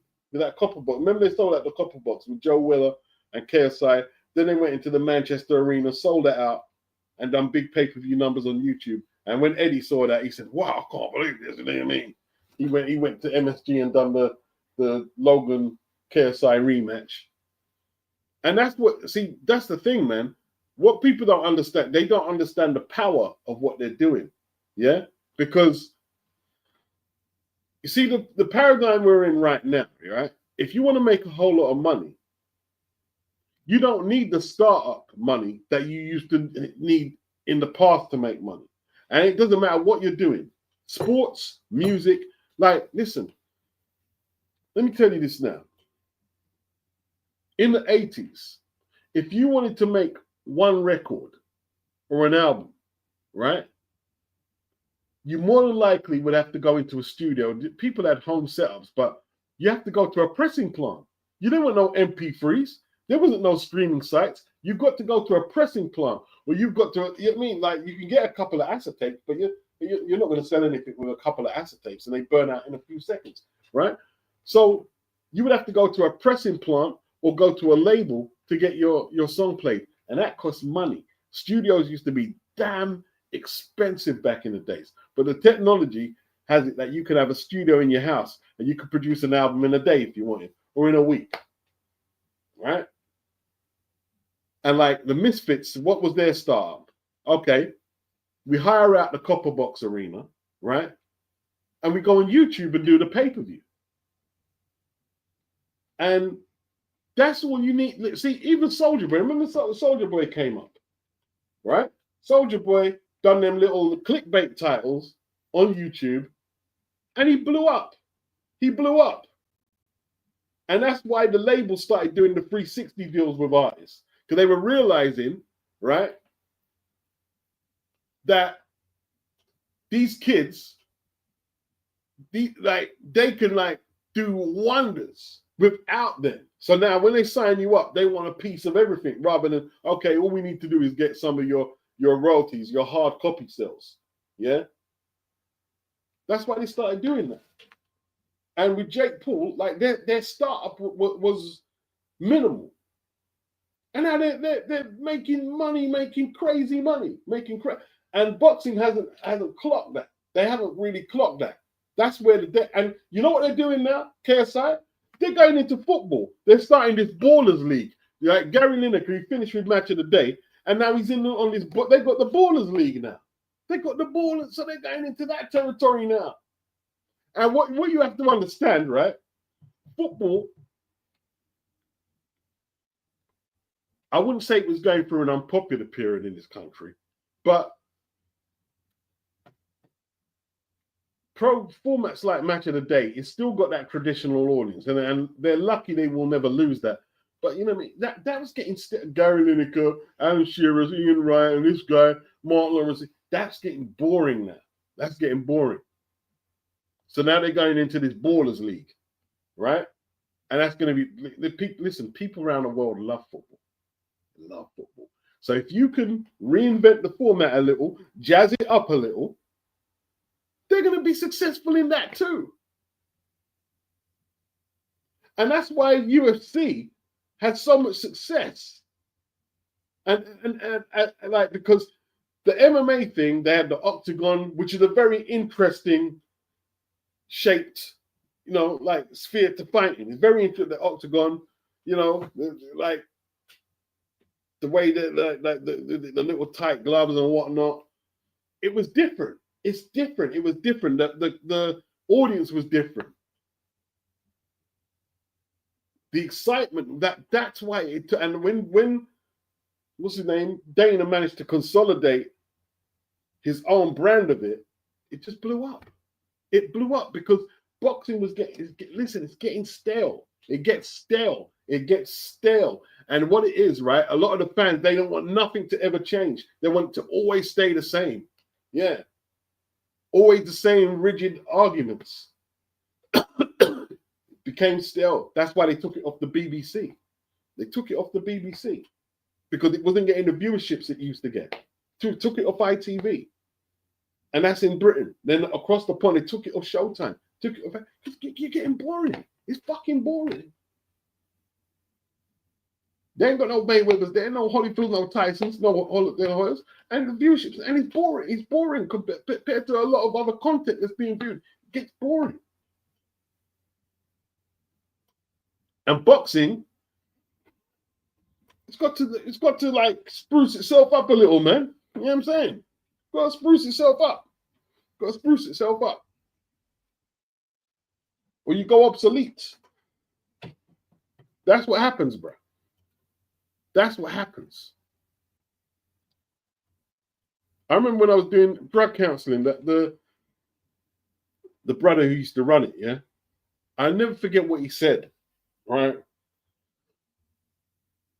He was speaking, and we had a meeting with clients and whatnot.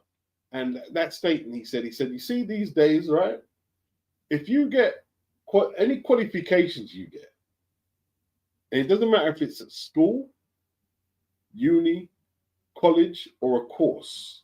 He said these days, right? If you don't upgrade your skills, whatever you've learned will go obsolete in a few years. And that always stuck with me, what he said. That always stuck with me. Before, you used to have jobs for life. Now you've got to upgrade skills now. Skills need to be upgraded, bro. You know what I mean?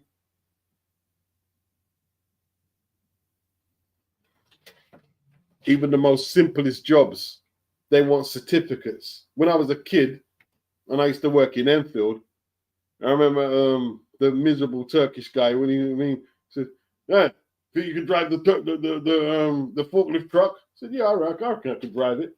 And the Asian guy, he gave me a little practice. I was driving the forklift truck, and that was that. And I just used to do it. I wasn't getting no extra pay, just driving the forklift truck as a warehouse worker. But now you've got to take courses. You've got to take courses for that forklift license, and it runs out in a certain period, and you've got to retake it and retake it. You've got to keep everything is on the move these days. Everything, nothing sits still. And that includes boxing. If boxing thinks it can just sit on his ass and thinks that the influencers are going to wait for them to get their shit together, no, they're just going to make their money. And they're going to walk into football and do the same thing. They was talking about it on TalkSport. Yeah? And a few people were getting a little concerned about the influencers. Because they see what they've done in boxing. Yeah. Yeah. Yeah. You get some fresh-faced people who are fearless. See the thing with Jake Paul, Logan, and KSI, they're fearless. Yeah, they're not scared of failing. Yeah, they're not scared of failing. They're not afraid to put their face in the front and promote what they're going to go for. And that's what it's all about. That's what it's all about.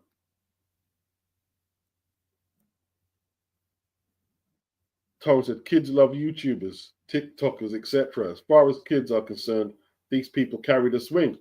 They're running it right now. They're running it. They're running it.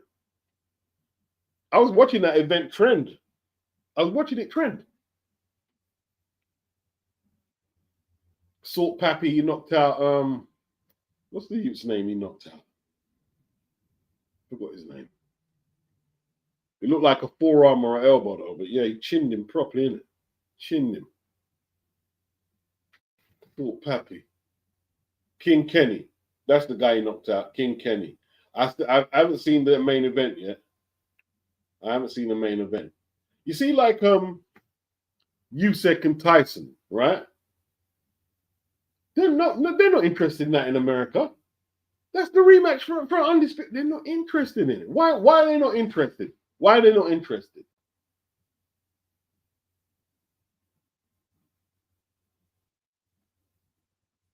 I want to know. You know what I mean? Because I'm not saying it like I've got an answer. I want to know why do you think like America are not interested in these undisputed fights? Why are they not interested? They're bored. They're bored of it. They won't come out and say they're bored. They're bored of it.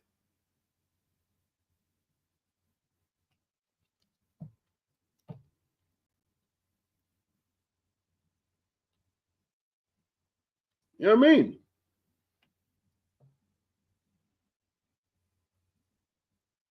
Sweet science. Side note, good advice by Beats. AI over the next decade taking repetitive jobs.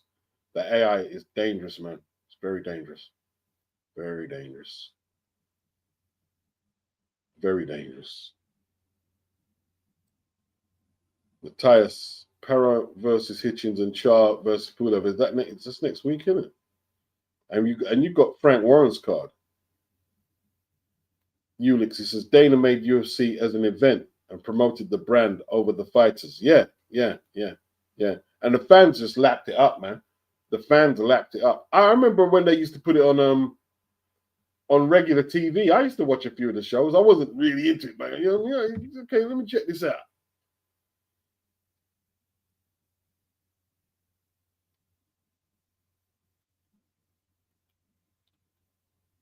Yeah. When boxing left the BBC, I think Clinton Woods was the last fight. That was around 2006 or whatever it was. Just boring.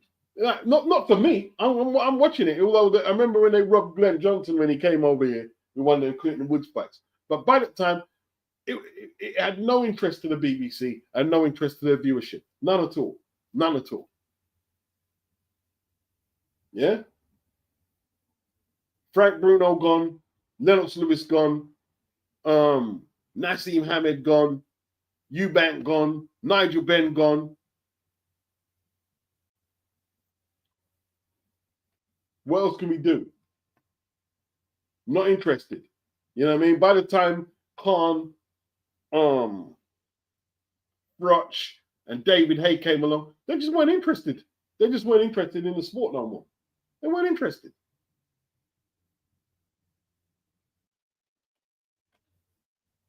Weren't interested. They took like ITV, they took boxing off ITV1, and it went on one of the secondary channels on the Frank Warren cards. And then just got played out.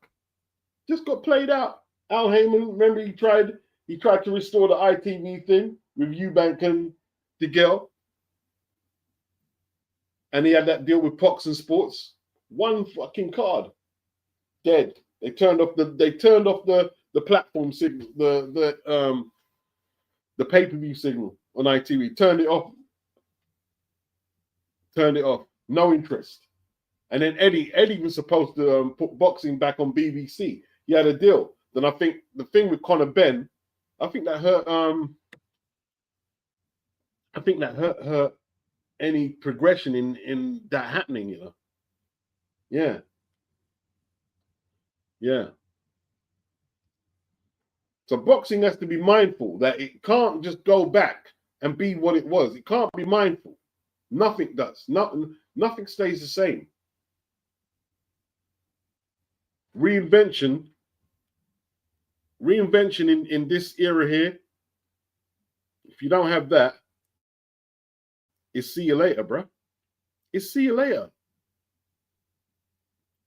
Copin09, did anyone see the report this week that Vlad was in talks to fight Dubois for the scrap, but then talks stopped? I wonder how true that was.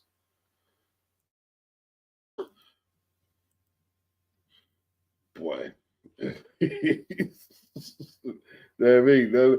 Vlad against Daniel, boy. His old legs there, man. That'd be interesting. I don't see it working out very well for him. And could he really get a title shot? Like you couldn't just let him have a title. You got to earn your spot, man. I mean, look how long you've been. He hasn't fought since 7 years, isn't it? Since AJ wiped him out. Yeah. You got to fight someone decent, at least one decent opponent, and then go into a fight with Daniel. Can't just walk into a title shot. He was was it emeritus or whatever they called it. He wasn't that. Yeah.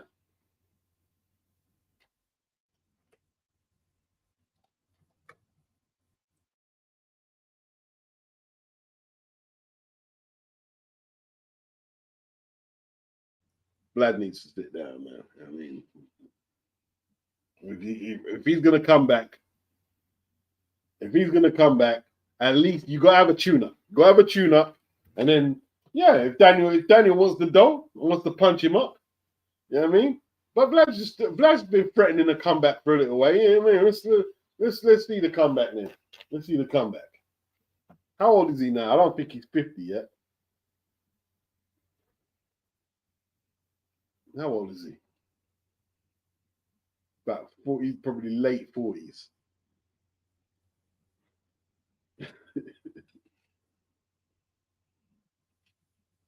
Yeah, Anthony Mackin said Jake Paul and his brother on KSI, they are fearless. Yeah, they're fearless. They don't think there's nothing they can't do. They believe they can do anything they put their mind to. And so far, it's been pretty much accurate.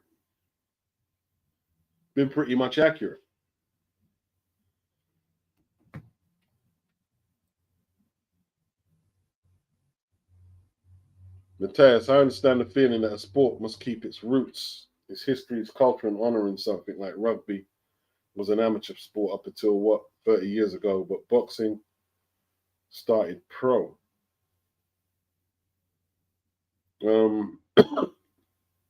When you say it started pro, it was illegal for a lot of times until the Queensberry rules came about. So I don't know if it was professional. Are you sure rugby's only been professional for 30 years? I don't know about it. Maybe you're right. You know, I'm not a rugby man. What you're saying when I used to watch rugby? What? Hull, Kingston Rovers and everything, they're professional teams. So way before 30 years.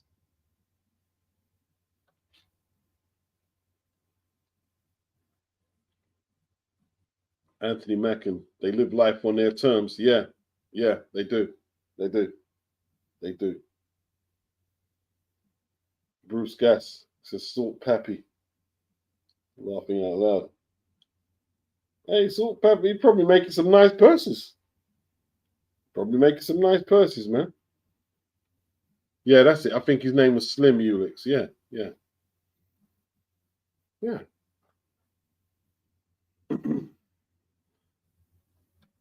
All good. Hey, I got nothing against it, man. Oh, because there's no Americans involved.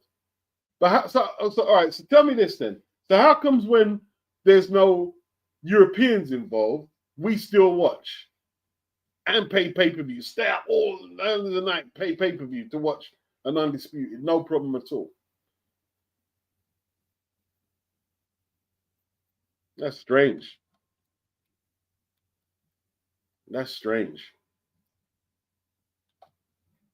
Is it that simple?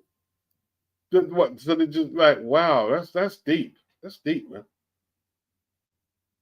If it don't happen in the USA, it doesn't count as Copin 09. That's deep. Everyone's saying the same thing.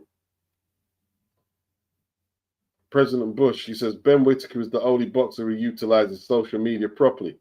Well, I'd agree with you and disagree because How is he utilizing it now? He had one blip, and he didn't lose the fight. It was a technical draw, and we haven't seen him in social media. He's just disappeared. Anthony Macker said America is very insular with a lot of things. And you see, that's the thing, right? To be insular now is not the time. It's not the time, because boxing is splitting up into so many different locations now and becoming a force. Whether it's Japan, like who is it? Who's got the homecoming fight in Australia? It's not Paro. He's in Puerto Rico. I think Jai Opatai is going to have one, and there was another guy. See, Eddie's working with these Australians. See, Eddie's looking at the other territories, man. Not just America. You've got Japan, Australia, you've got the United Kingdom, you've got Riyadh.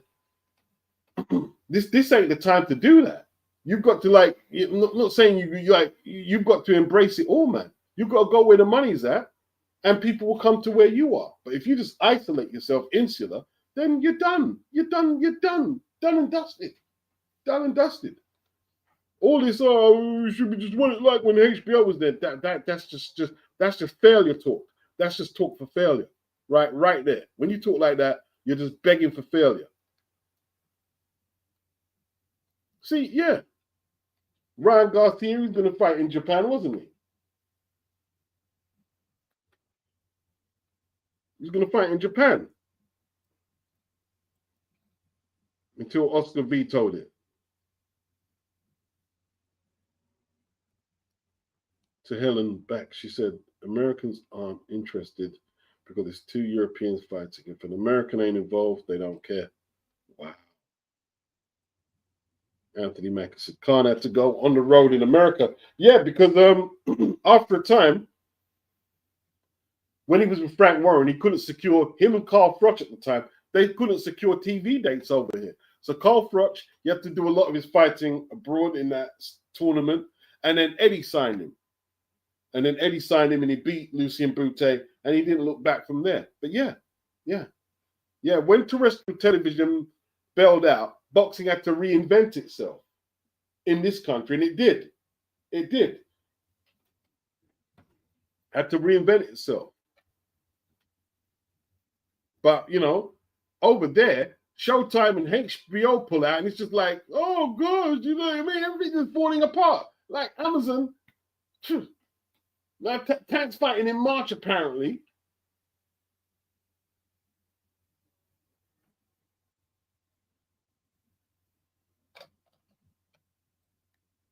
They're having to outsource all of their fights.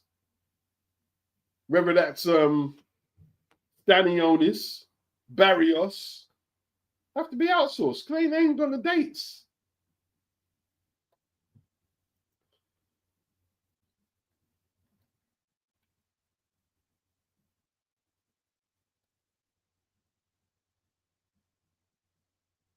To Helen back, who's trying to dig Klitschko up for Dubois? I keep seeing that headline in the YouTube thumbnails. I thought it was clickbait. Coppin 09. Apparently, the Saudis were put off Dubois versus Vlad after Paul versus Tyson. Yeah, but Frank Warren don't need the Saudis to put on Klitschko versus Dubois. He can do it himself. He doesn't need the Saudis to hold his hand. Anthony Mack and Vlad versus Iron Mike. Yeah. I pick Vlad. I think Vlad's lived a cleaner life, and he's a lot bigger than Mike. He's a lot bigger than Jake. Yeah. That's a 6'6" Philippine Ukrainian boy. And he's still in shape. I pick Vlad. I pick Vlad against Iron Mike. I pick Vlad.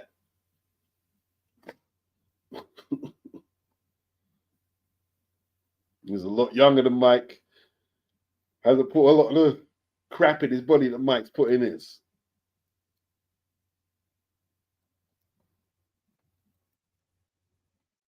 Yeah, Vlad versus Wilder would be good at me. That'd be good. Coppin 09 says, Gavin wants to break the record. Rugby union. What is that amateur tone? Is that or is rugby is like okay. What yeah. One of them is amateur, one of them is kind of a university sport. I think union the sort of university amateur, and rugby league is the professional.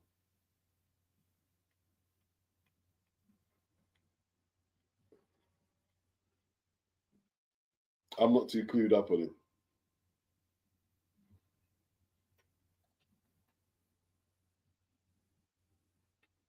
Mohammed, what's up? What's up?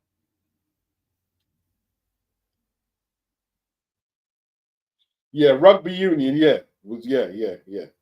But rugby league has been a professional sport as far as I know for a long time.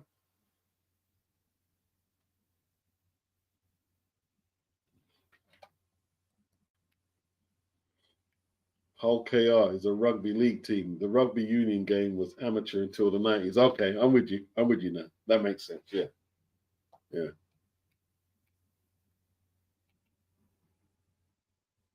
Very popular sport though in the unis, rugby. Very popular sport. Back in the days. Maybe not. Is it so much these days? It probably is. It probably is. Probably is still.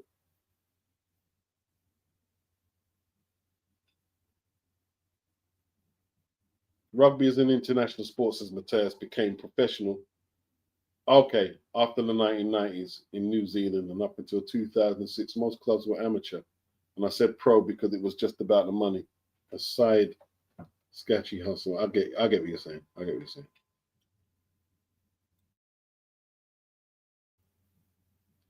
Anthony Mack in America is the epicenter of popular culture beats.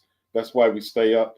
But they haven't really got much fights to stay up for now. There's a lot of fights they've had recently. Oh, bro, I'm going to my bed, man. I'll go and catch the highlights the next day. You know what I mean? Like, since Spence and Crawford, they haven't really, you know what I mean? Mm.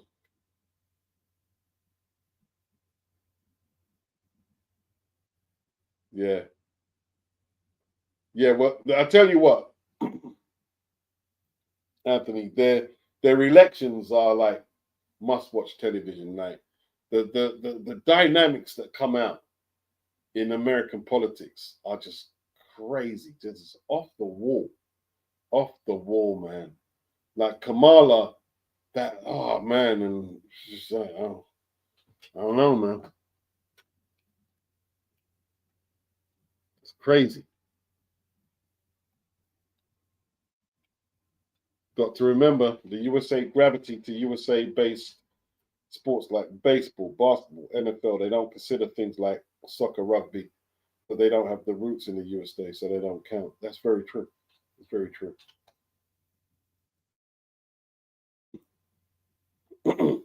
But yeah, listen, when they do that Borders League, I want to find out more about what is it going to be on full size football pitches? Is it going to be? I think it's going to be a probably shorter duration, probably a smaller. I don't know if it's going to be 5-a-side or 7-a-side. You know what I mean?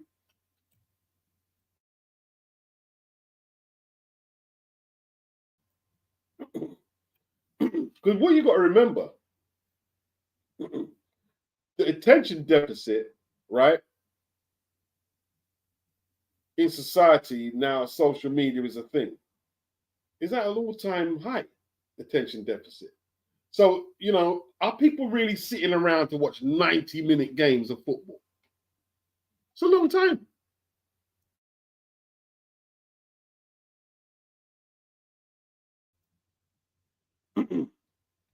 90-minute games. If they can get so let's say the Borders League do a tournament. They could do a tournament and wrap it up in 3 hours or whatever. 15-minute 5-a-side or 7-a-side games or whatever. And wrap it up.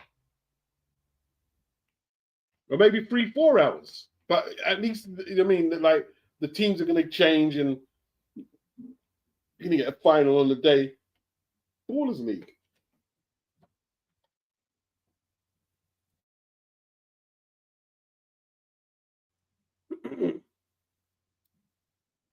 Like,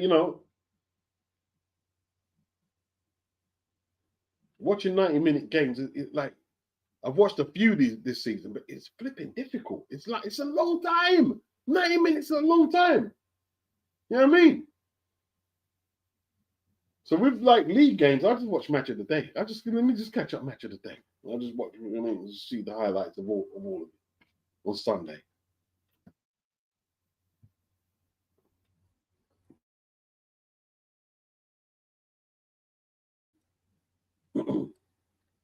Yeah, crazy. Okay, so who's replacing Boots? Xander Zayas has accepted an offer to fight Virgil Ortiz. Man, Boots, man, Boots, Boots, Boots, man, Boots.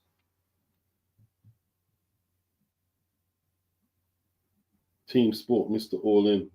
What feels long to you? If you think now is like me walking into a video shop in the section. I don't understand the comment. I don't understand it. Muhammad, I didn't watch it. Did Gamal look good or was Sonny poorly?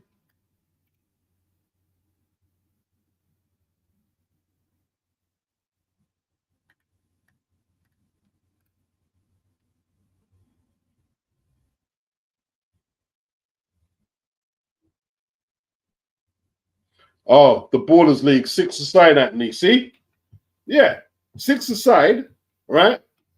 The games are going to be fast tempo. There's going to be a lot of goals, right?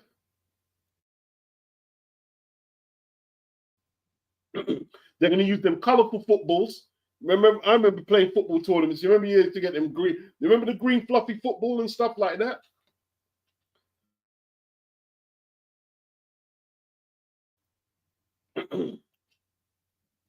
And they're going to repackage. They're going to repackage it. They're going to get ex-pros there. And they're going to get paid a lot. So they're going to turn up. You know what I mean? They're going to get paid. They're going to get paid.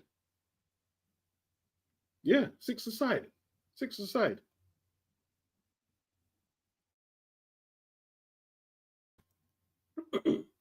Yeah. I used to like, see, 5-a-side, like, after a time, you said, I'm playing in these 11-a-side matches, man. We play for, 5-a-side, 6-a-side, or whatever.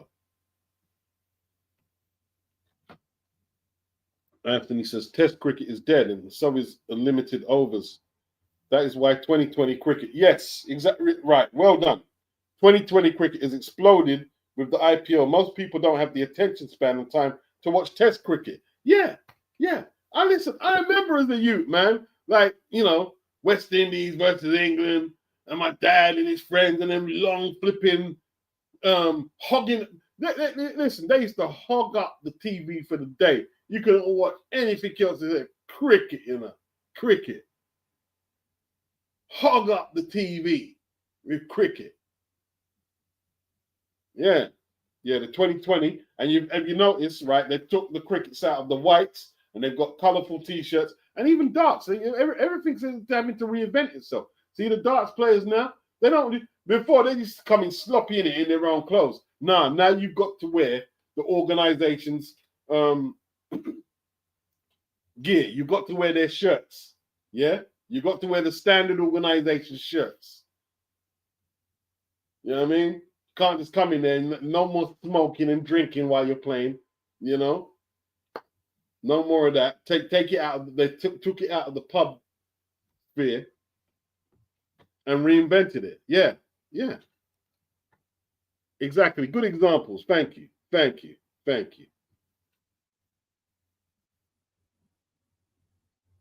Mr. Orlin, I don't understand what your comments are like where they're going, and that's not being disrespectful.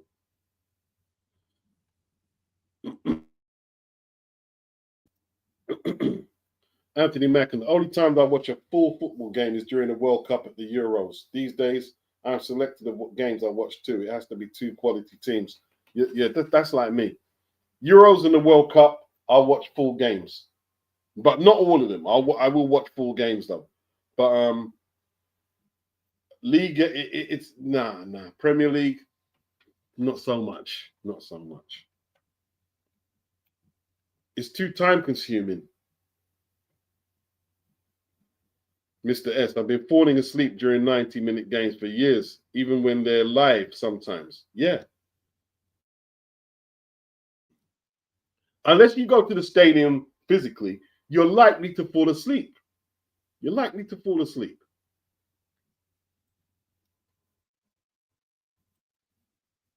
Souza, Okoli Adelaide versus Dacus, good fight. Bentley versus Paul, good fight.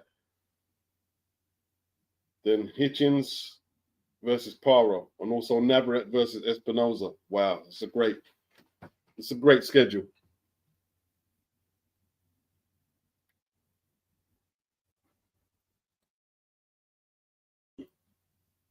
Okay, Luis Figo going to be coaching. Yeah, that's what I'm saying. That's what I'm saying, man.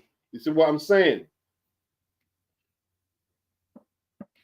That's what I'm saying. Gary Lineker got out at the right time for match of the day. It was getting boring. It was getting very political as well.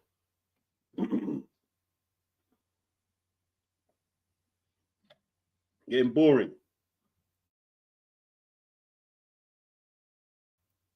You know what it is? It's that BBC. You know what it is? See the BBC, yeah? The BBC are some old fuddy-duddies who still want to claim the license and put on crap programming, right? Thinking that everyone is down with this DRAGQUEEN or whatever they're dealing. No, everyone's down with that. And that's half the program they put on the television all the time. You switch on BBC, all you see is that. That's all you see all day. And yeah, football, football, the way they present it hasn't changed. Hasn't changed from the 80s and 90s. Hasn't changed. Hasn't changed. The Football League, nothing. It hasn't changed at all. Yeah? Hasn't changed. Talking about, what is it? Kick it out. Kick it out. No, there's still racism in them stadiums. There's still institutional racism. So the Ballers League, it's going to be different. It's going to be a lot different. And a lot of younger people are going to gravitate to the Ballers League. Watch and see. Watch how popular it's going to become. Watch how popular. Toad said, I love playing with those green indoor footballs. Yeah. See, that's what you do. You got to change the decor. When you change the decor, it's almost like reinventing it. Got to change the decor, man.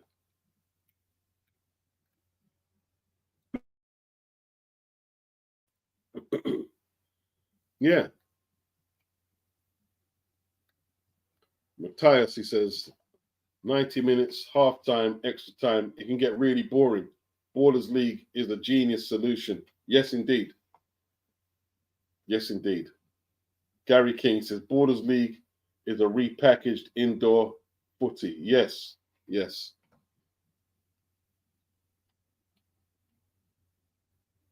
Stoza, Diego Chip.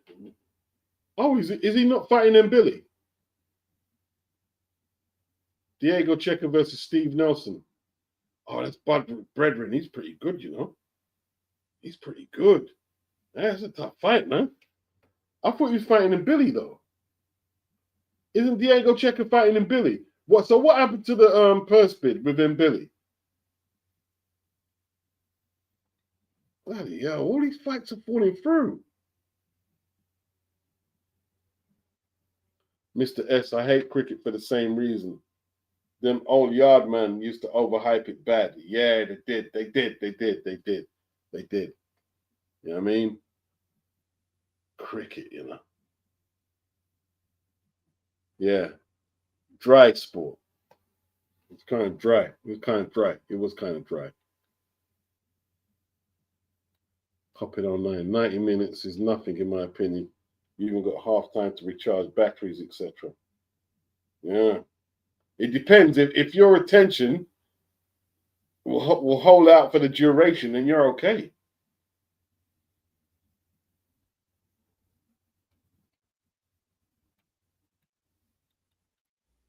Yeah. Sometimes I hate people who do weird comments. So get piss me off a bit. I'm not gonna lie. Matthias Alves. I gave up from cricket exactly for that reason. It's just too long and too boring. Tone, a test match can last 5 days. Got to be a serious drinker to enjoy that. Yes, indeed. Indeed. And when you think of it, right, the country used to be gripped on them test matches. You know what I mean? They used to be gripped on them test matches. But it was torture for kids and wives. They weren't, kids and wives weren't really, kids were into footballs, boys were into footballs, girls certainly went into cricket, and they certainly went into football back then in the 70s, right, when England was blackwashing, when the West Indies was blackwashing England. You know, 5 million, and not whitewash, they call it the blackwash. Yeah. Yeah. It was torture. I don't think my dad really liked cricket. He just liked the idea that the West Indies were winning. My dad was into boxing. He didn't like football. He liked boxing.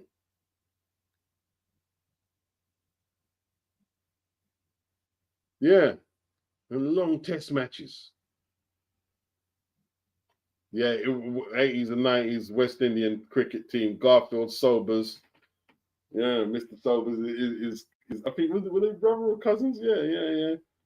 Viv Richards, Clive Lloyd. I can't remember all the names. You know what I mean? But they were bad though, man. They're bad. I tell you what though, even though I wasn't a cricket player, I remember one time I was a kid and I saw Viv Richards bat, and I just became a fan. Like the style. Viv Richards just Viv Richards is a dude, boy. Like the way he stood up at the wicket and dealt with the balls and just like wicked. He was bad. Viv Richards was the dude. Viv Richards. Big up Viv Richards, bro. He just had style, bro. Wicked. I tell you what though, that West Indian team, they were flipping brilliant, bro. They were bloody brilliant. Who was not Lloyd Marshall? As a boxer, Malcolm Marshall. Malcolm Marshall.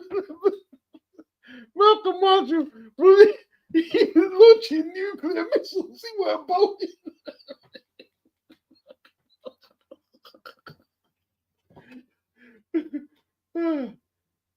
Who was it? Like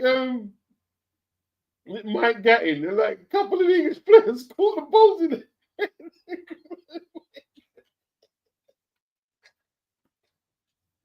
Oh, good. Wow. Them days were tread. Them days were tread, man.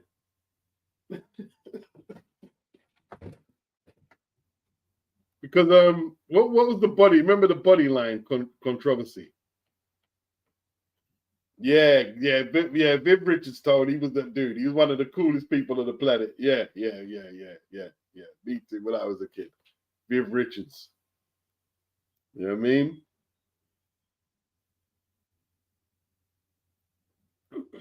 To hell and back. Cole Nelson versus Pacheco is a very interesting fight if it's legit. Is that on Riyadh season?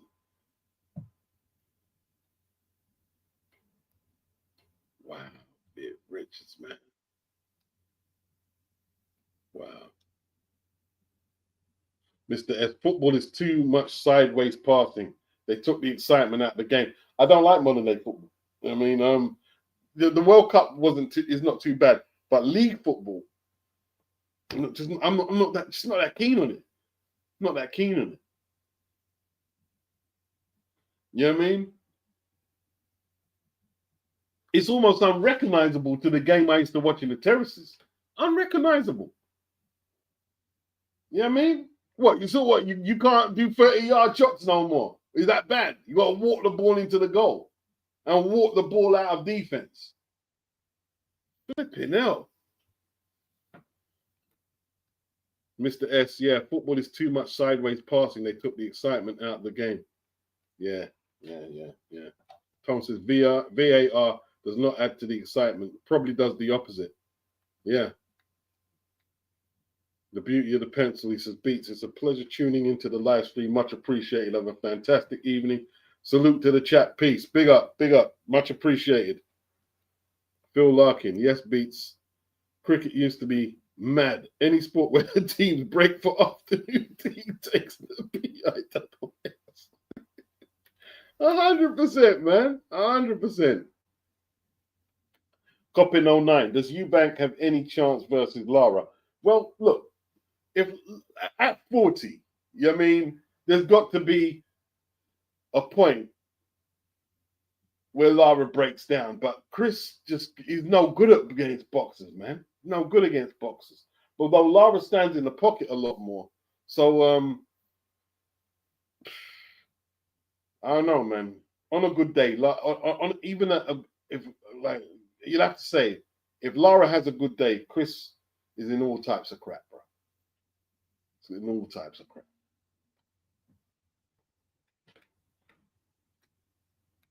Just get pecked. You get pecked up until his eyes swollen up, can't come out for the ninth or something, yeah. Or just get routed on points. Held him back. Yeah, I thought he was fighting and Billy. That was supposed to be for the IBF eliminator against Skull. Oh, and Billy was not ready. Oh. Yeah, I did watch Tottenham versus City. Sosa. Yeah, I did watch. Yeah, I did. And he laughing. What's that about? Malcolm Marshall. Malcolm Marshall. He was terrorizing. He was terrorizing him, bro. Flipping out. Mr. S, cricket smacks of colonialism. Yeah, it really does. It really does. It really does. It really that like because that's one of the legacies they left in colonialism in India and West Indies. Cricket, you know, cricket. You know what I mean? Wow.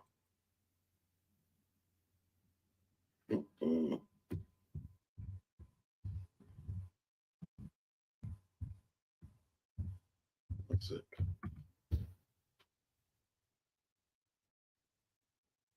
Body line, also known as the fast leg theory bowling, where was a cricketing tactic devised by the English team for their 32-33 Ashes tour of Australia. That was very controversial, wasn't it? The fast leg theory.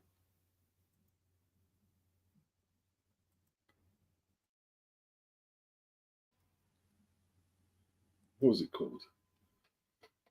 A bodyline delivery was one in which the cricket ball was bowled at one pace aimed at the body of the batsman in the expectation that when he defended himself with his bat, a resulting deflection could be caught by one of the several fielders deliberately placed nearby on the leg side.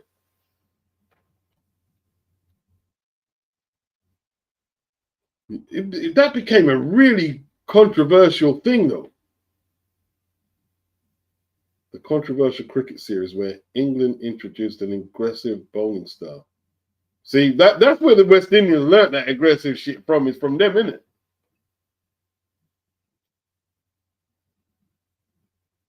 It changed the nature of cricket because cricket is supposed to be a gentlemanly game. A gentlemanly game. See, that like it's funny, isn't it? Like when you read some old school testimonies on certain sports, like you see when Jack Dempsey,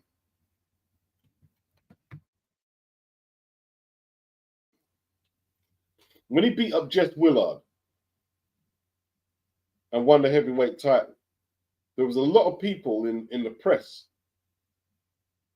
who condemned Jack Dempsey, said he was too aggressive. They said, "No, we don't like that kind of box. It's too aggressive." They said he was too aggressive.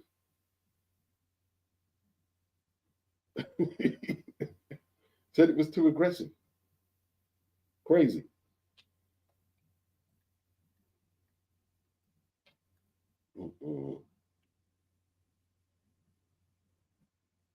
Tom Big Richards, aka the Master Blaster. Yeah, he used to be good friends with Ian Botham, innit?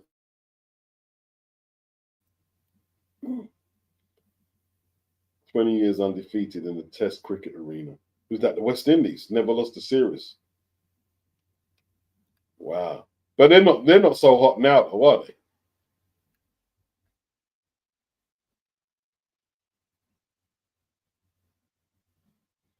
So all that pity pat stuff is getting exposed, bro. Thank God. Mr. S, heavy bowling from Michael Holding. Yeah, that was another one. Yeah, Michael Holding. Yeah, them man. Them name there. Michael Holding. Malcolm Marshall, bro. Bloody hell. Joel Garner.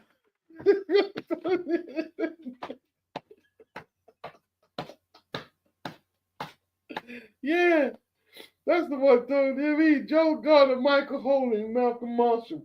Wicked. Mm-mm.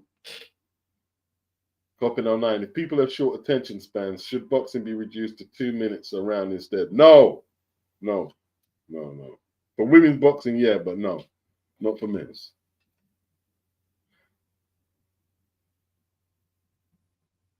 Gary King, he says, express Sir Malcolm Marshall was absolutely much watched TV or Sir Viv Richards with the bat. Yeah. To Helen back. I like Chris Eubank Jr., but I don't think he beats Lara. And if he loses to a 40-year-old man, where does he go from there? But you see what Eddie and Conor are doing? They're trying to mess with Chris, innit? Because Chris don't really want to take them tough fights. You know what I mean? Because how much does he make for a Lara fight? How much money does he make with all that money he's demanding? He turned down a bag load of money to fight Shiraz.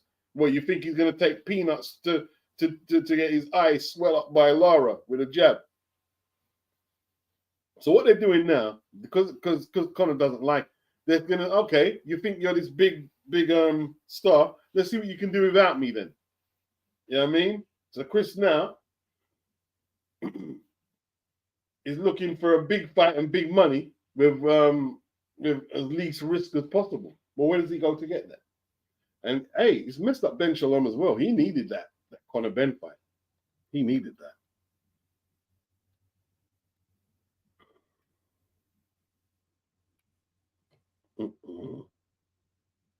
Jermaine Roper says, Eubank has done nothing in his career. What a shame. Wow. Anthony Mack said, of course we learned from them. As soon as we started to be successful at it, they started calling our bowlers terrorists, and they decided to change the rules on how many bounces you can bowl. Yeah.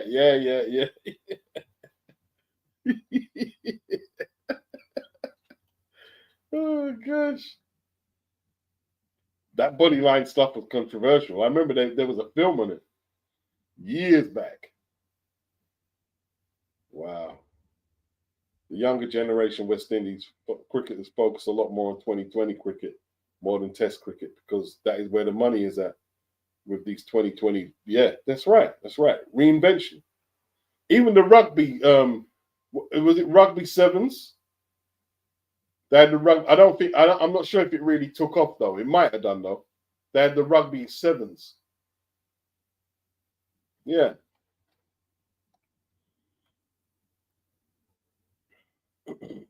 Souza, Lara nearly beat Canelo. Beats underrated. Yes, exactly. Yeah, it's very underrated. And he just made Danny Garcia quit. Yeah.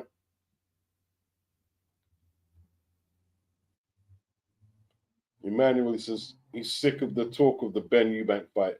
I hope it's gone. Yeah. Mr. S. Sonny retired. Was he that bad? Man, he caught the hands, man. Sonny caught the hands, bro. Yeah. Tone says that Mr. S, he got beat down. Yeah, he did. He caught the hands tonight, man. He caught the hands. Hey, guys, man, it's been good, man. It's been good.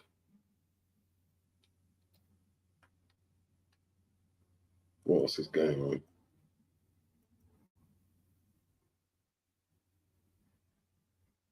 Joe Garner, Michael Holding. Damn names.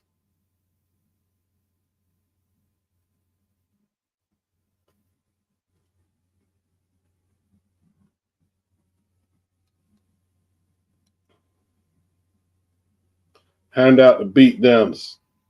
My man handed out a beat down, man. He was relentless. Okay, someone is saying that, see, I've got Dacres beating Adelaide, but he says Adelaide by KO. Dacres, although more skilled, he doesn't have the power to keep Adelaide away for long enough. I'm not sure about that. It's not a matter of power. It's not a matter of power. It's about range and distance and consistency. That's what it's about. It's not about like power. Hey, listen. I don't think David Adelaide is good for is good for boxing, just pure boxing skills for 10 rounds against this kid here. I think Solomon Dacres is going to beat him. I think Solomon Dacres is going to beat Adelaide. Yeah. Who like their common opponents is Kamil Sokolowski. Dacres done way better. He done way better. He done way better. I think Sokolowski beat Adelaide. I think he beat him. But we'll see. I bookmarked it anyway. I bookmarked it. And everyone knows I don't take my post down. I don't care if I'm wrong, if I'm way out. I keep it up. I keep it up there.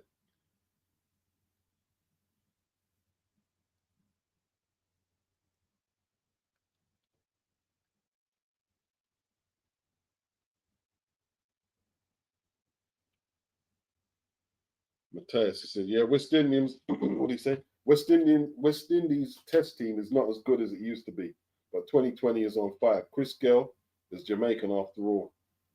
They're all balling in a less boring way. Okay.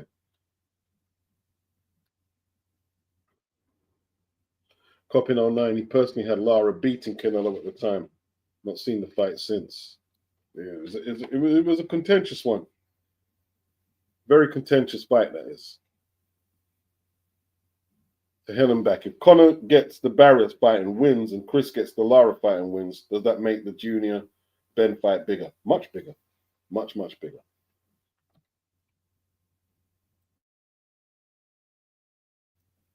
So, you've got Adelaide, yeah? What have you seen from Adelaide that says he can box anyone even moderately good? What is it you've seen? Copin 09, does Adelaide have the footwork and the foot speed? There you go. I haven't seen anything. I haven't really seen anything from Adelaide. I haven't seen anything.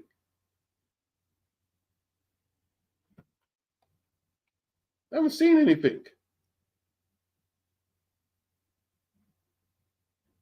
Souza, surely Adelaide can't lose 2 in the trot. He talks so confidently. That's what it is. A lot of people are picking Adelaide because he talks very confident, like he's a roadster. Yeah, he talks very confidently. That's what it is.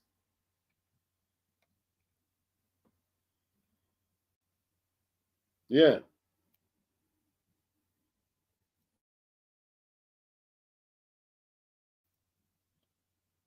Oh, the Indians are not so hot. 2020 league. I'm probably not going to watch that, Mateus. I'm just not a big cricket fan, to be honest. I'm probably not going to watch it. Copin 09 said, Fabio exposed David's lack of footwork and foot speed. Yeah. I think Solomon Dacres can box just as well as Fabio. He doesn't hit nowhere near as hard. Let me just say that for anyone says he doesn't hit nowhere near as hard as Fabio, but he can box.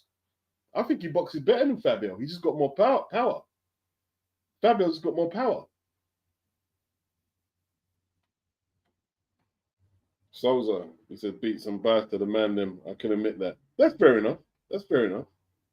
To hell and back. Adelaide got exposed by Waterley. Yeah. But we'll see, though. This is like David needs to win. He needs to show up. He needs to show up. He really needs to show up. But whether he can or not, we'll soon find out. All right, people. Good evening. Soldier says Dacus puts me to sleep every time he fights. He says boring. Tone says Camille got robbed against Adelaide. I had Camille winning that fight. I thought Adelaide was going to beat him handily. And then I watched the fight. I said, what's going on? I don't think he's that strong either. He's supposed to be this big, tough puncher. I don't think he's that strong. Like Camille had him backed up for long periods. Long periods. Souza, yeah. Bentley versus Paul is a cracker. Oh, you think Paul beats Bentley? I don't know, man. I think Denzel wins it, man. I think Denzel beats Paul. I'll be shocked if Denzel doesn't win. I think Denzel wins it. I think he's a better boxer. Though Paul can hit hard, though. He showed it against Nathan Heaney. But I think Denzel wins it, man. Looking forward to that one. Hey, it's a really good card. It's a really good card. Proper card. Proper card. Souza, can't overlook Denzel getting outboxed by Heaney. Yeah. That's true. That is true. Like flipping Brad Paul's beat up Heaney last time out, but he give him Heaney a beating. Because they stole it from Brad Paul's in the first fight. Yeah.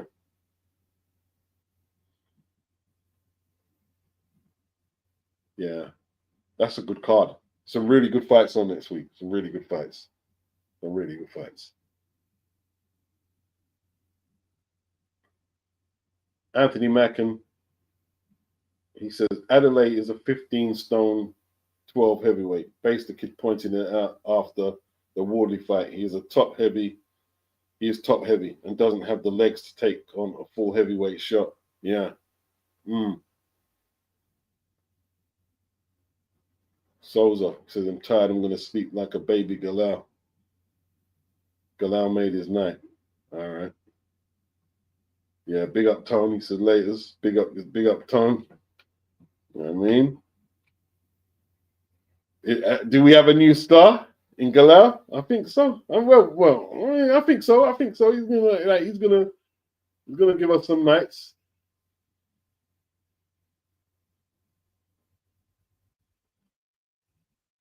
Matthias, I don't think Brad Paul has the footwork to outwork Denzel. He's also slower than Heaney. I think it's a good fight. I think it's rough. To be honest, it's a 50-50, you know. Probably about a 50-50, that one. Probably about a 50-50. Yeah. Emmanuel says, Adelaide, fur coat, no, no niggas. No niggas. Souza, yes, the arena was loud for him. Souza says that was a superstar performance beats. He beat the crap out of Sonny.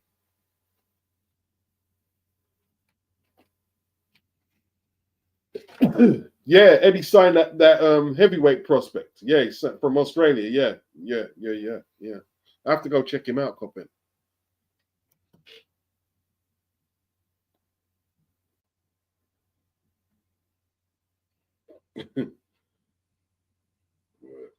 All right, people. Now, Pat Brown is from Manchester.